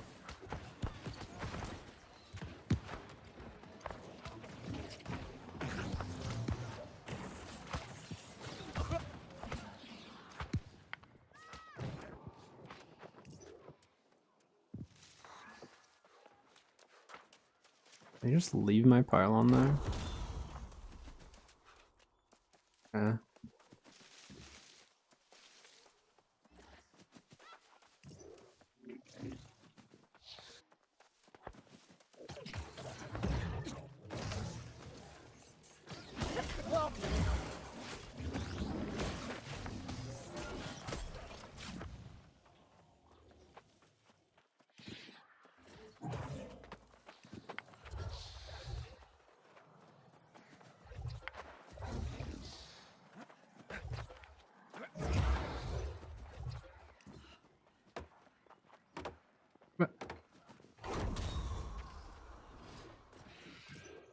Are we going star?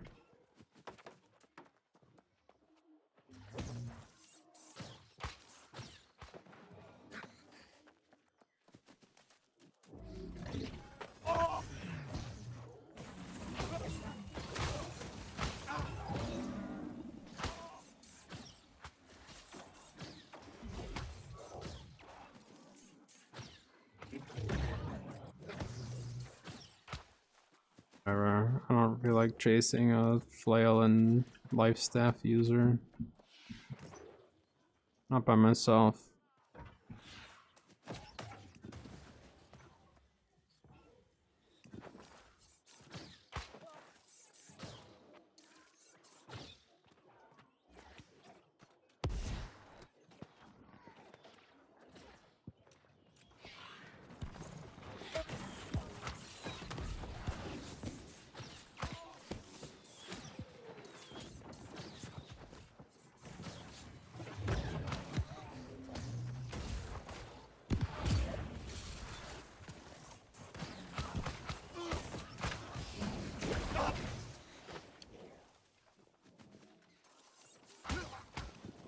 Where is our team?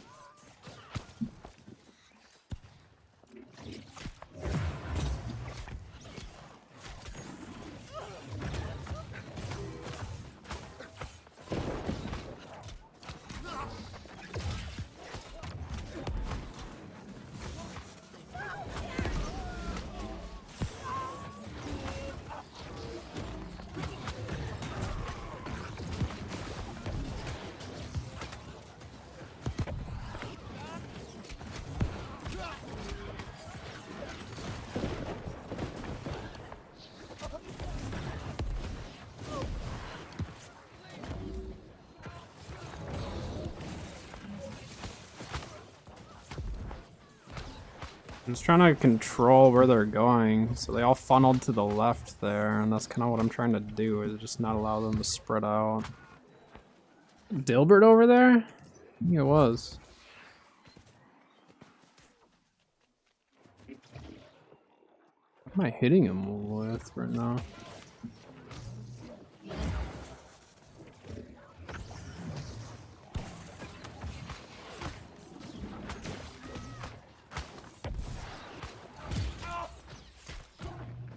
Yeah, I have no idea where the majority of our team actually is at the moment, so I'm very, very confused.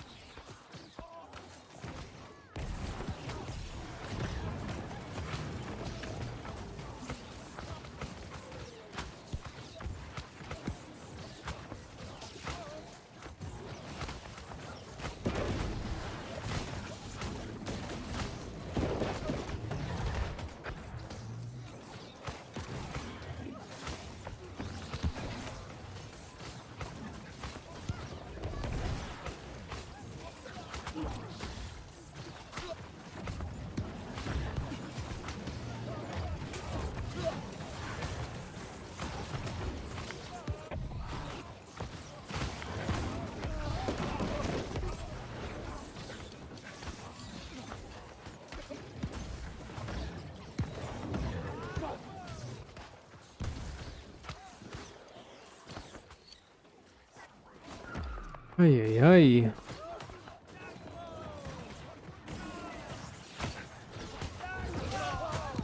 Wow, that shockwave hit me, huh?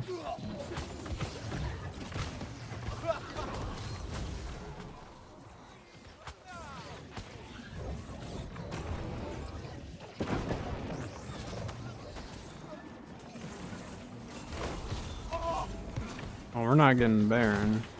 Unless we have someone there.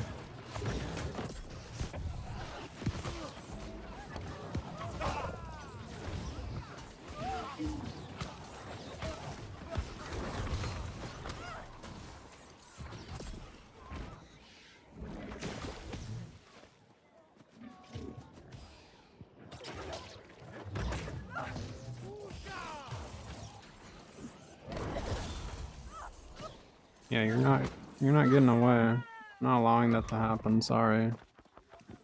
There's still a lot more back here? There's all of them? Okay. Or enough of them?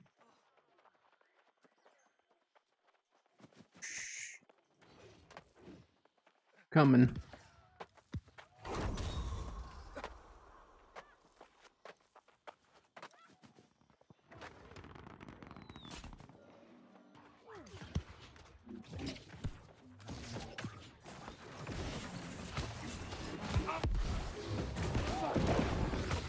Let's get our cooldowns back. Come on, land a heavy. There we go. Ah!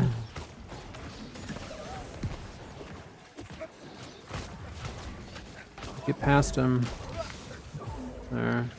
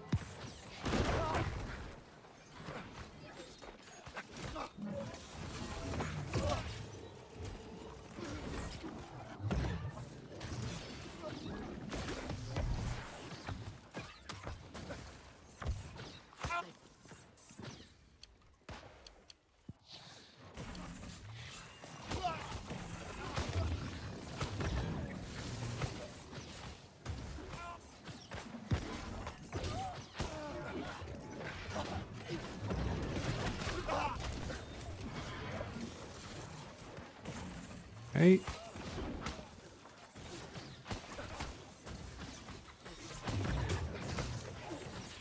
that guy lagging or something, or what?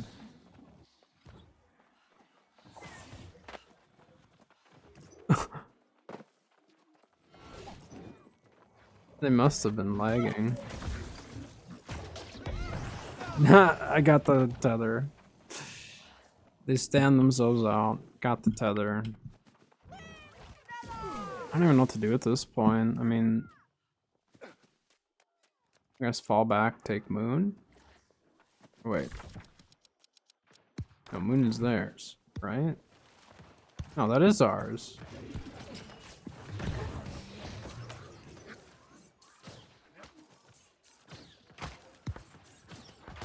Got the freeze on him. That was huge.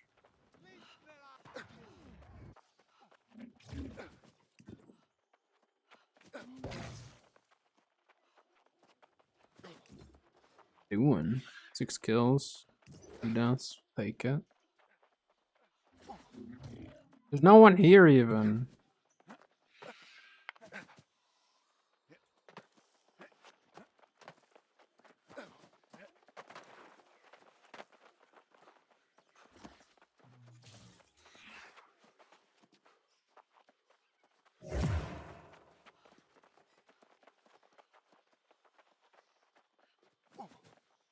Did it, we took it. How do we have a 3 cap with 5 minutes to Baron? Did this team overextend, or did we like get some new teammates? Or what happened?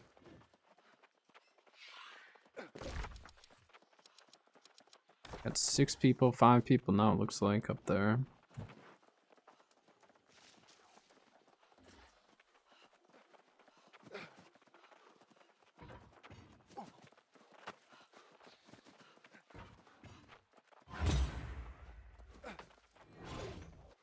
We're making our comeback, that's for sure.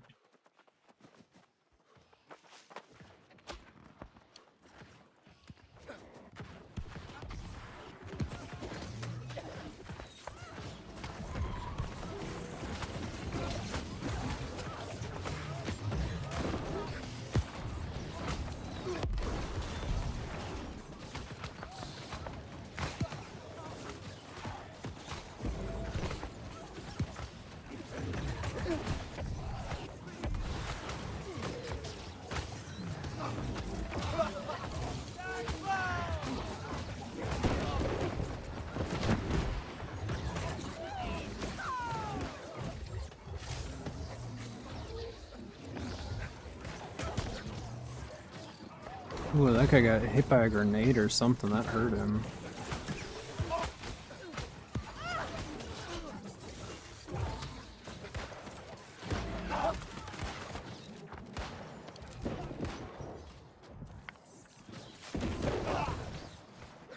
And we need to fall back and not lose mid.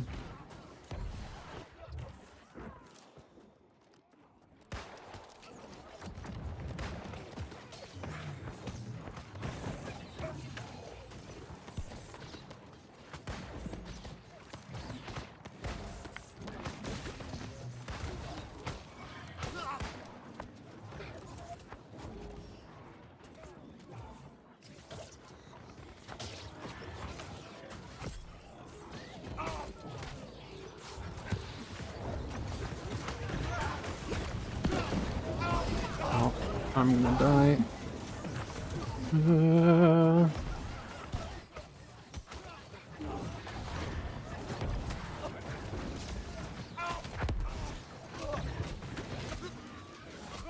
I'm gonna fall back. Oh. I don't know where our team is again. Like, I'm trying to figure out, like, are they back capping or is our team back capping? Yeah, our team is back capping. That's why we're losing the team fights. So we need, like, a certain amount of people to just sit on some of these points just to slow them down, I guess. But, man.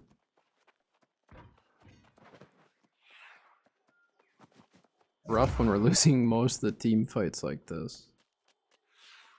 The day of back capping, it seems. Run away. 2 minutes till Baron. They're gonna push really hard here, aren't they?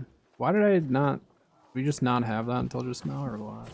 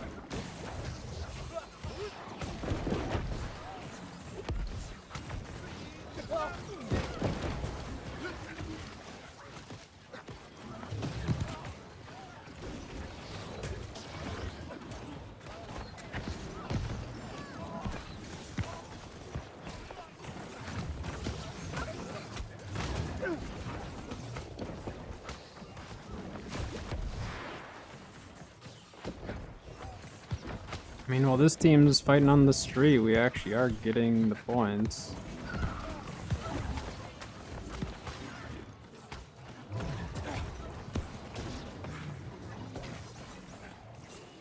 He tried to flurry me.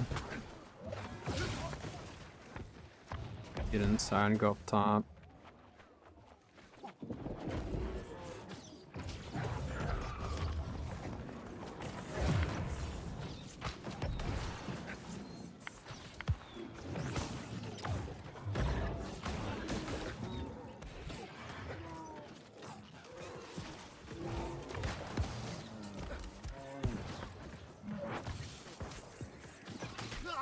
I think they're slowly figuring out that it's not worth their time to sit here. Yeah, because some of them are starting to leave now.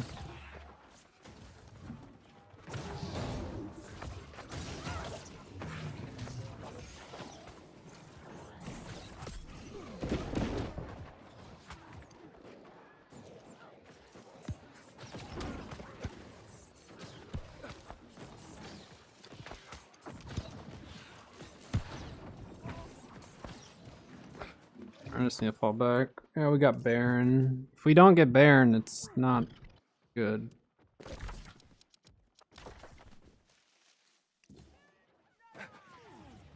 We get Baron.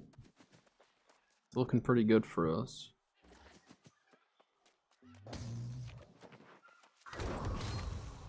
Wait, we had one person steal it.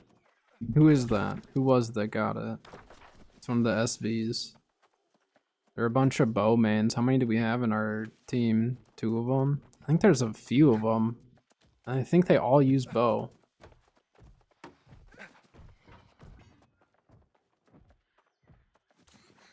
That was a big Baron to get.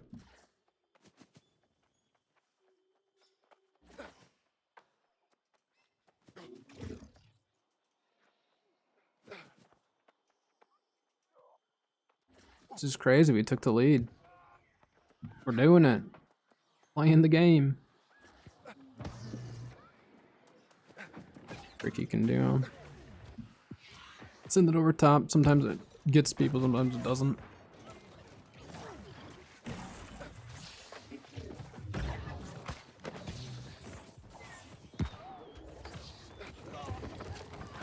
Ow!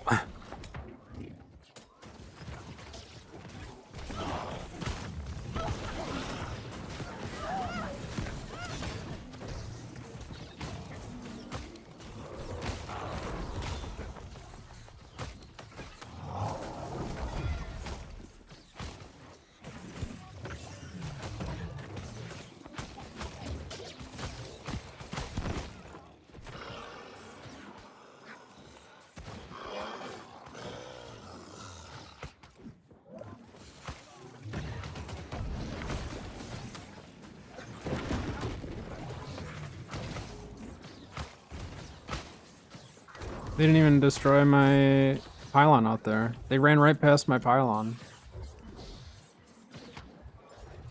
I don't know why they didn't. I don't know.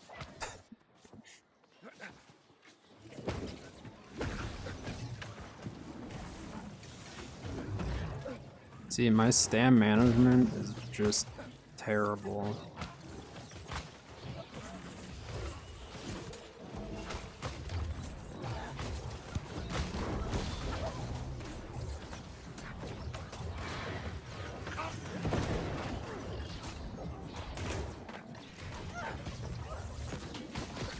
This dude's just gonna keep swinging. He's too beefy for us to kill.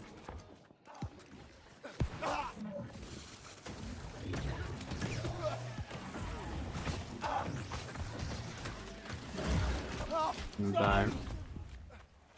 That's alright. We just need to delay them there, really. Because we have mid now, I think. Enough of them pushed it. Yeah, that's all we were needing to do. I probably could have backed off and survived, but...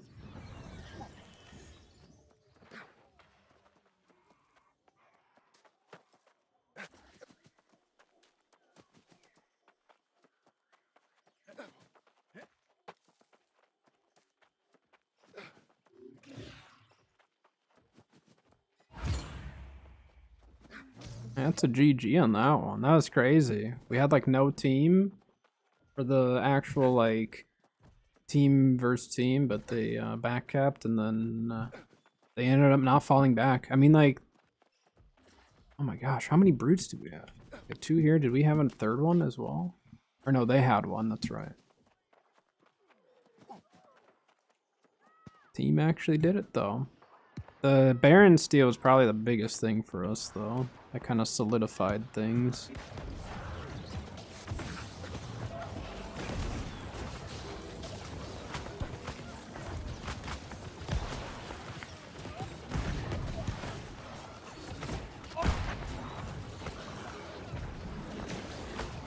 Did I actually just hit that pole right there?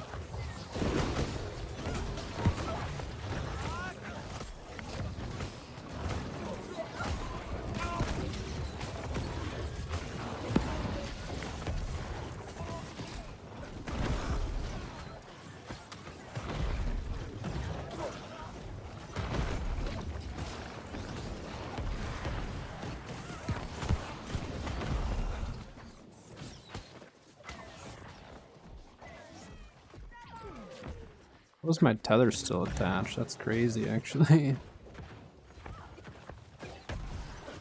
You're not getting up those stairs. You're not getting out. Sorry. I thought that was Manny at first. It is not.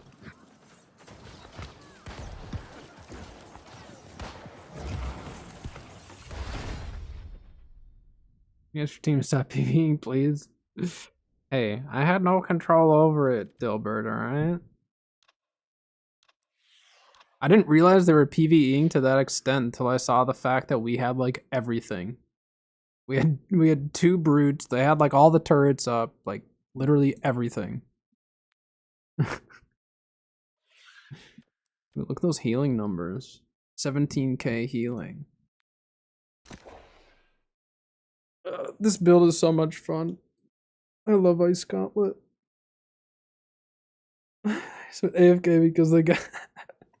Well, I was wondering, like, we were losing the team fights, and I'm just like, what is happening? Because I just got out of a match that literally our team was just nowhere to be seen. And then your team sat at our spawn for a bit, for like way longer than I thought they were going to. And then once they backed off, well, our yeah, I don't know. I didn't even realize the PvE until someone had said something, and then when I started looking, I was like, oh, yeah, we have literally like everything built up that we own.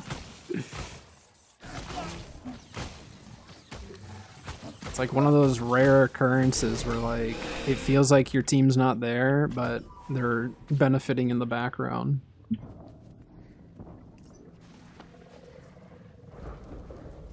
And then we had one guy that stole a Baron, so I thought for sure Baron was an L, and then looked on the map, sure enough we had one guy chilling there. It was one of the SV guys. Well, like, I don't understand why they reduced the amount of damage that like a bow or musket can do to it, but they left the repairing and stuff the same. Like, I never thought that having a bow or a musket being able to take down a door was a bad thing, necessarily. I think being able to take out the outpost from the outside is stupid, but yeah, I don't know. They just like made it so whether you're repairing or just like any PvE in general is just strong. Like, no matter how you look at it, they made PvE really strong. And I think they literally just did that to try to get the PvE players to enjoy it or semi-enjoy it, since they made it so the artifacts, you know, some of them you can only get that way, but they need to balance it somehow. Like, the repairing is probably the most annoying thing in OPR. And like, I always feel bad when I see my team doing it, because I'm just like, I don't want to win this way, but I guess. Because I know how much it sucks when you're attacking them. Or like, at the start of the expansion, they made it so you could actually like hit people through the walls of the outpost. Couldn't they just direct that to just the door? So maybe like, you can't sit there and repair it over and over and over and over and over. And like maybe you just can't camp the door on either side really in that sense, but I don't know. Kinda crazy. I'm not gonna queue up again though.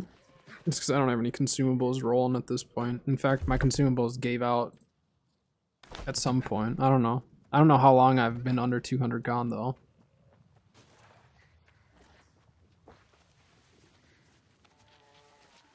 I like this mage build a lot. Yeah, you shouldn't be able to auto-repair it. Exactly.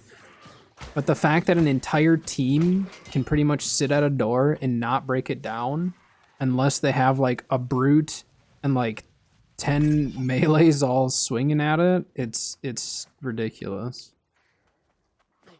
And even then, it still feels like if they have enough resources, you're not going to get it. It's a terrible feeling to just watch the door being repaired. So hopefully that gets changed. There's no way there's the majority of the players saying they like that aspect of it. I mean, I look at it kind of similar to the sense of like being able to steal Baron without the wall, you know? Before they put up the doors or the walls or whatever, like... stealing Baron was kind of an issue because a bow or a musket could sit from so far away.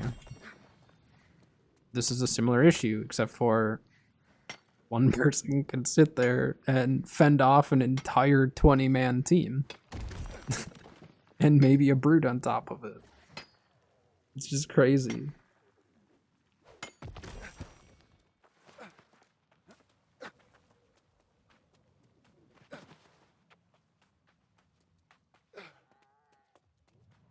Part of it is just be nice if the player, like, since they haven't fixed it, if the player base could just all agree, like, let's just not do it. But we know that won't happen. I'm gonna die. Gosh dang it. I tried.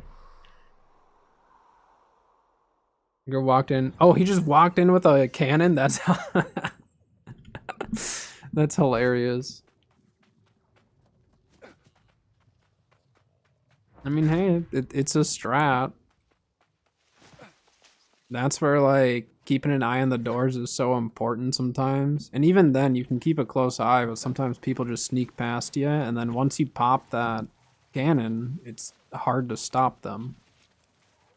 Unless you have, like, a shockwave or something, it's difficult.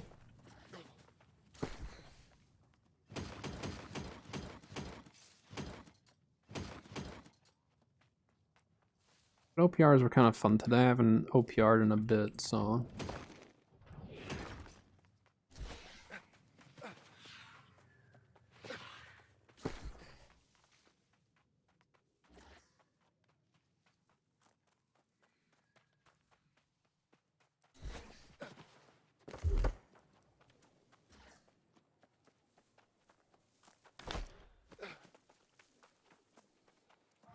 Why am I running?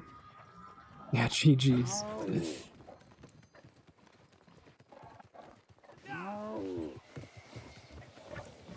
GG indeed.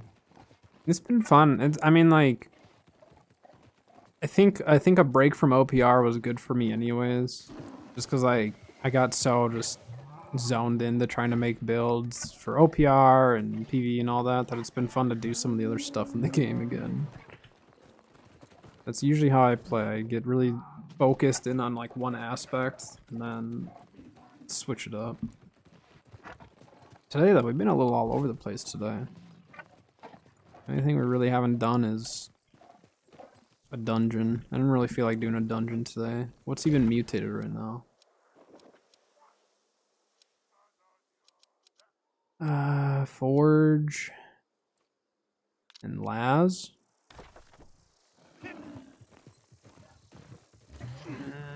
Maybe I'd run those this week.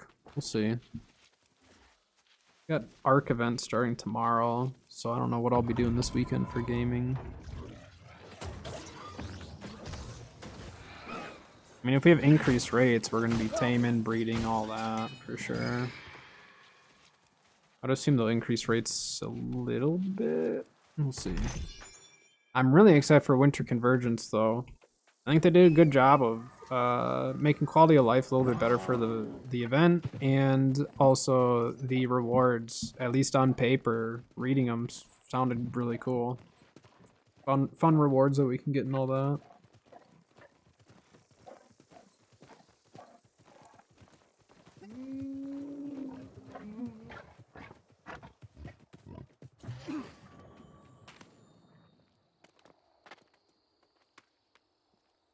I'm...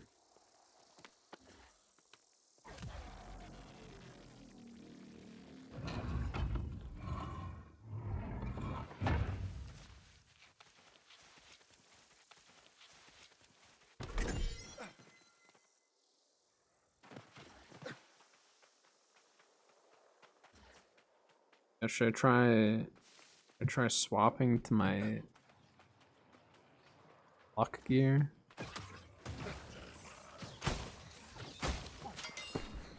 I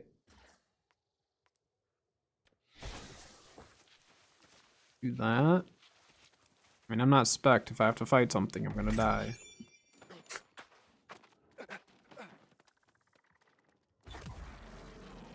This one, then we can switch back and just keep switching back and forth, I guess. Is there a key binding to put gear sets on, like, hotkeys? I don't know if I ever actually looked at that.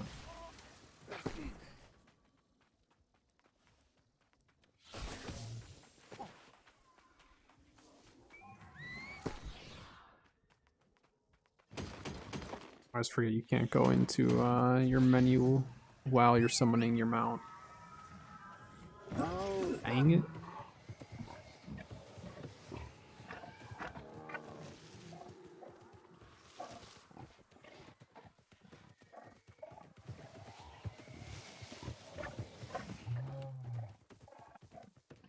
Reminder, tomorrow is going to be an ARC day for the Turkey event. Very, very excited. First kind of small event for ARC Ascended. Should be a good time. I really need to like figure out what dinos I want to focus though. Like we have RGs. We just kind of need RGs just on the side. I might try to... I should probably start breeding up Ankies though. Please don't.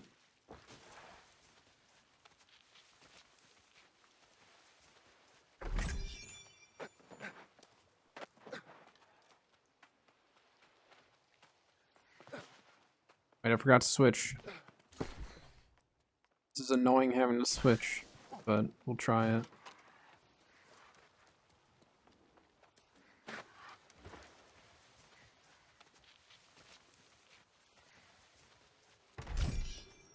Nothing.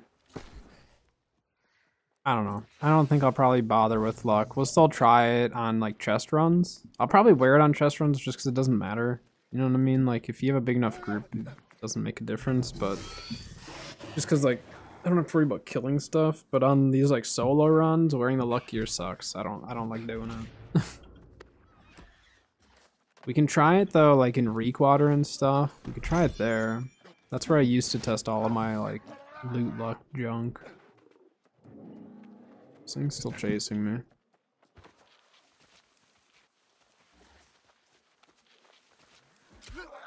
You jerk.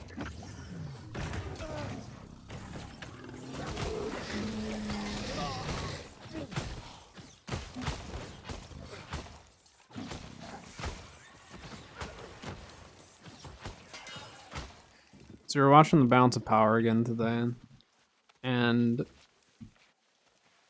I know that they're going to be nerfing the attribute buff that gives 15% elemental damage, and I do wonder, is that going to affect mages? It's a 5% damage nerf to mages. So in their mind, they're nerfing the other potential options with other weapons and stuff, I think. I think what they could do, and like maybe that's their intention, is to nerf mages as well. I don't 100% know. But if they didn't want to nerf mages and they wanted to nerf it outside, couldn't they essentially just be like a 15% buff on magic weapons for elemental damage and a 10% on everything else? Then magic weapons could still get that extra 5%. They don't see a nerf. Because it seemed like their main concern was like people running other weapons with it and it buffing it too much and all that.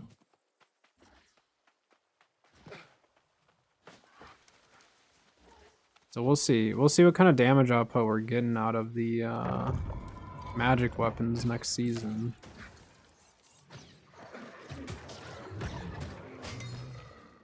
Hopefully it doesn't hurt them too much. 5% doesn't seem like much, but that's, for that buff, that's a 30% drop, you know?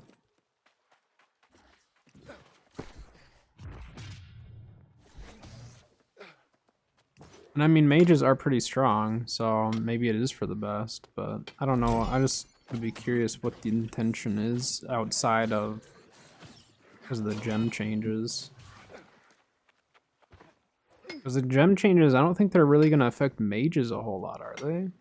Well, not for their primary, like, magic weapon. Or maybe it's because of Abyss? Is Abyss doing more? I don't know.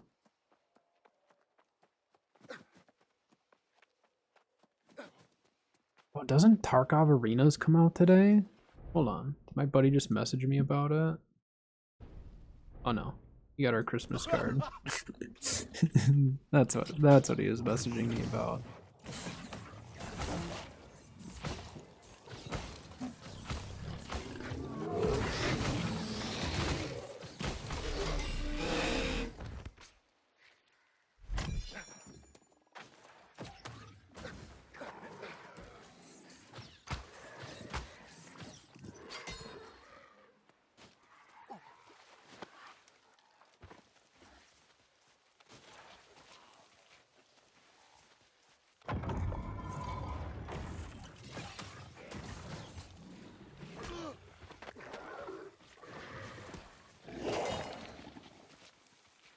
Die here. Gosh, take it. I'm not doing so hot on the old acid pool run today. I don't normally do it in this mage fit.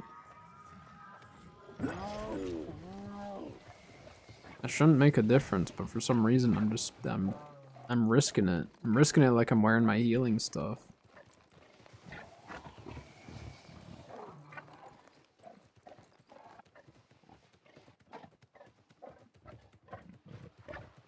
Finish up this area though.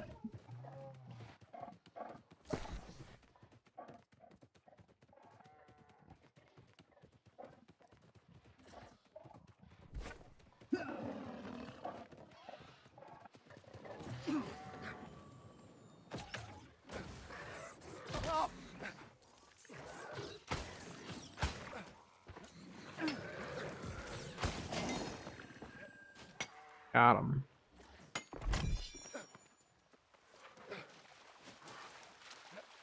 Time.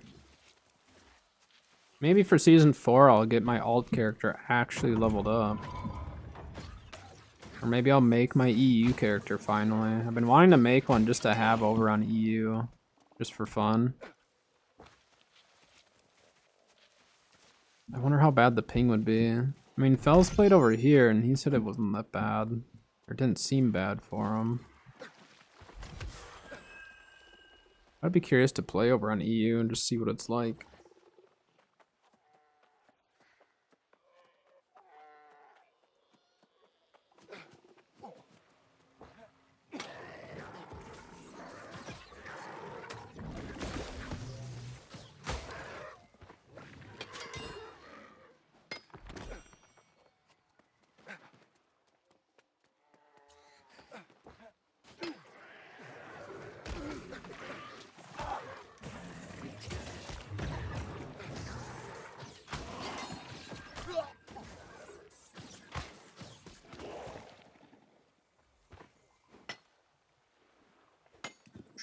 Thank you. And Cubesy's with the raid. Hello, hello. Welcome in, raiders. Welcome, welcome. Thank you very much for the raid. Here, let me, I don't have any mods on at the moment. I have to do that. There we go. Or do I? Dang it, Foul. Showing up out of nowhere. Hello, but hello everyone. Appreciate the raid. Thank you, thank you. Hope stream was good. What was on the agenda today? Maybe you came with the raid? Dang it, Foul. Acting like you're already here. Well, I appreciate it, everyone. Welcome in.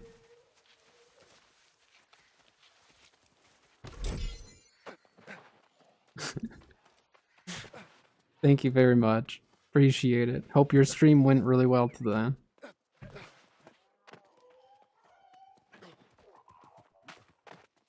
Yes, welcome, welcome. Welcome, Fel, as always. Been doing a little bit of everything today, other than no dungeons today. I wasn't feeling any dungeon runs. And I guess I haven't tanked today. But I've DPS'd, healed, luck gear. The luck year did not last very long because we did our chest runs and got nothing different.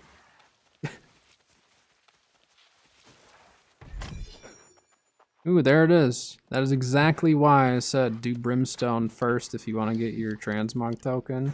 I'm gonna die here. This is not looking good. It's It's an MMO. There's an MMO, very, very different for the combat style. I don't play a lot of other MMOs. This is the first one that actually grabbed my attention. There's no subscription, anything like that, so it got me definitely hooked when I played it in beta.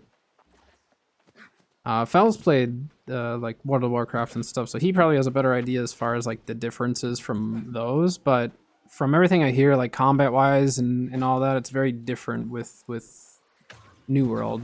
The only other MMO I guess I've played is a little bit of ESO, and I just didn't care for it.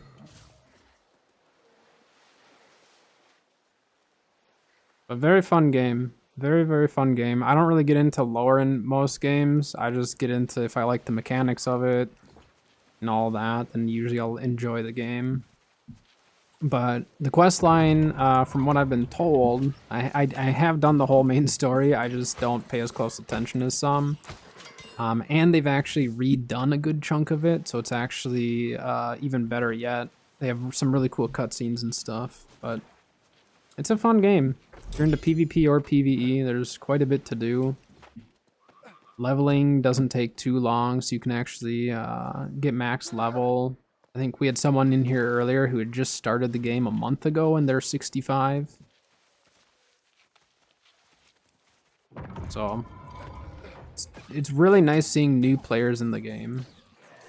Because I feel like it's been a while since I've actually gotten to talk to some new players, and today we've met a few.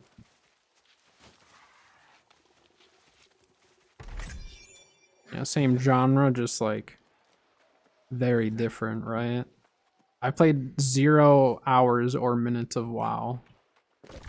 I've watched a little bit, but I haven't actually played it. Yeah, and then like I know people who play Final Fantasy, and Final Fantasy is like Final Fantasy is not for me. It is not for me at all. I think it's just the aesthetics of Final Fantasy. I don't know. I don't know if it's the aesthetics or what it is. It just every time I've seen it, I'm just like, no, it doesn't look fun to me. Which is fine. I mean, that's why there's various MMOs out there in various games, but I will say this. World of Warcraft, ESO, MMOs in general were never my type of game. Until New World. New World is the only MMO that actually I'm hooked on and that I love playing. Yeah, I mean, again, it's still not for everyone. That any game at any point you can say it's not for everyone. But this was actually the only MMO that's actually ever like gotten me to really be hooked and to grind serious hours in it. And I think it is just because like it's so different. I like the aesthetics. I like how people look more realistic. There's still goofy stuff. We just got mounts added. I mean, the game is developing into a really nice game, but the combat is what I really, really liked about it. But again, if you're not into like combat and stuff like that, it definitely might not be the game for you. But comparing it to the other MMOs that I've looked at and stuff, I just, yeah. The realism, yeah, I mean, it's different. Because again, like, even though I haven't played World of Warcraft or any of those, like, I just didn't like how they looked. Yeah, I remember when we were first talking about New World, you were like super excited just because, yeah, you were saying that exact same thing. Like you'd been waiting for a more realistic or, you know, visually more realistic type of a game. So that's really, really cool. All right, let me put all this away. Well, you kind of caught me right when I was about to wrap up here. 8 hours later. Should I look at my hours? I'm gonna be wrapping up stream pretty soon here. We can chit chat for a little bit. You caught me like right as I was finishing up my run. I'm curious now. What are my New World hours right now? New World, just shy of 4,600. Just shy of 4,600 hours in New World, and it came out in what, 2021? But I've been playing it every single week since it came out, minus probably a few weeks and 1 month where I took it off because our server was kind of dying. But yeah. So 10K WoW, yeah. Well, that's just it though. Is like New World, being that it doesn't have the subscription model, like you can play it casually. Yes, you are gonna fall behind gear wise, but like any game that you play more casually, you're gonna fall behind gear wise because other people who play it more should have more gear and stuff. That's just how it works. But since there's no subscription, like I love it. Like I have the option of taking a break and I don't. it's funny how it works, but yeah, I don't take a break from it really. I'll take days off of it, but I don't normally take more than, I don't know, 3 or 4 days at a time. And I've been playing it more casually lately. I'm definitely more of a casual player now than I used to be. But I don't consider myself like an actual casual at this point. When we're opening, the game feels exhausting. Yeah, and I definitely get that. Like if it feels like work just to play the game, you're not gonna want to play it, right? Give it, and that's where for me streaming it and like making YouTube videos and all that stuff, it's really hard for me to not feel like it's work because it is. But I also have to remember that like this is the work that I enjoy, and it makes it much easier. I mean I love making content for New World. I'm slowly making content for Ark and stuff, but it's a lot harder for me to transition into making content for Ark because it's so different. So definitely, like, if you have any Ark video ideas, Fel, like, definitely let me know because I'm struggling to come up with too much content for that. Like, if there's anything that you are like, hey, I need to know how to do this in the game, or it'd be nice to do this, or if you see me doing something on stream or something, just let me know, because that would help a lot. Yeah, most of my subscribers are from New World, but that's where all my content has been, you know. I was saying it's getting less fun to play every day. Yeah, Ark. Ark is still my #1 most played game. I think Ark Survival Evolved. Let me look here. Ark Survival Evolved. I have 6,200 hours in. And then Ark Ascended, I have about 400 already. So it adds up. It adds up so fast. Ark is so easy to sink hours into though, because half the time you're sitting there feeding babies and stuff. You're not even like playing the game. You're just sitting there clicking T to transfer food. You need an update mutation stacking guide for ESA. I need to do more testing with the mutation. I'm not overly comfortable with mutation stacking. I think I have an understanding of it, but I need to actually do it more. So during the turkey event, I'm going to be doing a bunch of breeding. So if I can figure that out and be like really strong with it, then I'd be good. There's a difference. Mutation stacking is different now. Rody, thank you for the follow, by the way. I appreciate that. But I will be streaming Ark tomorrow, actually. So those of you who are playing Ark. Yeah, mutation stacking is different, Fel. Since we're just chilling here, I'm just going to talk about it. So mutation stacking, this is my understanding. This is not my testing. This is my understanding from what I've read, from what I've heard. So they have now split up your mutation stats. So your mutation is actually its own stat, right? So think of it this way. When you let's say you tame up just random levels and you breed them up and you get 5 HP mutations or 6 HP mutations, right? So let's say you have 6 HP mutations. Now let's say you have your main line that's all base stats, like everything that you want. Let's say it's 40 points and everything or whatever, right? No mutations.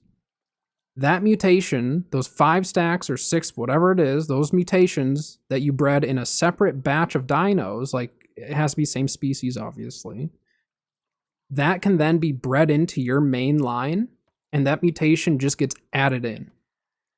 So you don't have to stack the mutations into just your one group or your one male. I mean, you still want to stack it in the one male, but it's a separate mutation. So like essentially what you want to do is just start mutation breeding.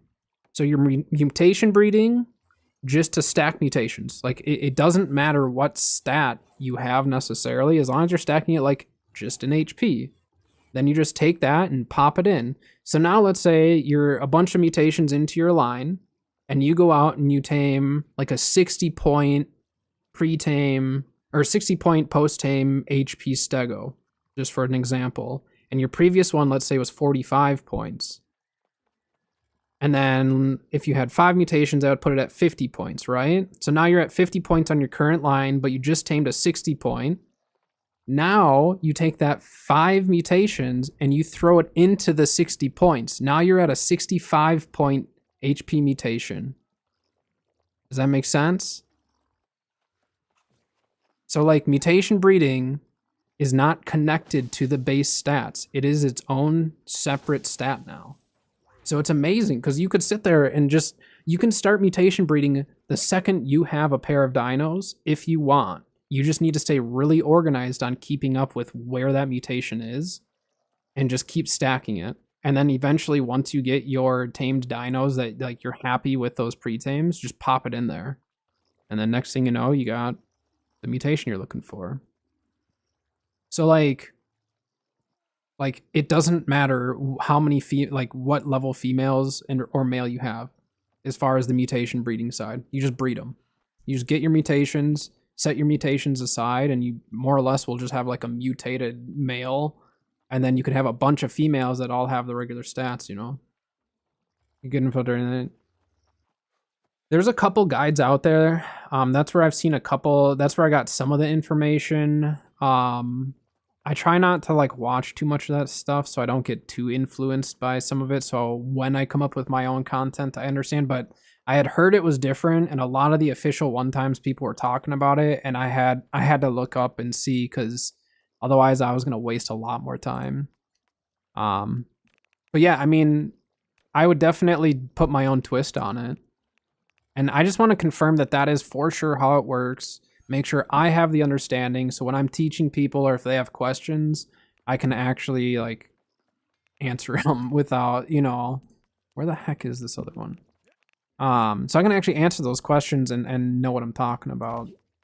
Like, it sounds like I know what I'm talking about, and I feel like I do, but I'm not confident for sure. That is just my general understanding of it. So, all right. I think that's going to do it for today, though. A good 5 hours, which is actually one of my longer streams, just because I've been so off. I still have not passed my kidney stone. It sucks. I haven't been as uncomfortable, though, so that's kind of nice, but definitely haven't passed it yet, so yeah, hopefully I can soon. It doesn't hurt. It doesn't hurt it hasn't hurt for a couple of days now. But yeah, hopefully it just passes soon so I can move on, because it's still keeping me up a little bit at night and stuff.